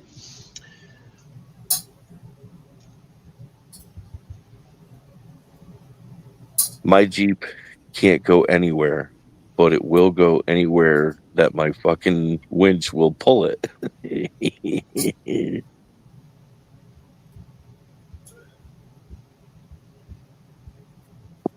I got stupid with the winch when I put one on my Jeep.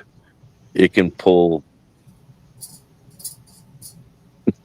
It could pull my Jeep up a tree if it really wanted to. It's overrated for what the size of the Jeep or the weight of the Jeep. But I did that with good reason.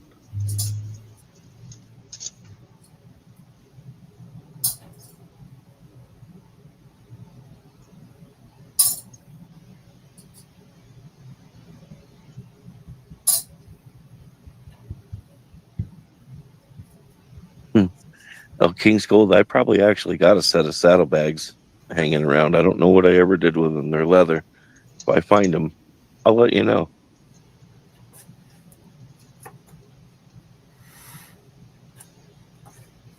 Yeah, Hmm. B&B trolls are a silent success.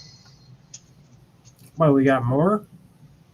No, Oh. B&B just showed back up. He went back, scrolled back in chat and looked at what folks were saying. Yeah.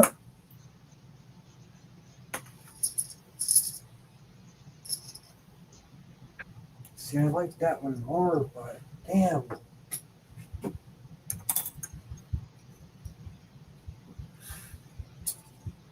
Yeah, I'll have to see if I can find the saddlebags for Joseph. They're a pair of leather saddlebags, but I don't ever use them.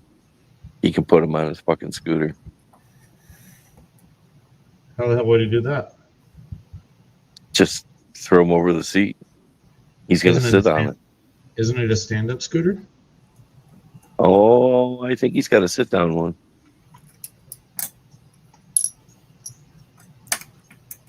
This piece of gold I'm gonna miss, but it's gonna go to a good home. Going to a good home. So, Joseph, is yours a sit down or a stand up?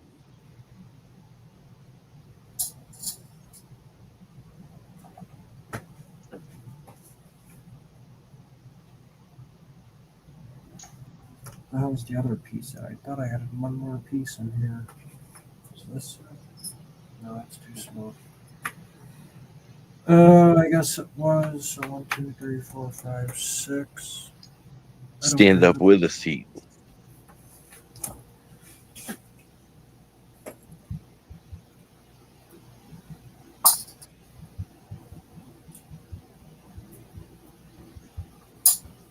I don't know, Joseph. The saddlebags might be worth more than the bike.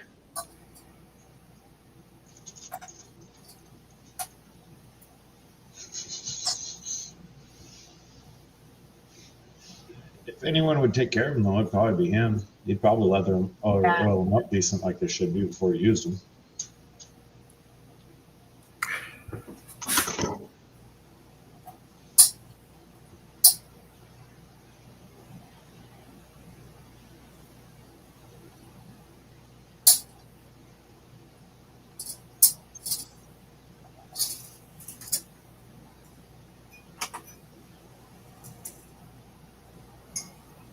Well, if I remember correctly, they don't have little shiny conchos and frilly leather strings hanging off it, so he'll be all right.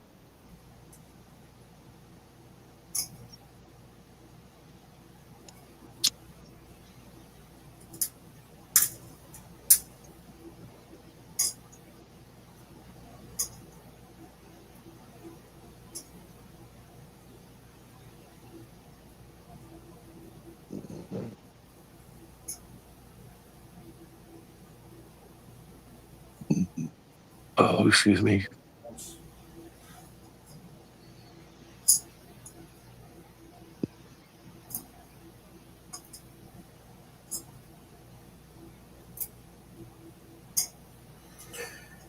Da da da.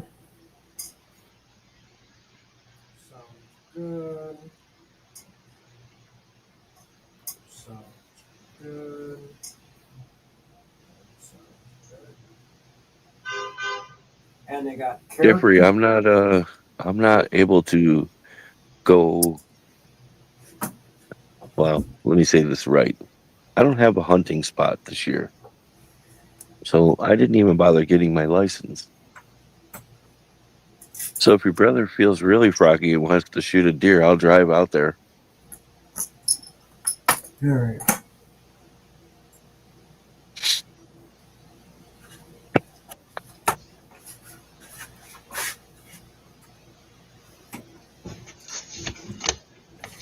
Now,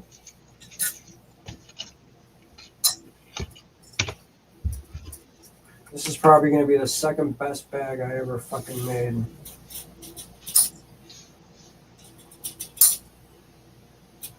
Can you hear that?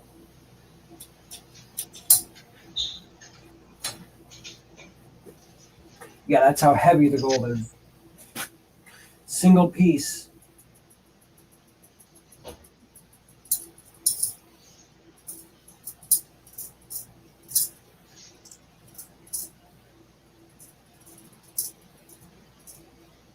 Saxon, you need to take a vacation and come out here in May, hang out with us.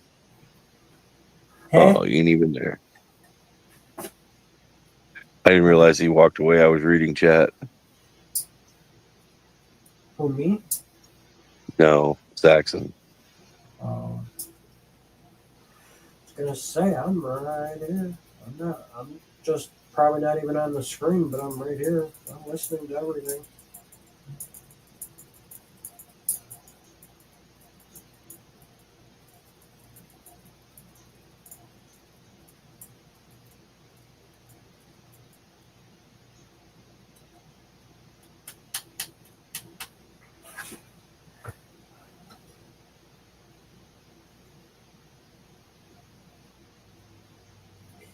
Yes, sirree.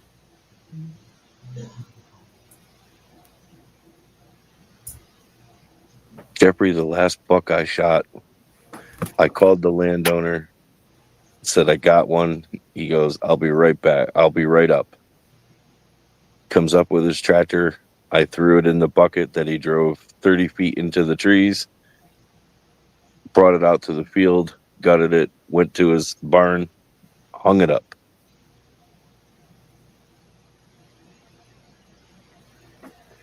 So the price per gram is 135.10.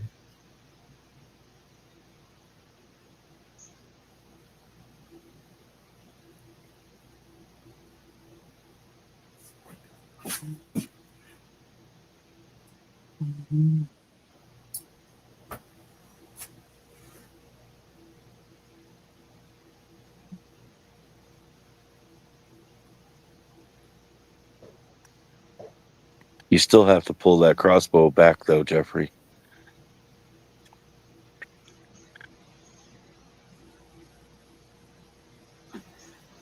Mucho better.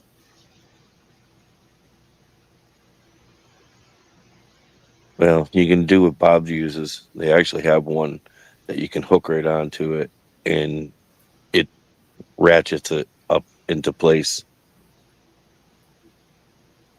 I have the strings and the clips for mine, but I don't ever use them. I just pull them up. I reach down, put my foot in, hold it, and pull it up in the lock.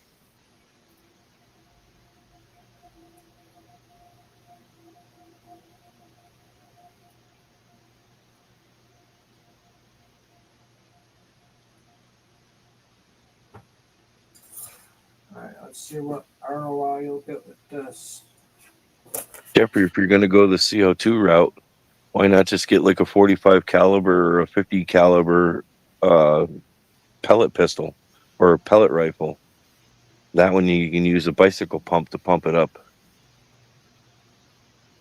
I've looked at a 75 caliber air pistol or air rifle, excuse me. This Pater I'm making right now is about 101% ROI. There you go. So I'm gonna write down. He's in chat. He just came back in chat. I'm gonna write down what I got. I want to see what you got because I want to see how much gold's in the material. So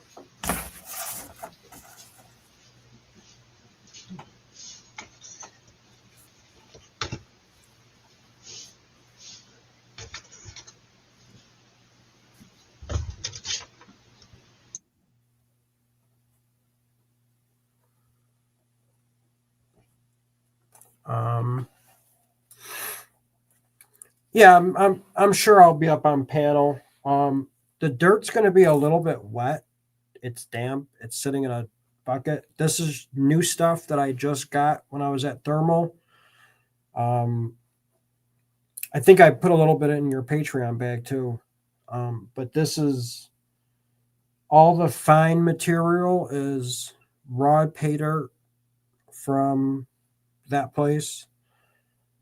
It's still a little bit damp. I did throw in bigger stuff, but just classify it out and get rid of the big stuff.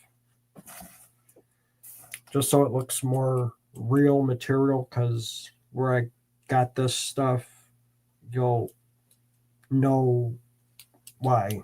So there should be, I could probably guarantee, because I've panned a couple scoops of this and I've had raw gold from this material 100%.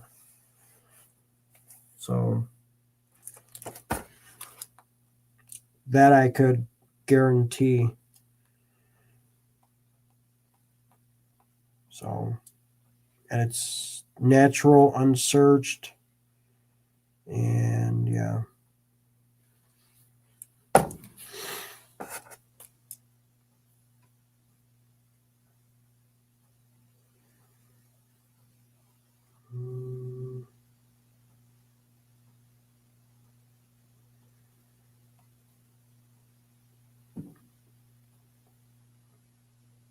Oh. Yeah. No. No, you're not. You You ain't gonna finally read send me that, back huh? anything. It's all yours, dude. You are not gonna send me no gold back or nothing. In fact, I actually got to put in a few other specs because, yeah. Well, Jeffrey, here, let me help you out with this. If you want to get into the air rifles, a buddy of mine owns a 45 caliber one, and he put it through 1/2-inch plywood like it was nothing. So it will go through a deer.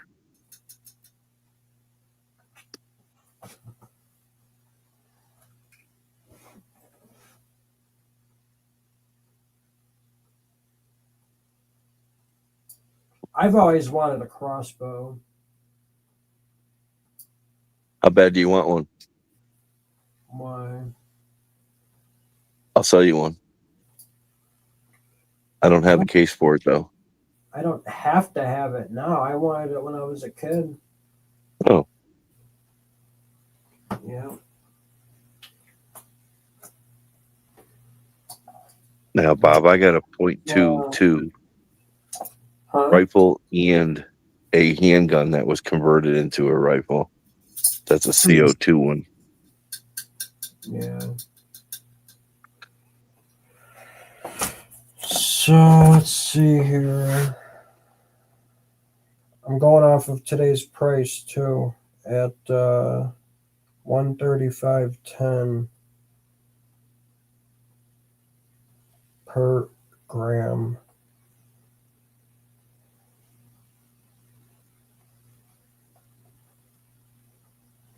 Yep, 101, 102% ROI. That's why I said to you, Joseph, I'd come up and fucking whack one in your driveway. What bag was that?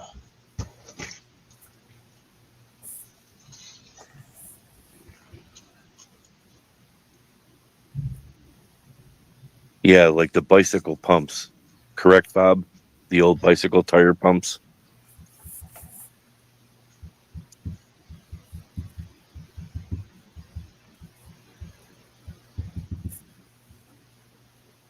I was amazed with the Lewis and Clark expedition one. The Lewis and Clark expedition actually had a rifle that you pumped up like that. You pumped it up to some ridiculous pressures, and it would fire so many shots on this pressure. And they were showing the natives as they went across, and the natives thought like there was this magic thing or whatever. And what the natives didn't realize, obviously, is at night in the tents, these guys would spend copious amounts of time pumping up this air rifle again. Well, I hope he's watching. Who? The person that bought this bag. Here it goes. Here it goes. See if you can see it. Well, the 1.22 pellet rifle that I own is a Diana. There. It's a spring load, so You see you got to it? hold the gun and it's got one lever on the side that you pull down and cock it Here goes another with. one. But the Crossman one that I have is CO2. Another big one. It started out as a handgun, and you can buy all the accessories. Right You can there. put like 3 different size barrels on it and a stock plus a silencer. I got one more in there, but it's kind of further back. But here goes the gold. You know we can't see that, right? We hear it, but we can't see it.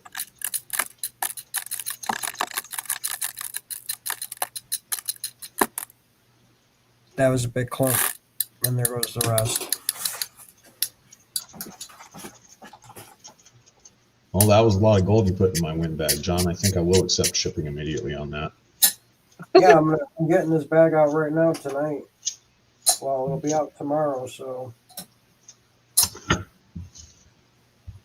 I don't like sitting on stuff I got to ship out because then, yeah, I'm not like that. I want to get it out the same day I make it. I want to get it out. So that's just like if I ever sell Pater, all the Pater bags are going to be made. They're going to be boxed. The only thing I got to do is put an envelope on it or an address on it and put it to the box, and then it's done. I don't have to worry about it no more. But I don't know. You could probably see all the gold right there. Yeah, you could see a pile of the gold right there. That's all gold. It's actually, it got to the point where I was going out in either my stand or my blind. I bring the .22 pellet rifle with me and shoot the fucking squirrels while I was hunting rifle season.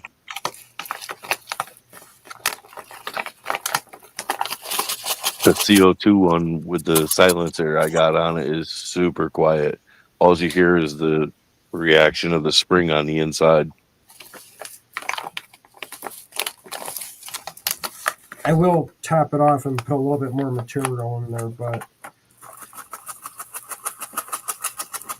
Hey, do you have any of that copper shot left from one of the Oki Prospector bags? I have a very little bit of copper shot from actually raw copper nuggets from Lynch Mining. Never mind. I gotta pan out the other alpha, the other 2 alpha bags that I got because that's the only copper bags that I got from Lynch Mining. But I still have to pan them out. Besides that stuff from Vendetta. Oh, I need the scale still. I was gonna add. See, Heath, I grew up in a city. I've never actually gone hunting for food. Gold, I'm done. Sucks. You missed out on a lot. Guess how many grams of gold I'm holding in my hand right now? 75. Grams, I'd say probably 120. More than that.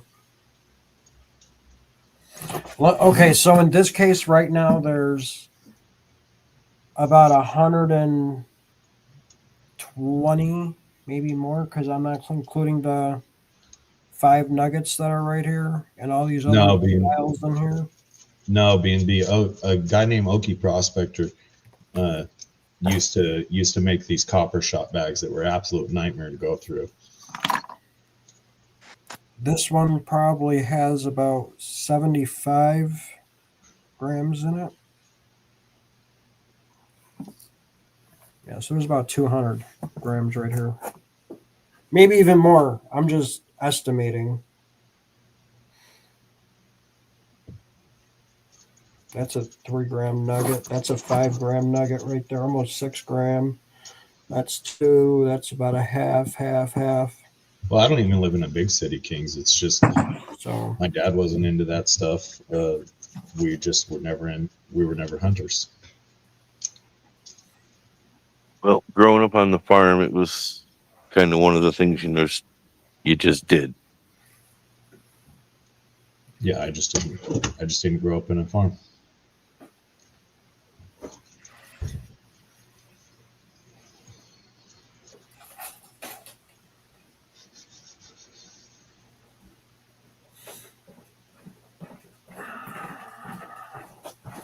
And this is the thing of goodies here. Crystalline, ton of crystalline silver, freaking gems up the wazoo.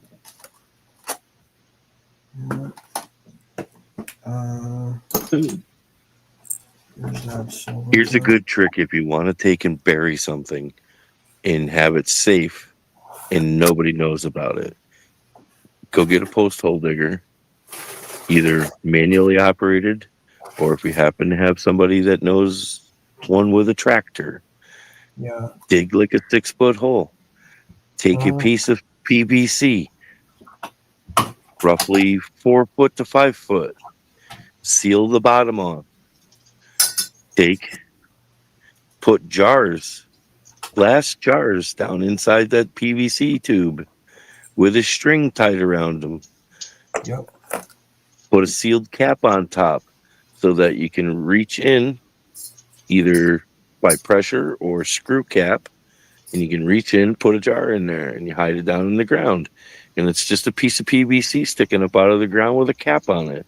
It's as simple as disguised as your gray water box or whatever you need to get into for your septic lines. Oh, And it's pretty inconspicuous.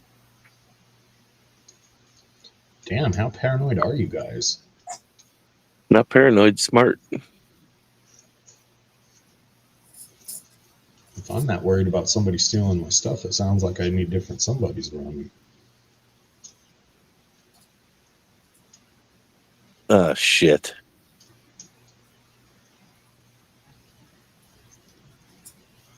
uh-oh. Quiet, everybody. Mary's here. Yeah.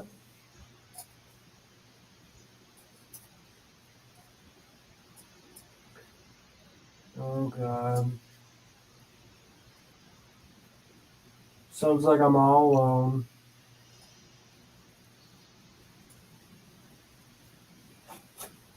Oh. Like, damn, it's freaking quiet. Bob, I'm giving you a little surprise, too.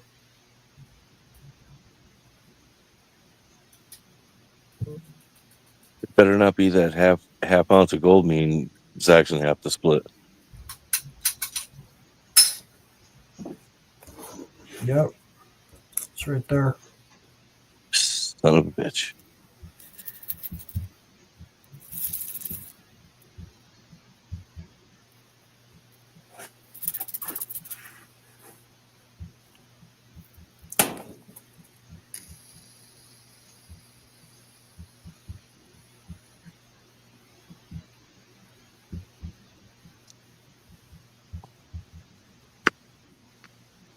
No, Mary.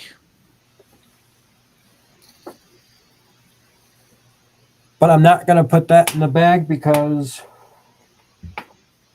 people don't like that in bags anymore. So I will not put it in bags.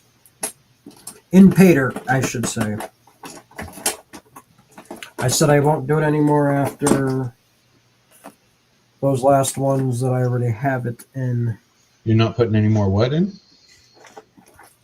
Crystalline silver and Pater bags. I never saw the point of crystalline silver. I understand it's more refined silver. I'm not a big silver guy anyway, but every piece That's why I put it in a vial. Every piece of crystalline silver I got, you just rattle it around a little bit, and it turns into silver shot. It loses its beauty after. And then it turns black after a while. Yeah. When it gets wet. The process is cool and it's pretty when it's new, but that's it.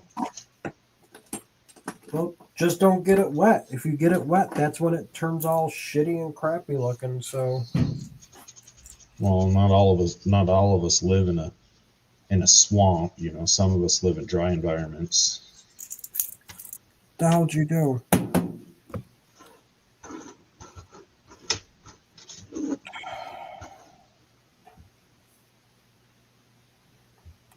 What the damn you?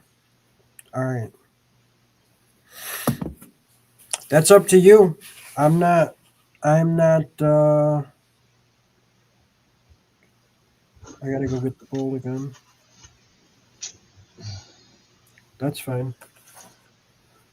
So let me add more of this in here too then. So I'm not even weighing it up. I'm just gonna pour it until I feel it's good and call it done. What? Yes, Silver? Mary, we had 4 Yeah. inches and it melted today. We actually had more snow than what Joseph had, and he's higher up in the elevation than me. Does that look about good?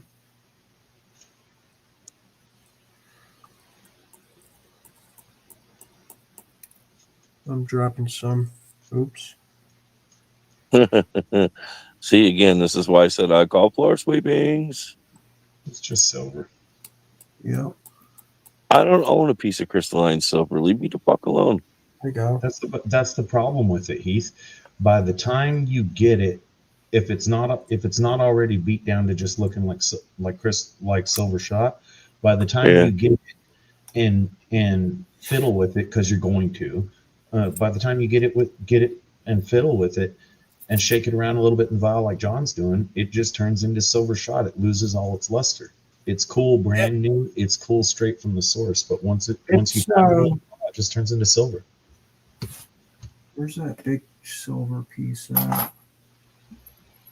Now, I was that person that actually bought silver pay dirt, and it came with some nice big pieces, and I paid a lot of money for this pay dirt from silver, and holy crap, it was not worth it. I give John shit because that bag that he's got in his pan has silver shot in it. And he won't do the fucking thing. But they're referred to as coffee bags if you're trying to buy them off of Amazon or whatever. There's multiple sizes. Make sure you're getting the sizes you want. But once you get them all sealed up, take as much air out as you can without killing it. Just seal them up, and then you can use a food sealer or you can buy a special bag sealer. But if you want to be cheap about it, and it works just fine, if you can get a women's flat iron, like from a yard sale or something, an old crappy women's flat iron, they work. Yep, just they fine work. without the tops. And Yep. and you can find them at yard sales cheap, $1, $2, something like that, and they work better than the cheap bag sealers. You're not like pulling a vacuum on it or anything. You just want to you don't want to overfill your bags. You want to leave some room for the material to move around, otherwise it'll blow open in shipping. And you want to take some of the air out so that the bag has room to be misconformed, because every single USPS agent in the country delivers packages like Ace Ventura. A food sealer would work fine. It's just 2 hot pieces of metal doing a slight melt. That's all it is. But if you don't, a food sealer works perfect. But if you didn't have they do. If you didn't have all that, a women's flat iron works just fine. We've actually had a couple of community members that their sealer quit working or they couldn't find one, so they stole their wife's flat irons and then wound up having to buy their wife's new flat irons because they melted plastic on it. Yep. I actually went out and I think I spent $8 These or are $10 ones that I really on- wanted when I was panning pay dirt is little quartz crystals. Yeah. These are pretty cool, actually. I just got these, and I really wanted quartz crystals when I first started, so these are going to go in the bag too. And there's 2 of them here. That's just, now they're spaced. They're about 1 inch long. This one's really nice. It's super clear. So these are going to go in the bag. I went out and I picked up a food sealer handheld device. Like if you open up a bag of chips, you can run this thing across, and it runs on 2 AA batteries, I think. I've had How this thing long for a do those couple of years. last? It works great. How long do the batteries last? I think I've changed them once because Oh, nice. they're not, the metal's not together to conduct the heat. There's a little flap that you can flip up in between the two, so you I'd have, can protect it from not doing all that shit that it's not supposed to do. I'd have just thought the induction would drain a battery real fast. Nope, there's a little plastic piece in between. I don't know. I think I've had this thing for 3 years now. I've changed the batteries once.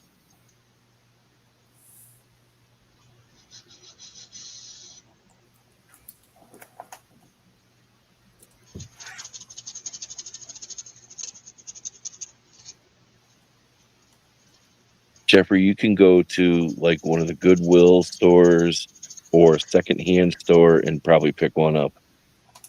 Well, he said he had a food sealer. If he's already got a food sealer, then the job is done. You know, that melts plastic. Right. That works without a doubt.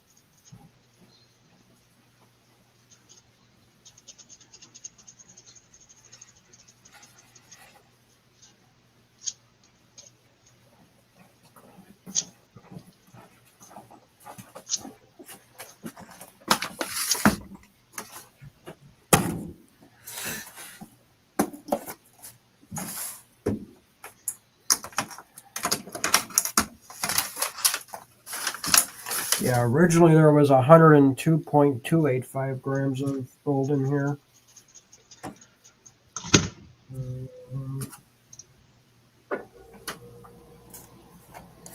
Geez, with them ending pennies, that will only make some pennies worth more. Yeah, I just saw that yesterday. It was all over Facebook that they stopped making the Philadelphia penny.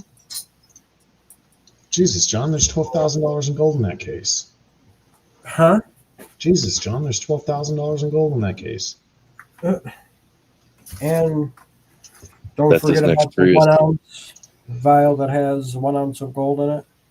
It has the Vendetta 12 gram or 11.5 gram nugget and a 5 point something gram nugget in it. And then it has a Gold Bay 3 gram in it. And then the Specimen Gold, 2 of those. Jeffrey, the question is why did you stop? But Yeah, there's certain gold I will not get rid of. The Australian gold or the high grader gold, that stuff will not ever get rid of, no matter what.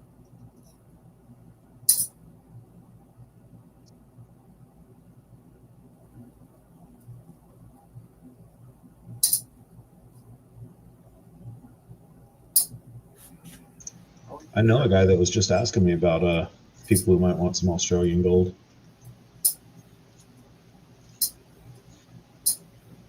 What does it keep again? 0.2 to 0.6? Where did I get that message from? Patreon?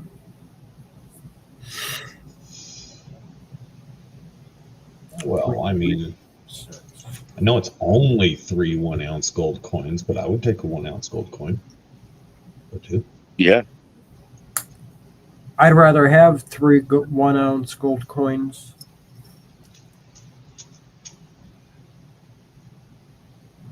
that can be arranged, John, if you know the right people. I mean, I could arrange it, but I buy gold at a little bit of a discount. Yeah, I'll do that. I won't do this one though.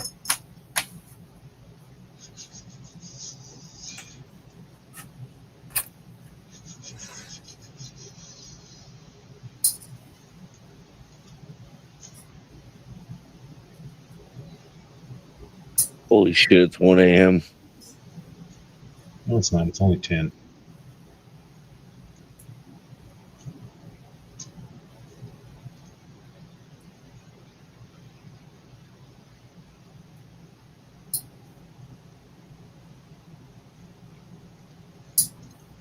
Well, I mean, a coin, effectively, once you get a coin, you look at it, fondle it a little bit, and throw it in the safe or wherever you keep it safe. For as much as I like gold coins, and they're a great financial investment that doesn't take up very much room. If you're talking societal collapse, then you're much better off owning silver rounds, silver 1 ounce rounds, ideally American Eagles or something backed by the U.S. Mint. And the only reason for that is if you have raw gold and you're out in a trade and barter society and you pull out your gold satchel, sprinkle a little gold on the scale. One, everybody has to agree on the scales, which all the scales are going to be manipulated. Two, that's not enough, just a little more. You show your hand for how much gold you have versus trading at barter and you're like, yeah, I want that pack of tomatoes and 2 dozen eggs and I have a 1 ounce silver coin, then you only really have to pull out the 1 ounce that you have, and that's all they know you have. They don't have to see the rest of your stash. So gold coins are really nice to have, obviously, but from a trading standpoint, you'd do a lot better with silver on the bottom. And collapse Right, silver as well. That's why they got the breaker bars and the breaker rounds that you can take a piece off of. A couple of the breaker rounds that I have is a quarter gram on each piece of pie you break off. Well, even that, that quarter gram, that speck, even say your pocket has a hole in it or your satchel has a hole or you get into a fight, you lose one of those and you're like, holy shit, it's very small, very easy to lose, and it's a lot of resource versus that same quarter ounce of gold or whatever it is a whole freaking tube of 1 ounce silvers. Whatever. I mean, it's all in your personal preference. From in a societal collapse standpoint, I'd rather have silver. For a long-term monetary investment that you're going to cash in 20 years from now, gold coin all day long. Way easier to store. Yeah.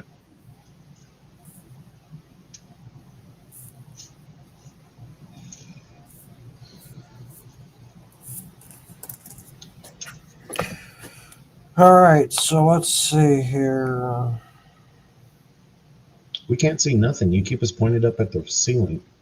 We need to get you a little throne with wheels on it so we can watch you wheel around like the little guy in King of the Hill. 100% our way. They are, Button. The premiums are high for sure, but you're paying a premium on anything right now. I got the premium on my last set of Eagles, which I got a Mint Direct sealed tube. Never even opened them, never even looked at them. A Mint Direct sealed tube. When I bought them, which was high in my opinion, I needed silver to crack $52 an ounce before I broke even. Bear in mind that I always factor in shipping and I factor in all costs. It's all a cost to me. But I needed silver to break 52 to break even. And it has to stay above 52. If it drops 30% in value tomorrow, I lose 30%. And the same goes with your gold coins or anything else. I still buy pay dirts from people I support. I'll gladly enter some races because you never know if it's going to go down or go up.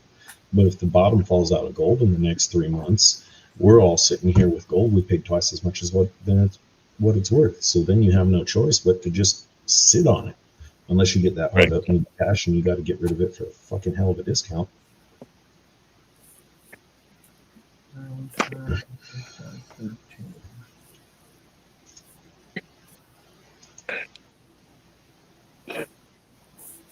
Well, that's it, but in a societal collapse, the Midwest is where you want to be. You want to be where the food is. The problem is everybody's Here, you still here? Everybody's going to do that, and you have to have a value to that society. If you don't have a working trade style skill that can help the commune, because that's what you're going to live in, is a commune. You better be able to do some electrics or do some framing or do some vehicle and tractor repairs and things like that. You need to have a skill that you can sell to these people. I would be fine. My brother's handicapped. he likely wouldn't be fine. He doesn't have a skill. You know, in a collapse, you need a skill. Your money marketing abilities mean nothing. Your networking abilities mean nothing. You need to be able to do something for the commune that brings value to the table. Otherwise, you have no value, and they're not going to waste their resources keeping you alive. They're just going to rob you, kill you, and absorb your property into the commune.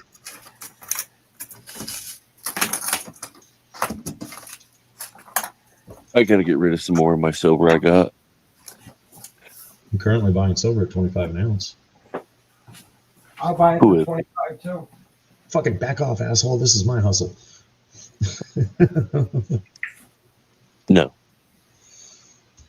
Well, I mean, hell, Heath, I never thought silver would go this high. I was a naysayer by any means. I don't think it should be as high as it is. I bought some regardless. But 52 an ounce, fuck. Depending on how long you've been holding them big bars, you're at least tripled your money. Doubled the triple. It's doubled in the last year, but if you've held on to those things for 20 years, you've done well. Right.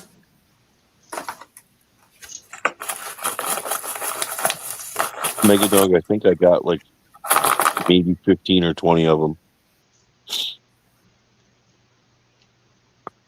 In various conditions. I'm going to try to mix it up.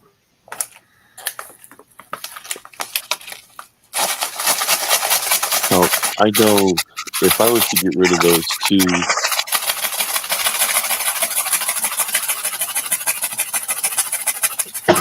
Well, the big 10 ouncer you got, that's $1,000.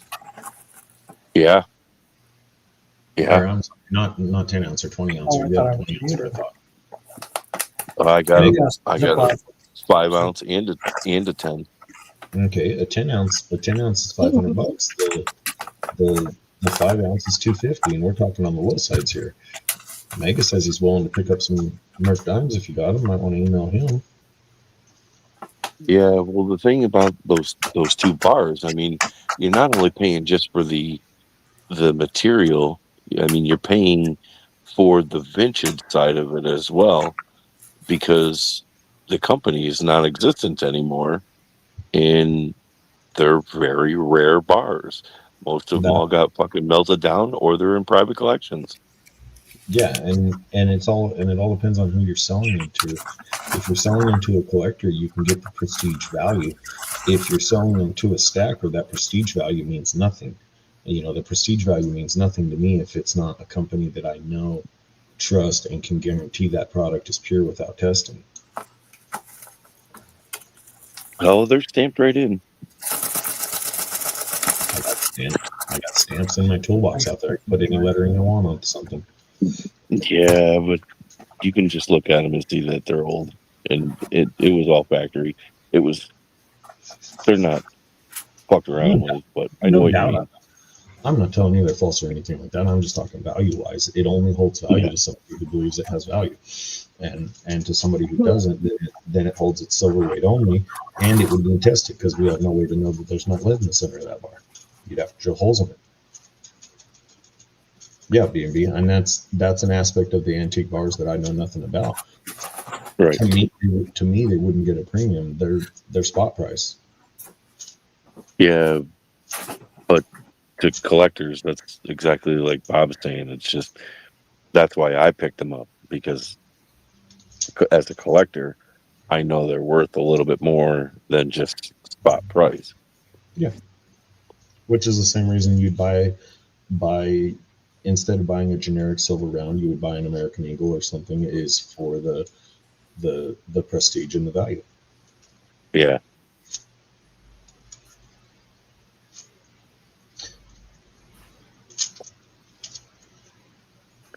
Mega Dog, I'll have to go through them tomorrow and see just how many I got and which ones I'd be willing to get rid of.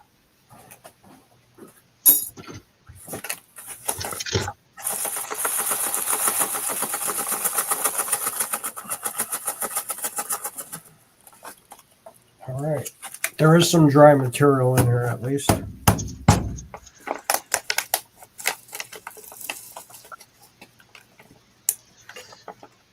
think I gave Bob one of those. And no, I got to get rid of probably couple more Morgans that I got. I think I got a couple of peace dollars I'd want to get rid of, but we'll see. That and maybe that $100 bill bar that I got. I really wanted to collect all of the series of those, but it just got harder to find them for a decent price. That's the whole thing. A decent price, and quite frankly, with the way the economy is now, a lot of your lower level investors or people who may possibly be able to afford it aren't going to buy crap like that, because all the silver in the world does no good if you can't pay your mortgage or pay for the grocery store. So I mean, like me personally, I'm not inclined to buy anything.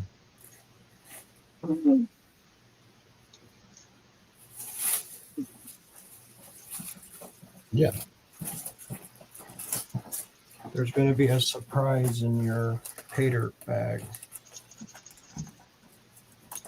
I mean, I was texting with the guy from Texas a little bit earlier, an hour or two ago, and this dude is supposedly he has a recession-proof job. He is an X-ray technician on pipes in nuclear plants, refineries, things like that. He X-rays the pipes. He's slow as shit. Everyone's slow. Shipping? Yeah, everyone's slow as shipping except for me. I get it out the next day. We're not talking about shipping. We're talking about working, John. Yeah, I know. Bag's getting sealed up right now as we speak, Bob.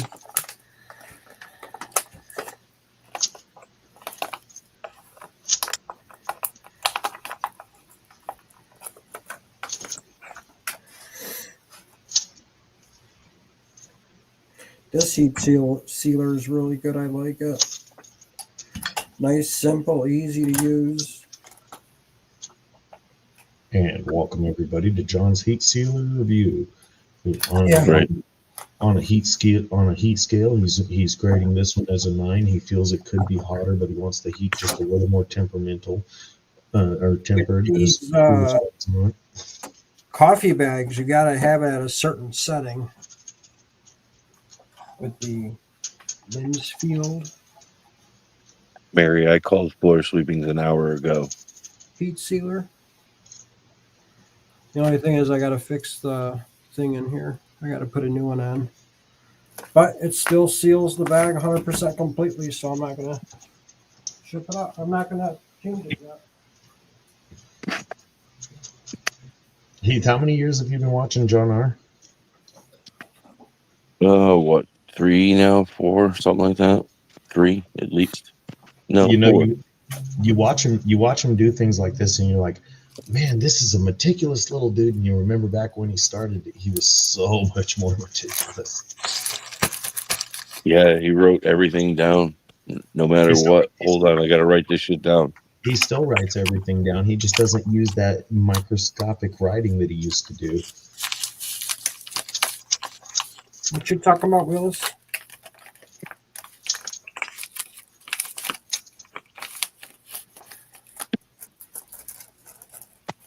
Mary, he's been live for 5 hours and 15 minutes. I was gonna say over 5 hours for sure.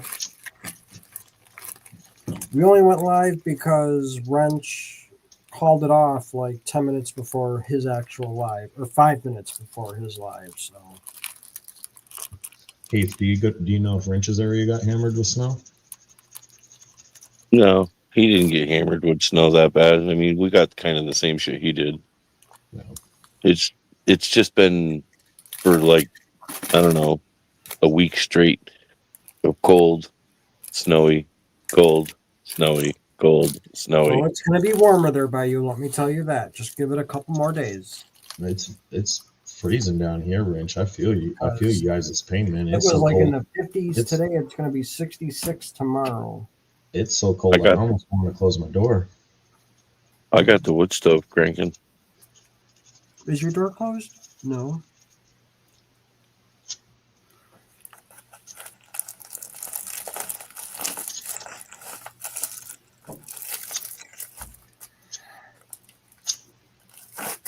have a surprise, Bob.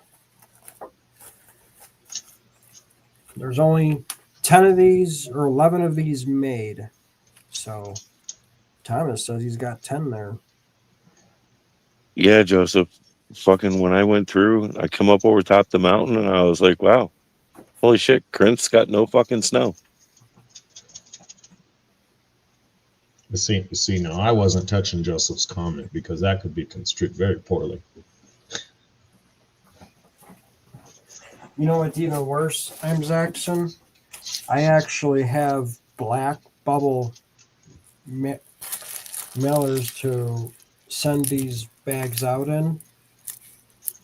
I already have them. I did it one time and they still charged me they actually charged me more at the post office to ship it out in one of those bubble mailers and compare Well, the flat rate box. the one you're getting ready to send out right now, that would definitely go in the flat rate box with Yeah. insurance. And it seems to me that this is just an observation. It seems to me that the mail people don't break into the flat rate boxes as often. It's kind of like a bigger You're right. noise. They don't break into the boxes, but the problem that everybody's putting on the packages that people are stealing from has either their YouTube name or a business name, Prospecting Gold, and all the other shit that goes into it in that name. And when somebody's sitting there reading, hey, well, this is from Bayou Gold. Oh, I wonder what's in it. Because that's Kings just got it. it was on Gentleman Prospector sent me one, and he actually sent me a round in an envelope, and they sliced the corner of the envelope and took the round out of the fucking thing and continued on. And the mailing had Gentleman Prospector on it, not Ken. Yeah. So I think he had some serious issues right there in Missouri where he was getting shit taken all the time. Well, your stuff's not getting stolen in transit. It's getting stolen at the initial facility, the hub, Or the transfer. or the end hub or your end facility, because everything, it goes into your hub, it gets put into bin 23. It goes to the hub, gets sorted again. It goes into bin 134. Bin 134 goes across the country to the next transfer hub that separates it down into the individual post office, and it goes there, and the individual post office separates it down to address. So it's getting stole either as soon as you send it or as soon as you leave. And it doesn't really take very many people to know that this particular person sends out things like that, because face it, a lot of you guys send out the same damn packaging every fucking time. You know, you got a 50 pack of envelopes that look exactly the same. So they recognize the package and they know, hey, last time it was a coin in this one, we're going to break that one open. Bob, you're still here? Yeah. Yeah, he's Yeah. probably still here. So I'm putting the same address that it went to, and it's probably going to tell me tomorrow when I'm there that it's going to go to the other place, which I will send you the tracking number for this. So just keep an eye on it. Well, but I was doing some work for a guy that he was a mail truck driver, and he would do this like on for 2 days, off for 2 days. He had to drive the truck from here up north for all his hours, and then he'd trade trailers with somebody, sleep overnight, and come back. And one day he goes into work and he's like, his boss comes up to him. He's like, hey, you're going to be followed by a white car. You know, don't worry about it. Just keep driving. We know you're being followed. Don't think nothing of it. And he drove his entire route, and he says, that stupid little car stayed right behind me and traded trailers, and the little car went down the road. And what it was it was safer. It was something of ultra high value, gold, $1 million, who knows, something of ultra high value. It's safer to send it. It's the post office because it's mixed in with so many other packages that you would have to find. So the actual transport across the country, it's safer being with the post office. It's just it's strength and anonymity. If you don't know what it is, then you're not going to be able to get it.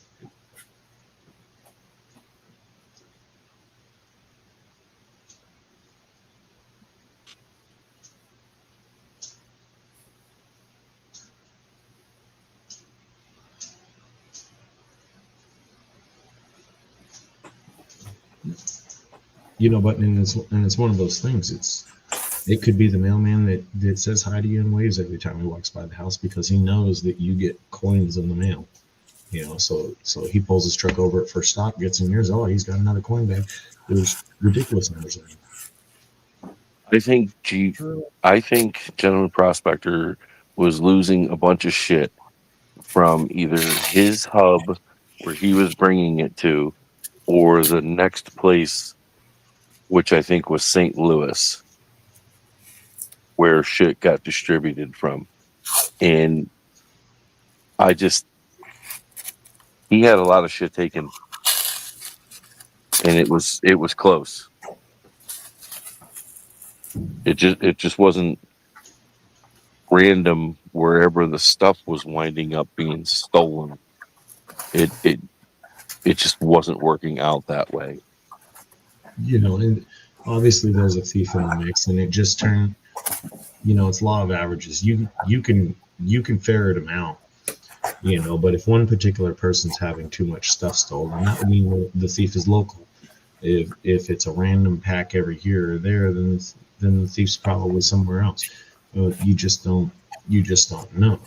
If John R.'s mailman found him on YouTube, he might come to the realization that, hey, I should probably be stealing every single one of John R.'s packages, and he would get 1 out of every 3 packages stolen, whatever the dude's particular persuasion was. It's just how it is. The amount of gold that's been shipped to my house, I'm surprised none of my packages have been stolen. Well, it almost happened one time. I think 6 grams of gold was sent to somebody else's house. And this is just recent. And I'm like, holy crap, it's been sent to somebody else's house. WTF. And I see it was delivered, but I don't have it. And I think a day or 2 later, somebody walks up on my front porch and goes, ding dong, I have your package. And I'm like, oh my God. That's the first time it ever happened to me. Yeah. This is within the last 6 months, probably. Yeah, and good on them for doing it. That's human decency at its finest. Yep. I was very shocked. And the bag wasn't opened. It wasn't, still sealed up. It was just put together and mailed. So I'm Zaxxon, I still have yours, and 403, I still have yours. I'll just leave these down here, I guess. Since you don't want it, Zaxxon. It's not that I don't want it. I'm trying to save you money. It don't matter to me. Hey, look at it this way. I saved you $10. It just increases your abilities to buy stickers.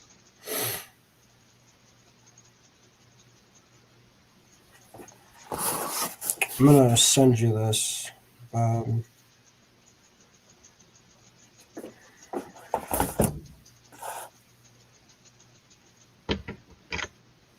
Hello, Texas Donna. How's it going, Texas Donna? Yeah, we're about to end it very soon here.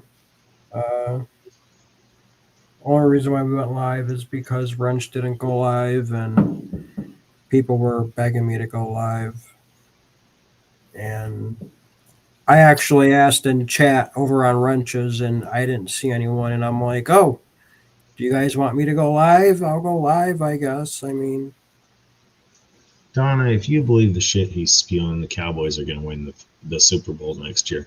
The dude is hooked. We created a monster. He's gonna justify it to himself however we can. We created a live stream monster.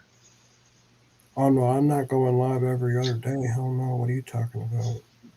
No, you're not. You say that now. Nope. Next month it'll be the 100-hour straight John R. show. I was actually sorting out my bag from Lucky Strike. It's a over 50-pound bag of pay dirt from Lucky Strike. I was Yeah. classifying it. The only difference between what John's doing now and what John would have done if we wasn't live was the camera was turned on. Other than that, he would have just puttered around in his little circle and played with his gold. Mm-hmm.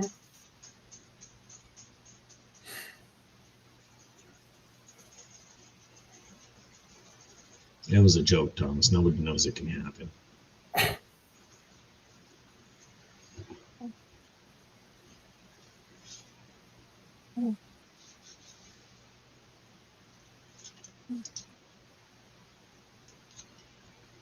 I need PayPal and Cash App to catch up now because there's a lot of money sitting out there right now. What do you mean? Well, from yesterday, today, and yeah. Why aren't you getting it instantly? Why should I be doing it instantly? No. Not instant. I'm saying the money should be in your Cash App or PayPal instantly. Oh To yeah, To yeah, your bank, you'll have to do the 3-day transfer. yep, yeah. Like I said, it just has to catch up. It won't till Monday. Yeah, I think one of them says Monday. I don't know what the other one said. Tuesday, I think. Which is fine, no big deal. But I got Misty's ready for tomorrow. I got Lord Shadows and this one for Bob.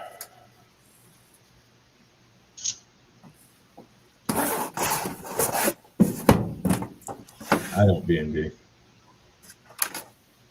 The reason I say Monday is because generally Friday to Sunday they won't transfer in, and you have to get it Monday. Well, if you have a business account BNB, that means that you're paying fees on all your money you're getting. If you're sending it properly to us, you should be sending it as friends and family.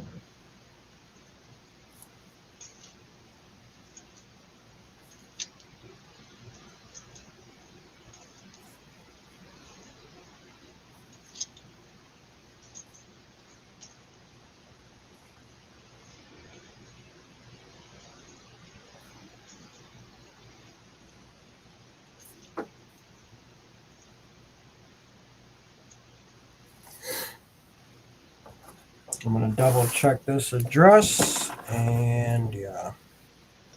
He's making an address. He's checking it. Guys, go find out if you know where it is.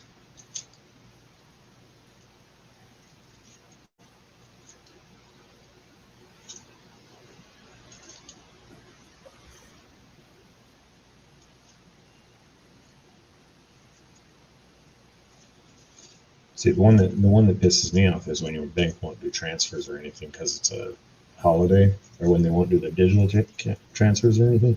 I'm like, what the fuck? Did the computer take Thanksgiving off too? I don't know the damn difference. We're good. Barry, I am doing nothing of the sort. I'm sitting here munching on a couple of wafer bars, and I just put wood on the stove. So I have to wait up a couple of more minutes. So just sit your ass over there and shut up. Yeah.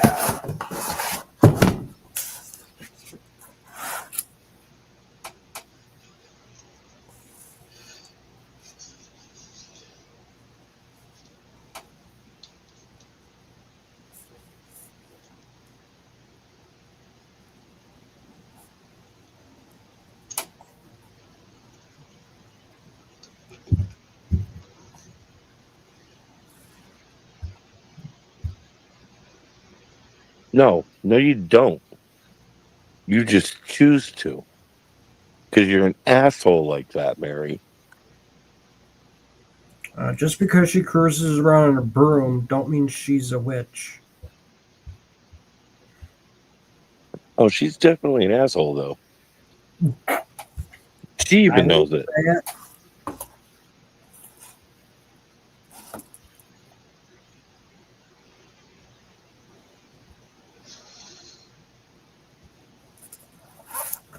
You just start making like an address book or something, so all the addresses I have, I don't have to worry about looking for them. He knows she's so much of an asshole. Zaxxon's just sitting here being quiet because you know he'd had input to this conversation. No. But technically, we're not supposed to say people's addresses without the other person knowing. So, No. I mean, there is no technicals about it. A modern courtesy is don't give out someone's personal information unless they tell you to. That's yeah, whoever gets these packages, and if you're doing like a mail call or something, please black out the addresses. Because I saw someone do it, and I'm like, are you serious? You're not even going to black out the address or put something over it or tape something to it. I use electrical tape, so you don't have. It's a cheap roll of electrical tape, like $1 or $2 on Amazon. I mean, all your addresses are out there. All your information's out there. It's just a common courtesy to fucking ask. Hey, do you want this person to have your address? No, actually, because I don't like them and I don't like their fucking friends. I don't care why they need my address. I don't want it. If you have my address, you have my address. If you do not, then fucking ask. Yeah. I forgot. It's not easy to get your address, so don't go down that road. Yeah, it is. I showed John.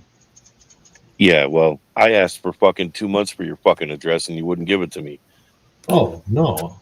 You were talking about through me. I was talking about fucking trolling it out on the internet.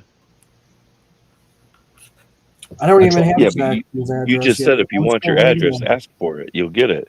No, it didn't work out that way. I have an address. I didn't say I'd give it to you. I said if you want my address, ask. I never said I would give it, but you could ask.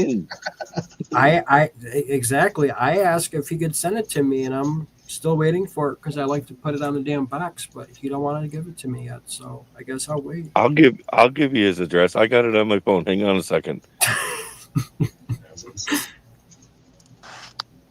I mean, I could go get Zaxxon's cards that I got. I have that address. Is it the same address? No, it is not. Okay. Send it. He'll get it eventually. No, yeah. all you do is piss off my former employer, which I personally find is funny. All you'd be doing is pissing him off. So then I'm going to get rid of it out of this book because I know I wrote that address down in the very beginning when I started writing the crap down. Yeah, cross that one out. I have no association. I will not get anything sent to that address. It'll get sent back or thrown away. All right. Let's see here. You are right there. You sure it's not that one?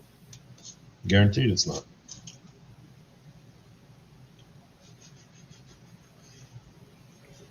Is it Maine? No? Not anymore. That's a former business address. I had everything sent to a business.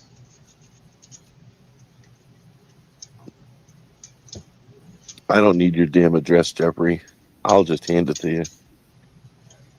It was easier than mailing it to you. I have some. I just have to add to it. I don't have much, but yeah.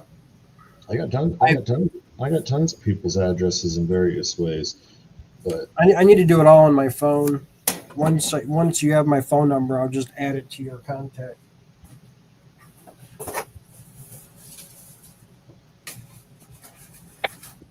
So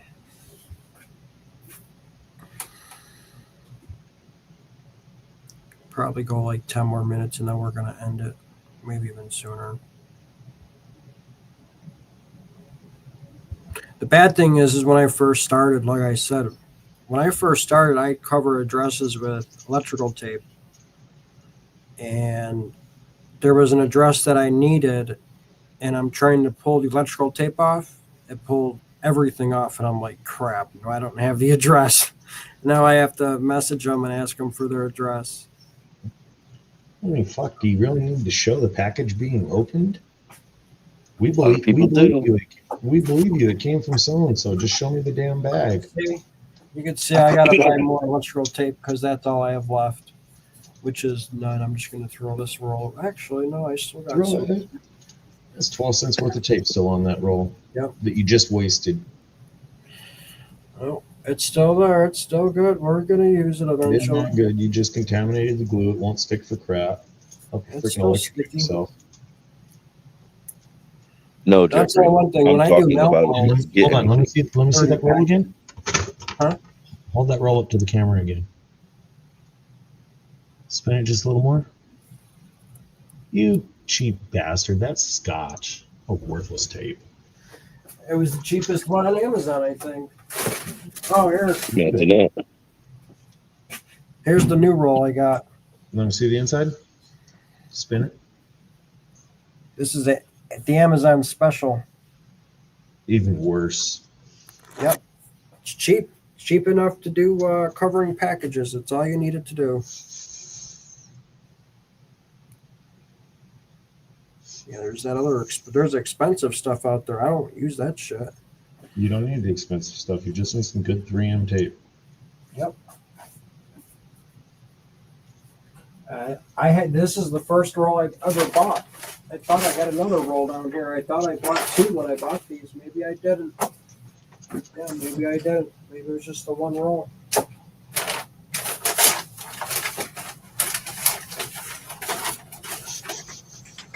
You know, I could even give this bag away. There's gold in it, I think. B&B's got a message for you here.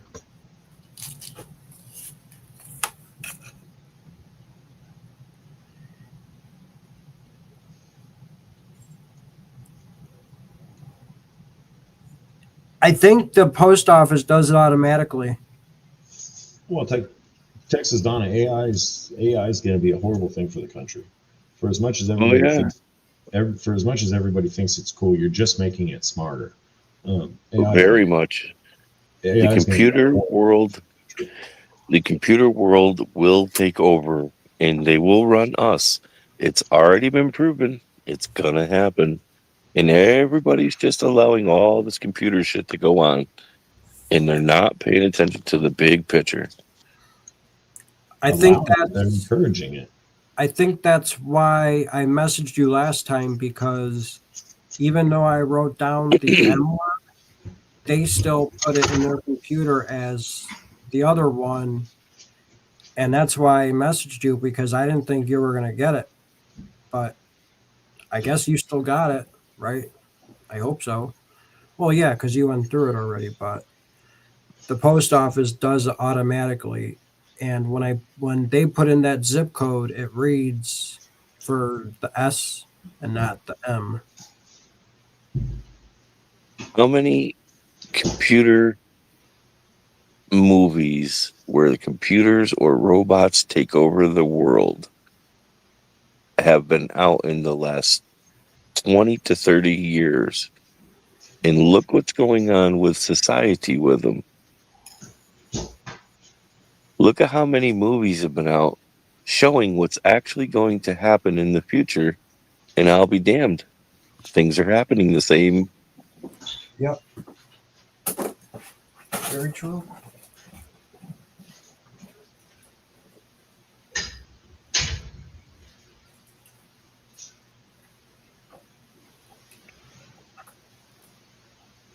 I'm gonna have to get some replacement rolls or buy Society gun. Society is getting dumber by the second. Yep.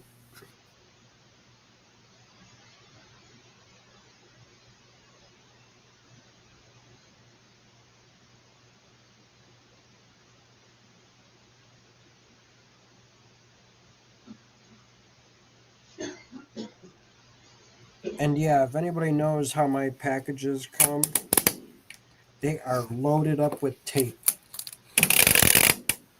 Trust me. You could ask Bob, you could ask Thomas. There's a ton of tape all over the box, all sides, everything.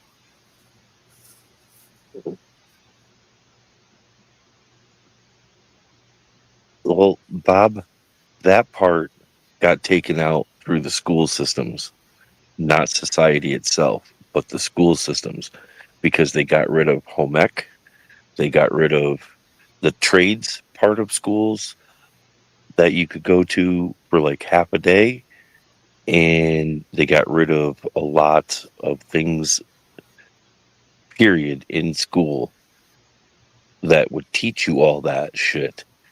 And it was the beginning of the computer era, and everybody was switching over to computers because computers are the new thing. This is what's going to guide our country.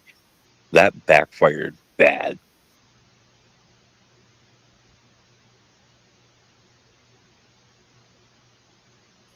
It's sad, isn't it? Yeah. Computers guiding the country.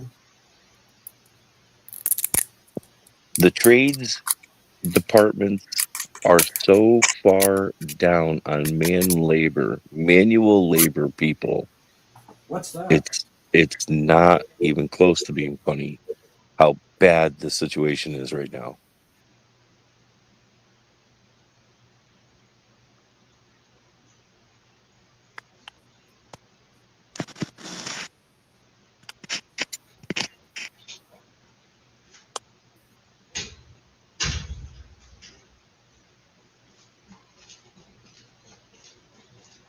You're one of the lucky ones, Mary.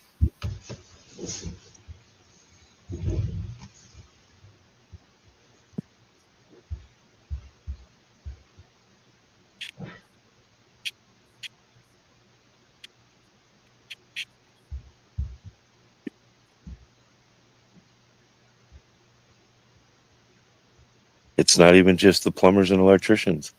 It's the masons, too. It's the carpenters unions that are bad. The whole skill work set was deleted from schools and teaching people because of the computer shit.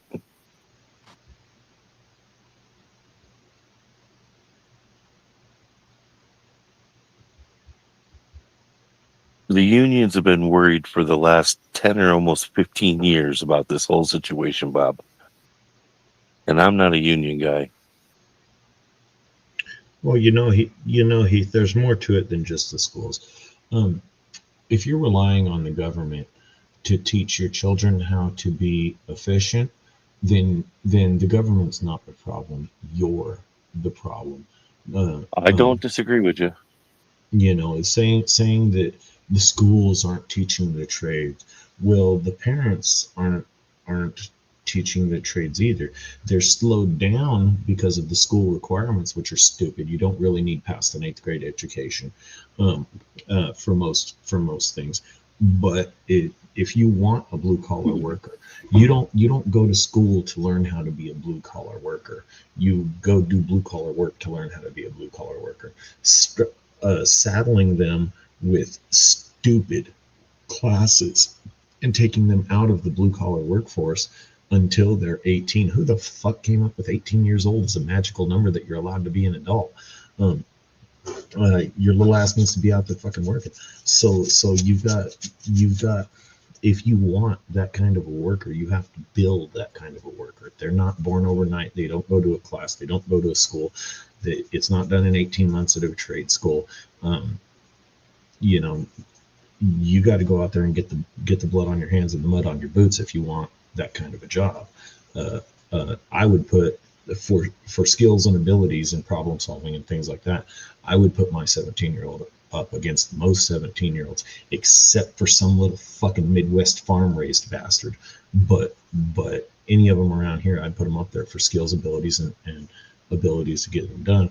And that's because, and I haven't even, I'm not the pinnacle of greatness. I've got my own fucking mistakes too, but that's because I've spent for the last couple of years building. I mean, I've spent all his life, but I'm building that, the work ethic, the work abilities, problem solving abilities. And he's by no means a genius, but his work boots ain't clean. He's told to do something, he accomplishes it. He's not going to ask me for every little fucking handheld thing, and if he does, I'm going to write his ass and give him a hard time about it, because I don't want him fucking asking me. I want him to figure out on his goddamn own. You can't rely on the government to do everything for you, otherwise you get government droobs, which we have plenty of already. Raise an independent, functioning adult. Don't raise a child. If you're raising a child, you're going to get a grown-ass 40-year-old child. If you're raising a young adult, then you're going to get a 16, 17, 18-year-old with problem-solving abilities who have the notion to know that, hey, it's midnight, I probably shouldn't be out, nothing good can happen.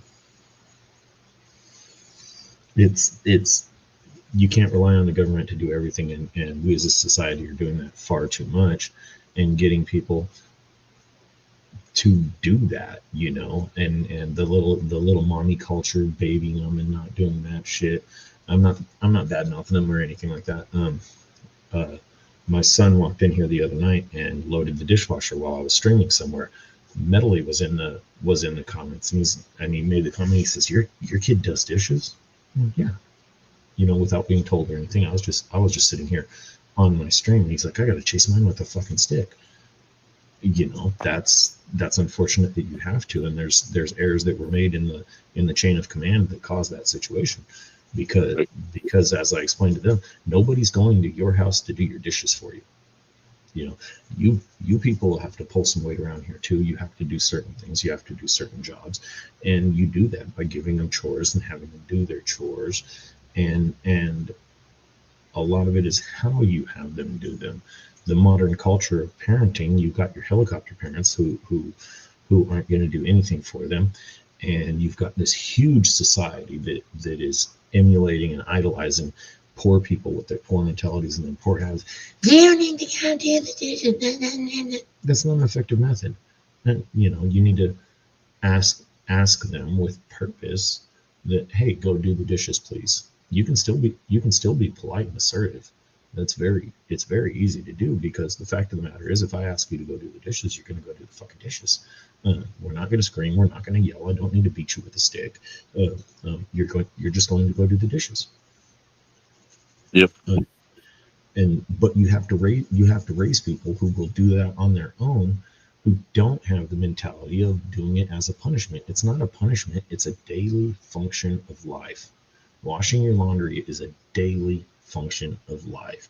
Cleaning up after yourself and not leaving a mess on the fucking table, like there's 3 over there right now, pisses me off, is a daily function of life. 2 of those are from my other kids. 1 of those is from somebody else who lives here. And so guess where it's learned from? You have to build the person you want. So if you want your children to be able to raise, support, and assist you in your older years or in your disabled years, you have to build that. It's like a block of Legos or something. You need to construct the fundamentals that when you turn 40, 50, 60, 70, or you get crippled up, or it's something you can't do anymore, that you can call your son. You're like, fuck, I can't get on the roof anymore. So you can call your son, and you're like, hey, I can't get on my roof. Can you go do this for me? And it shouldn't be an issue. You know, okay, yeah. And you can send them up there and know that it's going to be done to the best of their abilities. Great. The reliance on governments and the thought that everybody else should be the only one teaching your children is wrong. Quite frankly, I don't agree with everyone else. I don't agree with most people. I don't care about your socially acceptable. I don't care what particular gender you want to envision yourself as. You live in whatever fucking fantasy you want. Don't expect me to play along with it. I'll still talk to you. Right. We're still friends until you want me to be in your fantasy with you. You want to play fucking dress up? Go ahead. Just don't expect me to. Right. No, I've done well. I've done well with mine. My brother failed with his. He's learning on his own, but he's several years behind mine as far as developmental. Even my daughter, my oldest daughter, she's moved out, running her own life. Moved out within fucking like 3 weeks of turning 18. She's succeeding in life. She's spending her money wisely. Still has a savings as backup. Those are successes.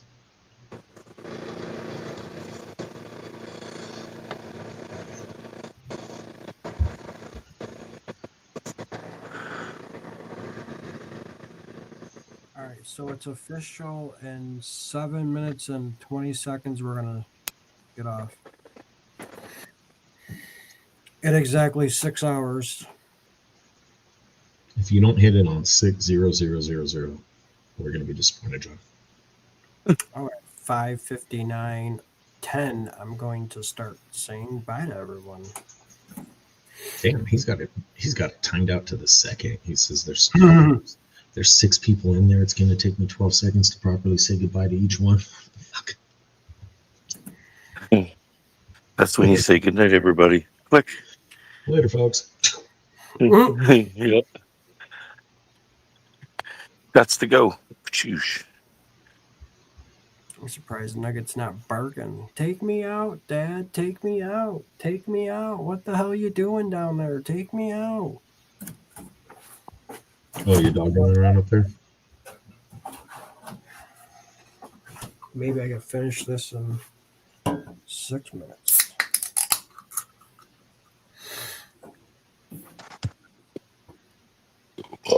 Oh, excuse me. What is Bean B?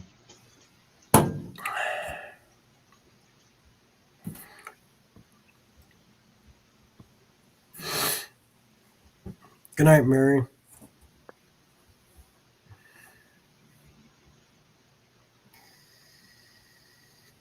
Well, I'm trying to think who are the 6 people. We're 3. I'm Ian one. and Jeffrey are 2. So I that's don't think 5. Heath has YouTube open. You got Donna, Bean B, but I do. okay. Then we're 3. Then you got Donna, B, and Button. Mary just left, and that's all. That's it. Good night, Donna. Yes.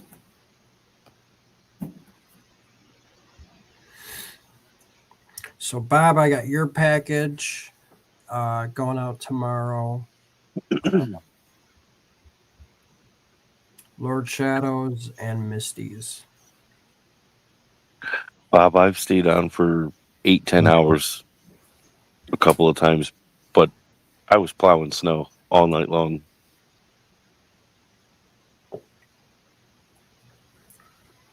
Well, I'll tell you one thing. Next year, if I go anywhere, I might just go live and hang out with you guys. Didn't I tell you guys we created a monster before you know it, he'll be streaming while he's driving? He's already thinking about it. He's like, well, I could stream while I'm driving and just take up the time. But it'll be a weird stream. I'd have to set up the other camera and because I really can't use this phone, so I'd have to use my other phone or my laptop, which is going to be really hard to do with a computer when you're driving. It's pretty distracting to be on a live when you're driving. The main reason is you can't read comments. So unless you have your phone in a phone holder right there by the wheel, otherwise you're really, really distracted trying to read comments. So if you have someone co-streaming with you, I would have to. who can highlight and say comments that matter, then it's just really, really distracting. And quite frankly, John, the disconnect from the digital world, even if you're just driving in your car, is mentally probably good for you. Right. Yeah. Wrench did it a few times. Yeah. There's a lot of people who stream while they're driving. The last time when I went to Thermal, that was when Benzo did an auction, and we didn't stay in the after party that long at all. I was shocked about that because usually it's hours in the after party, and nobody wanted to stay up, I guess. That's when I was going down by Brewer, actually, too, because of that last storm that was headed up north out of the Gulf, not the Gulf, the Atlantic, I believe. Yeah. Supposed to go straight up through Florida, right off the coast, go up Georgia, and go straight to where we're at Thermal. And yeah. In fact, when See, I I got out can't. by Brewers, he was still sleeping when I got there. So I just stayed outside. I was going to start taking a nap, but he woke up before I fell asleep. I can't generally go live when I'm in my vehicle because I lose reception so easily here. But when I'm plowing, I've got reception because I'm in society's level of whatever. Yeah. Mm-hmm. Well, we got about 2 minutes. Just less than 2 minutes, guys. Yeah. Live streaming while you're driving is very, very distracting. It's not bad if you have a panel and you're just talking to the panel, because that's all you can really do while paying attention to the road. If you're trying to actually watch and pay attention to chat, it's uber distracting.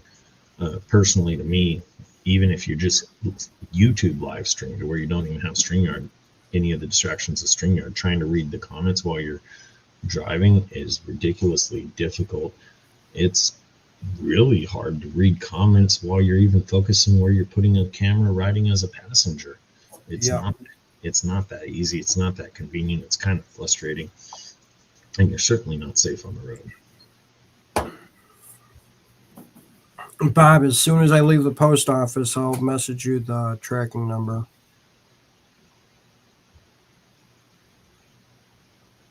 Oh, there's tons of them. I'm not saying it can't be done. It's just not safe. Rose was doing it too, I think.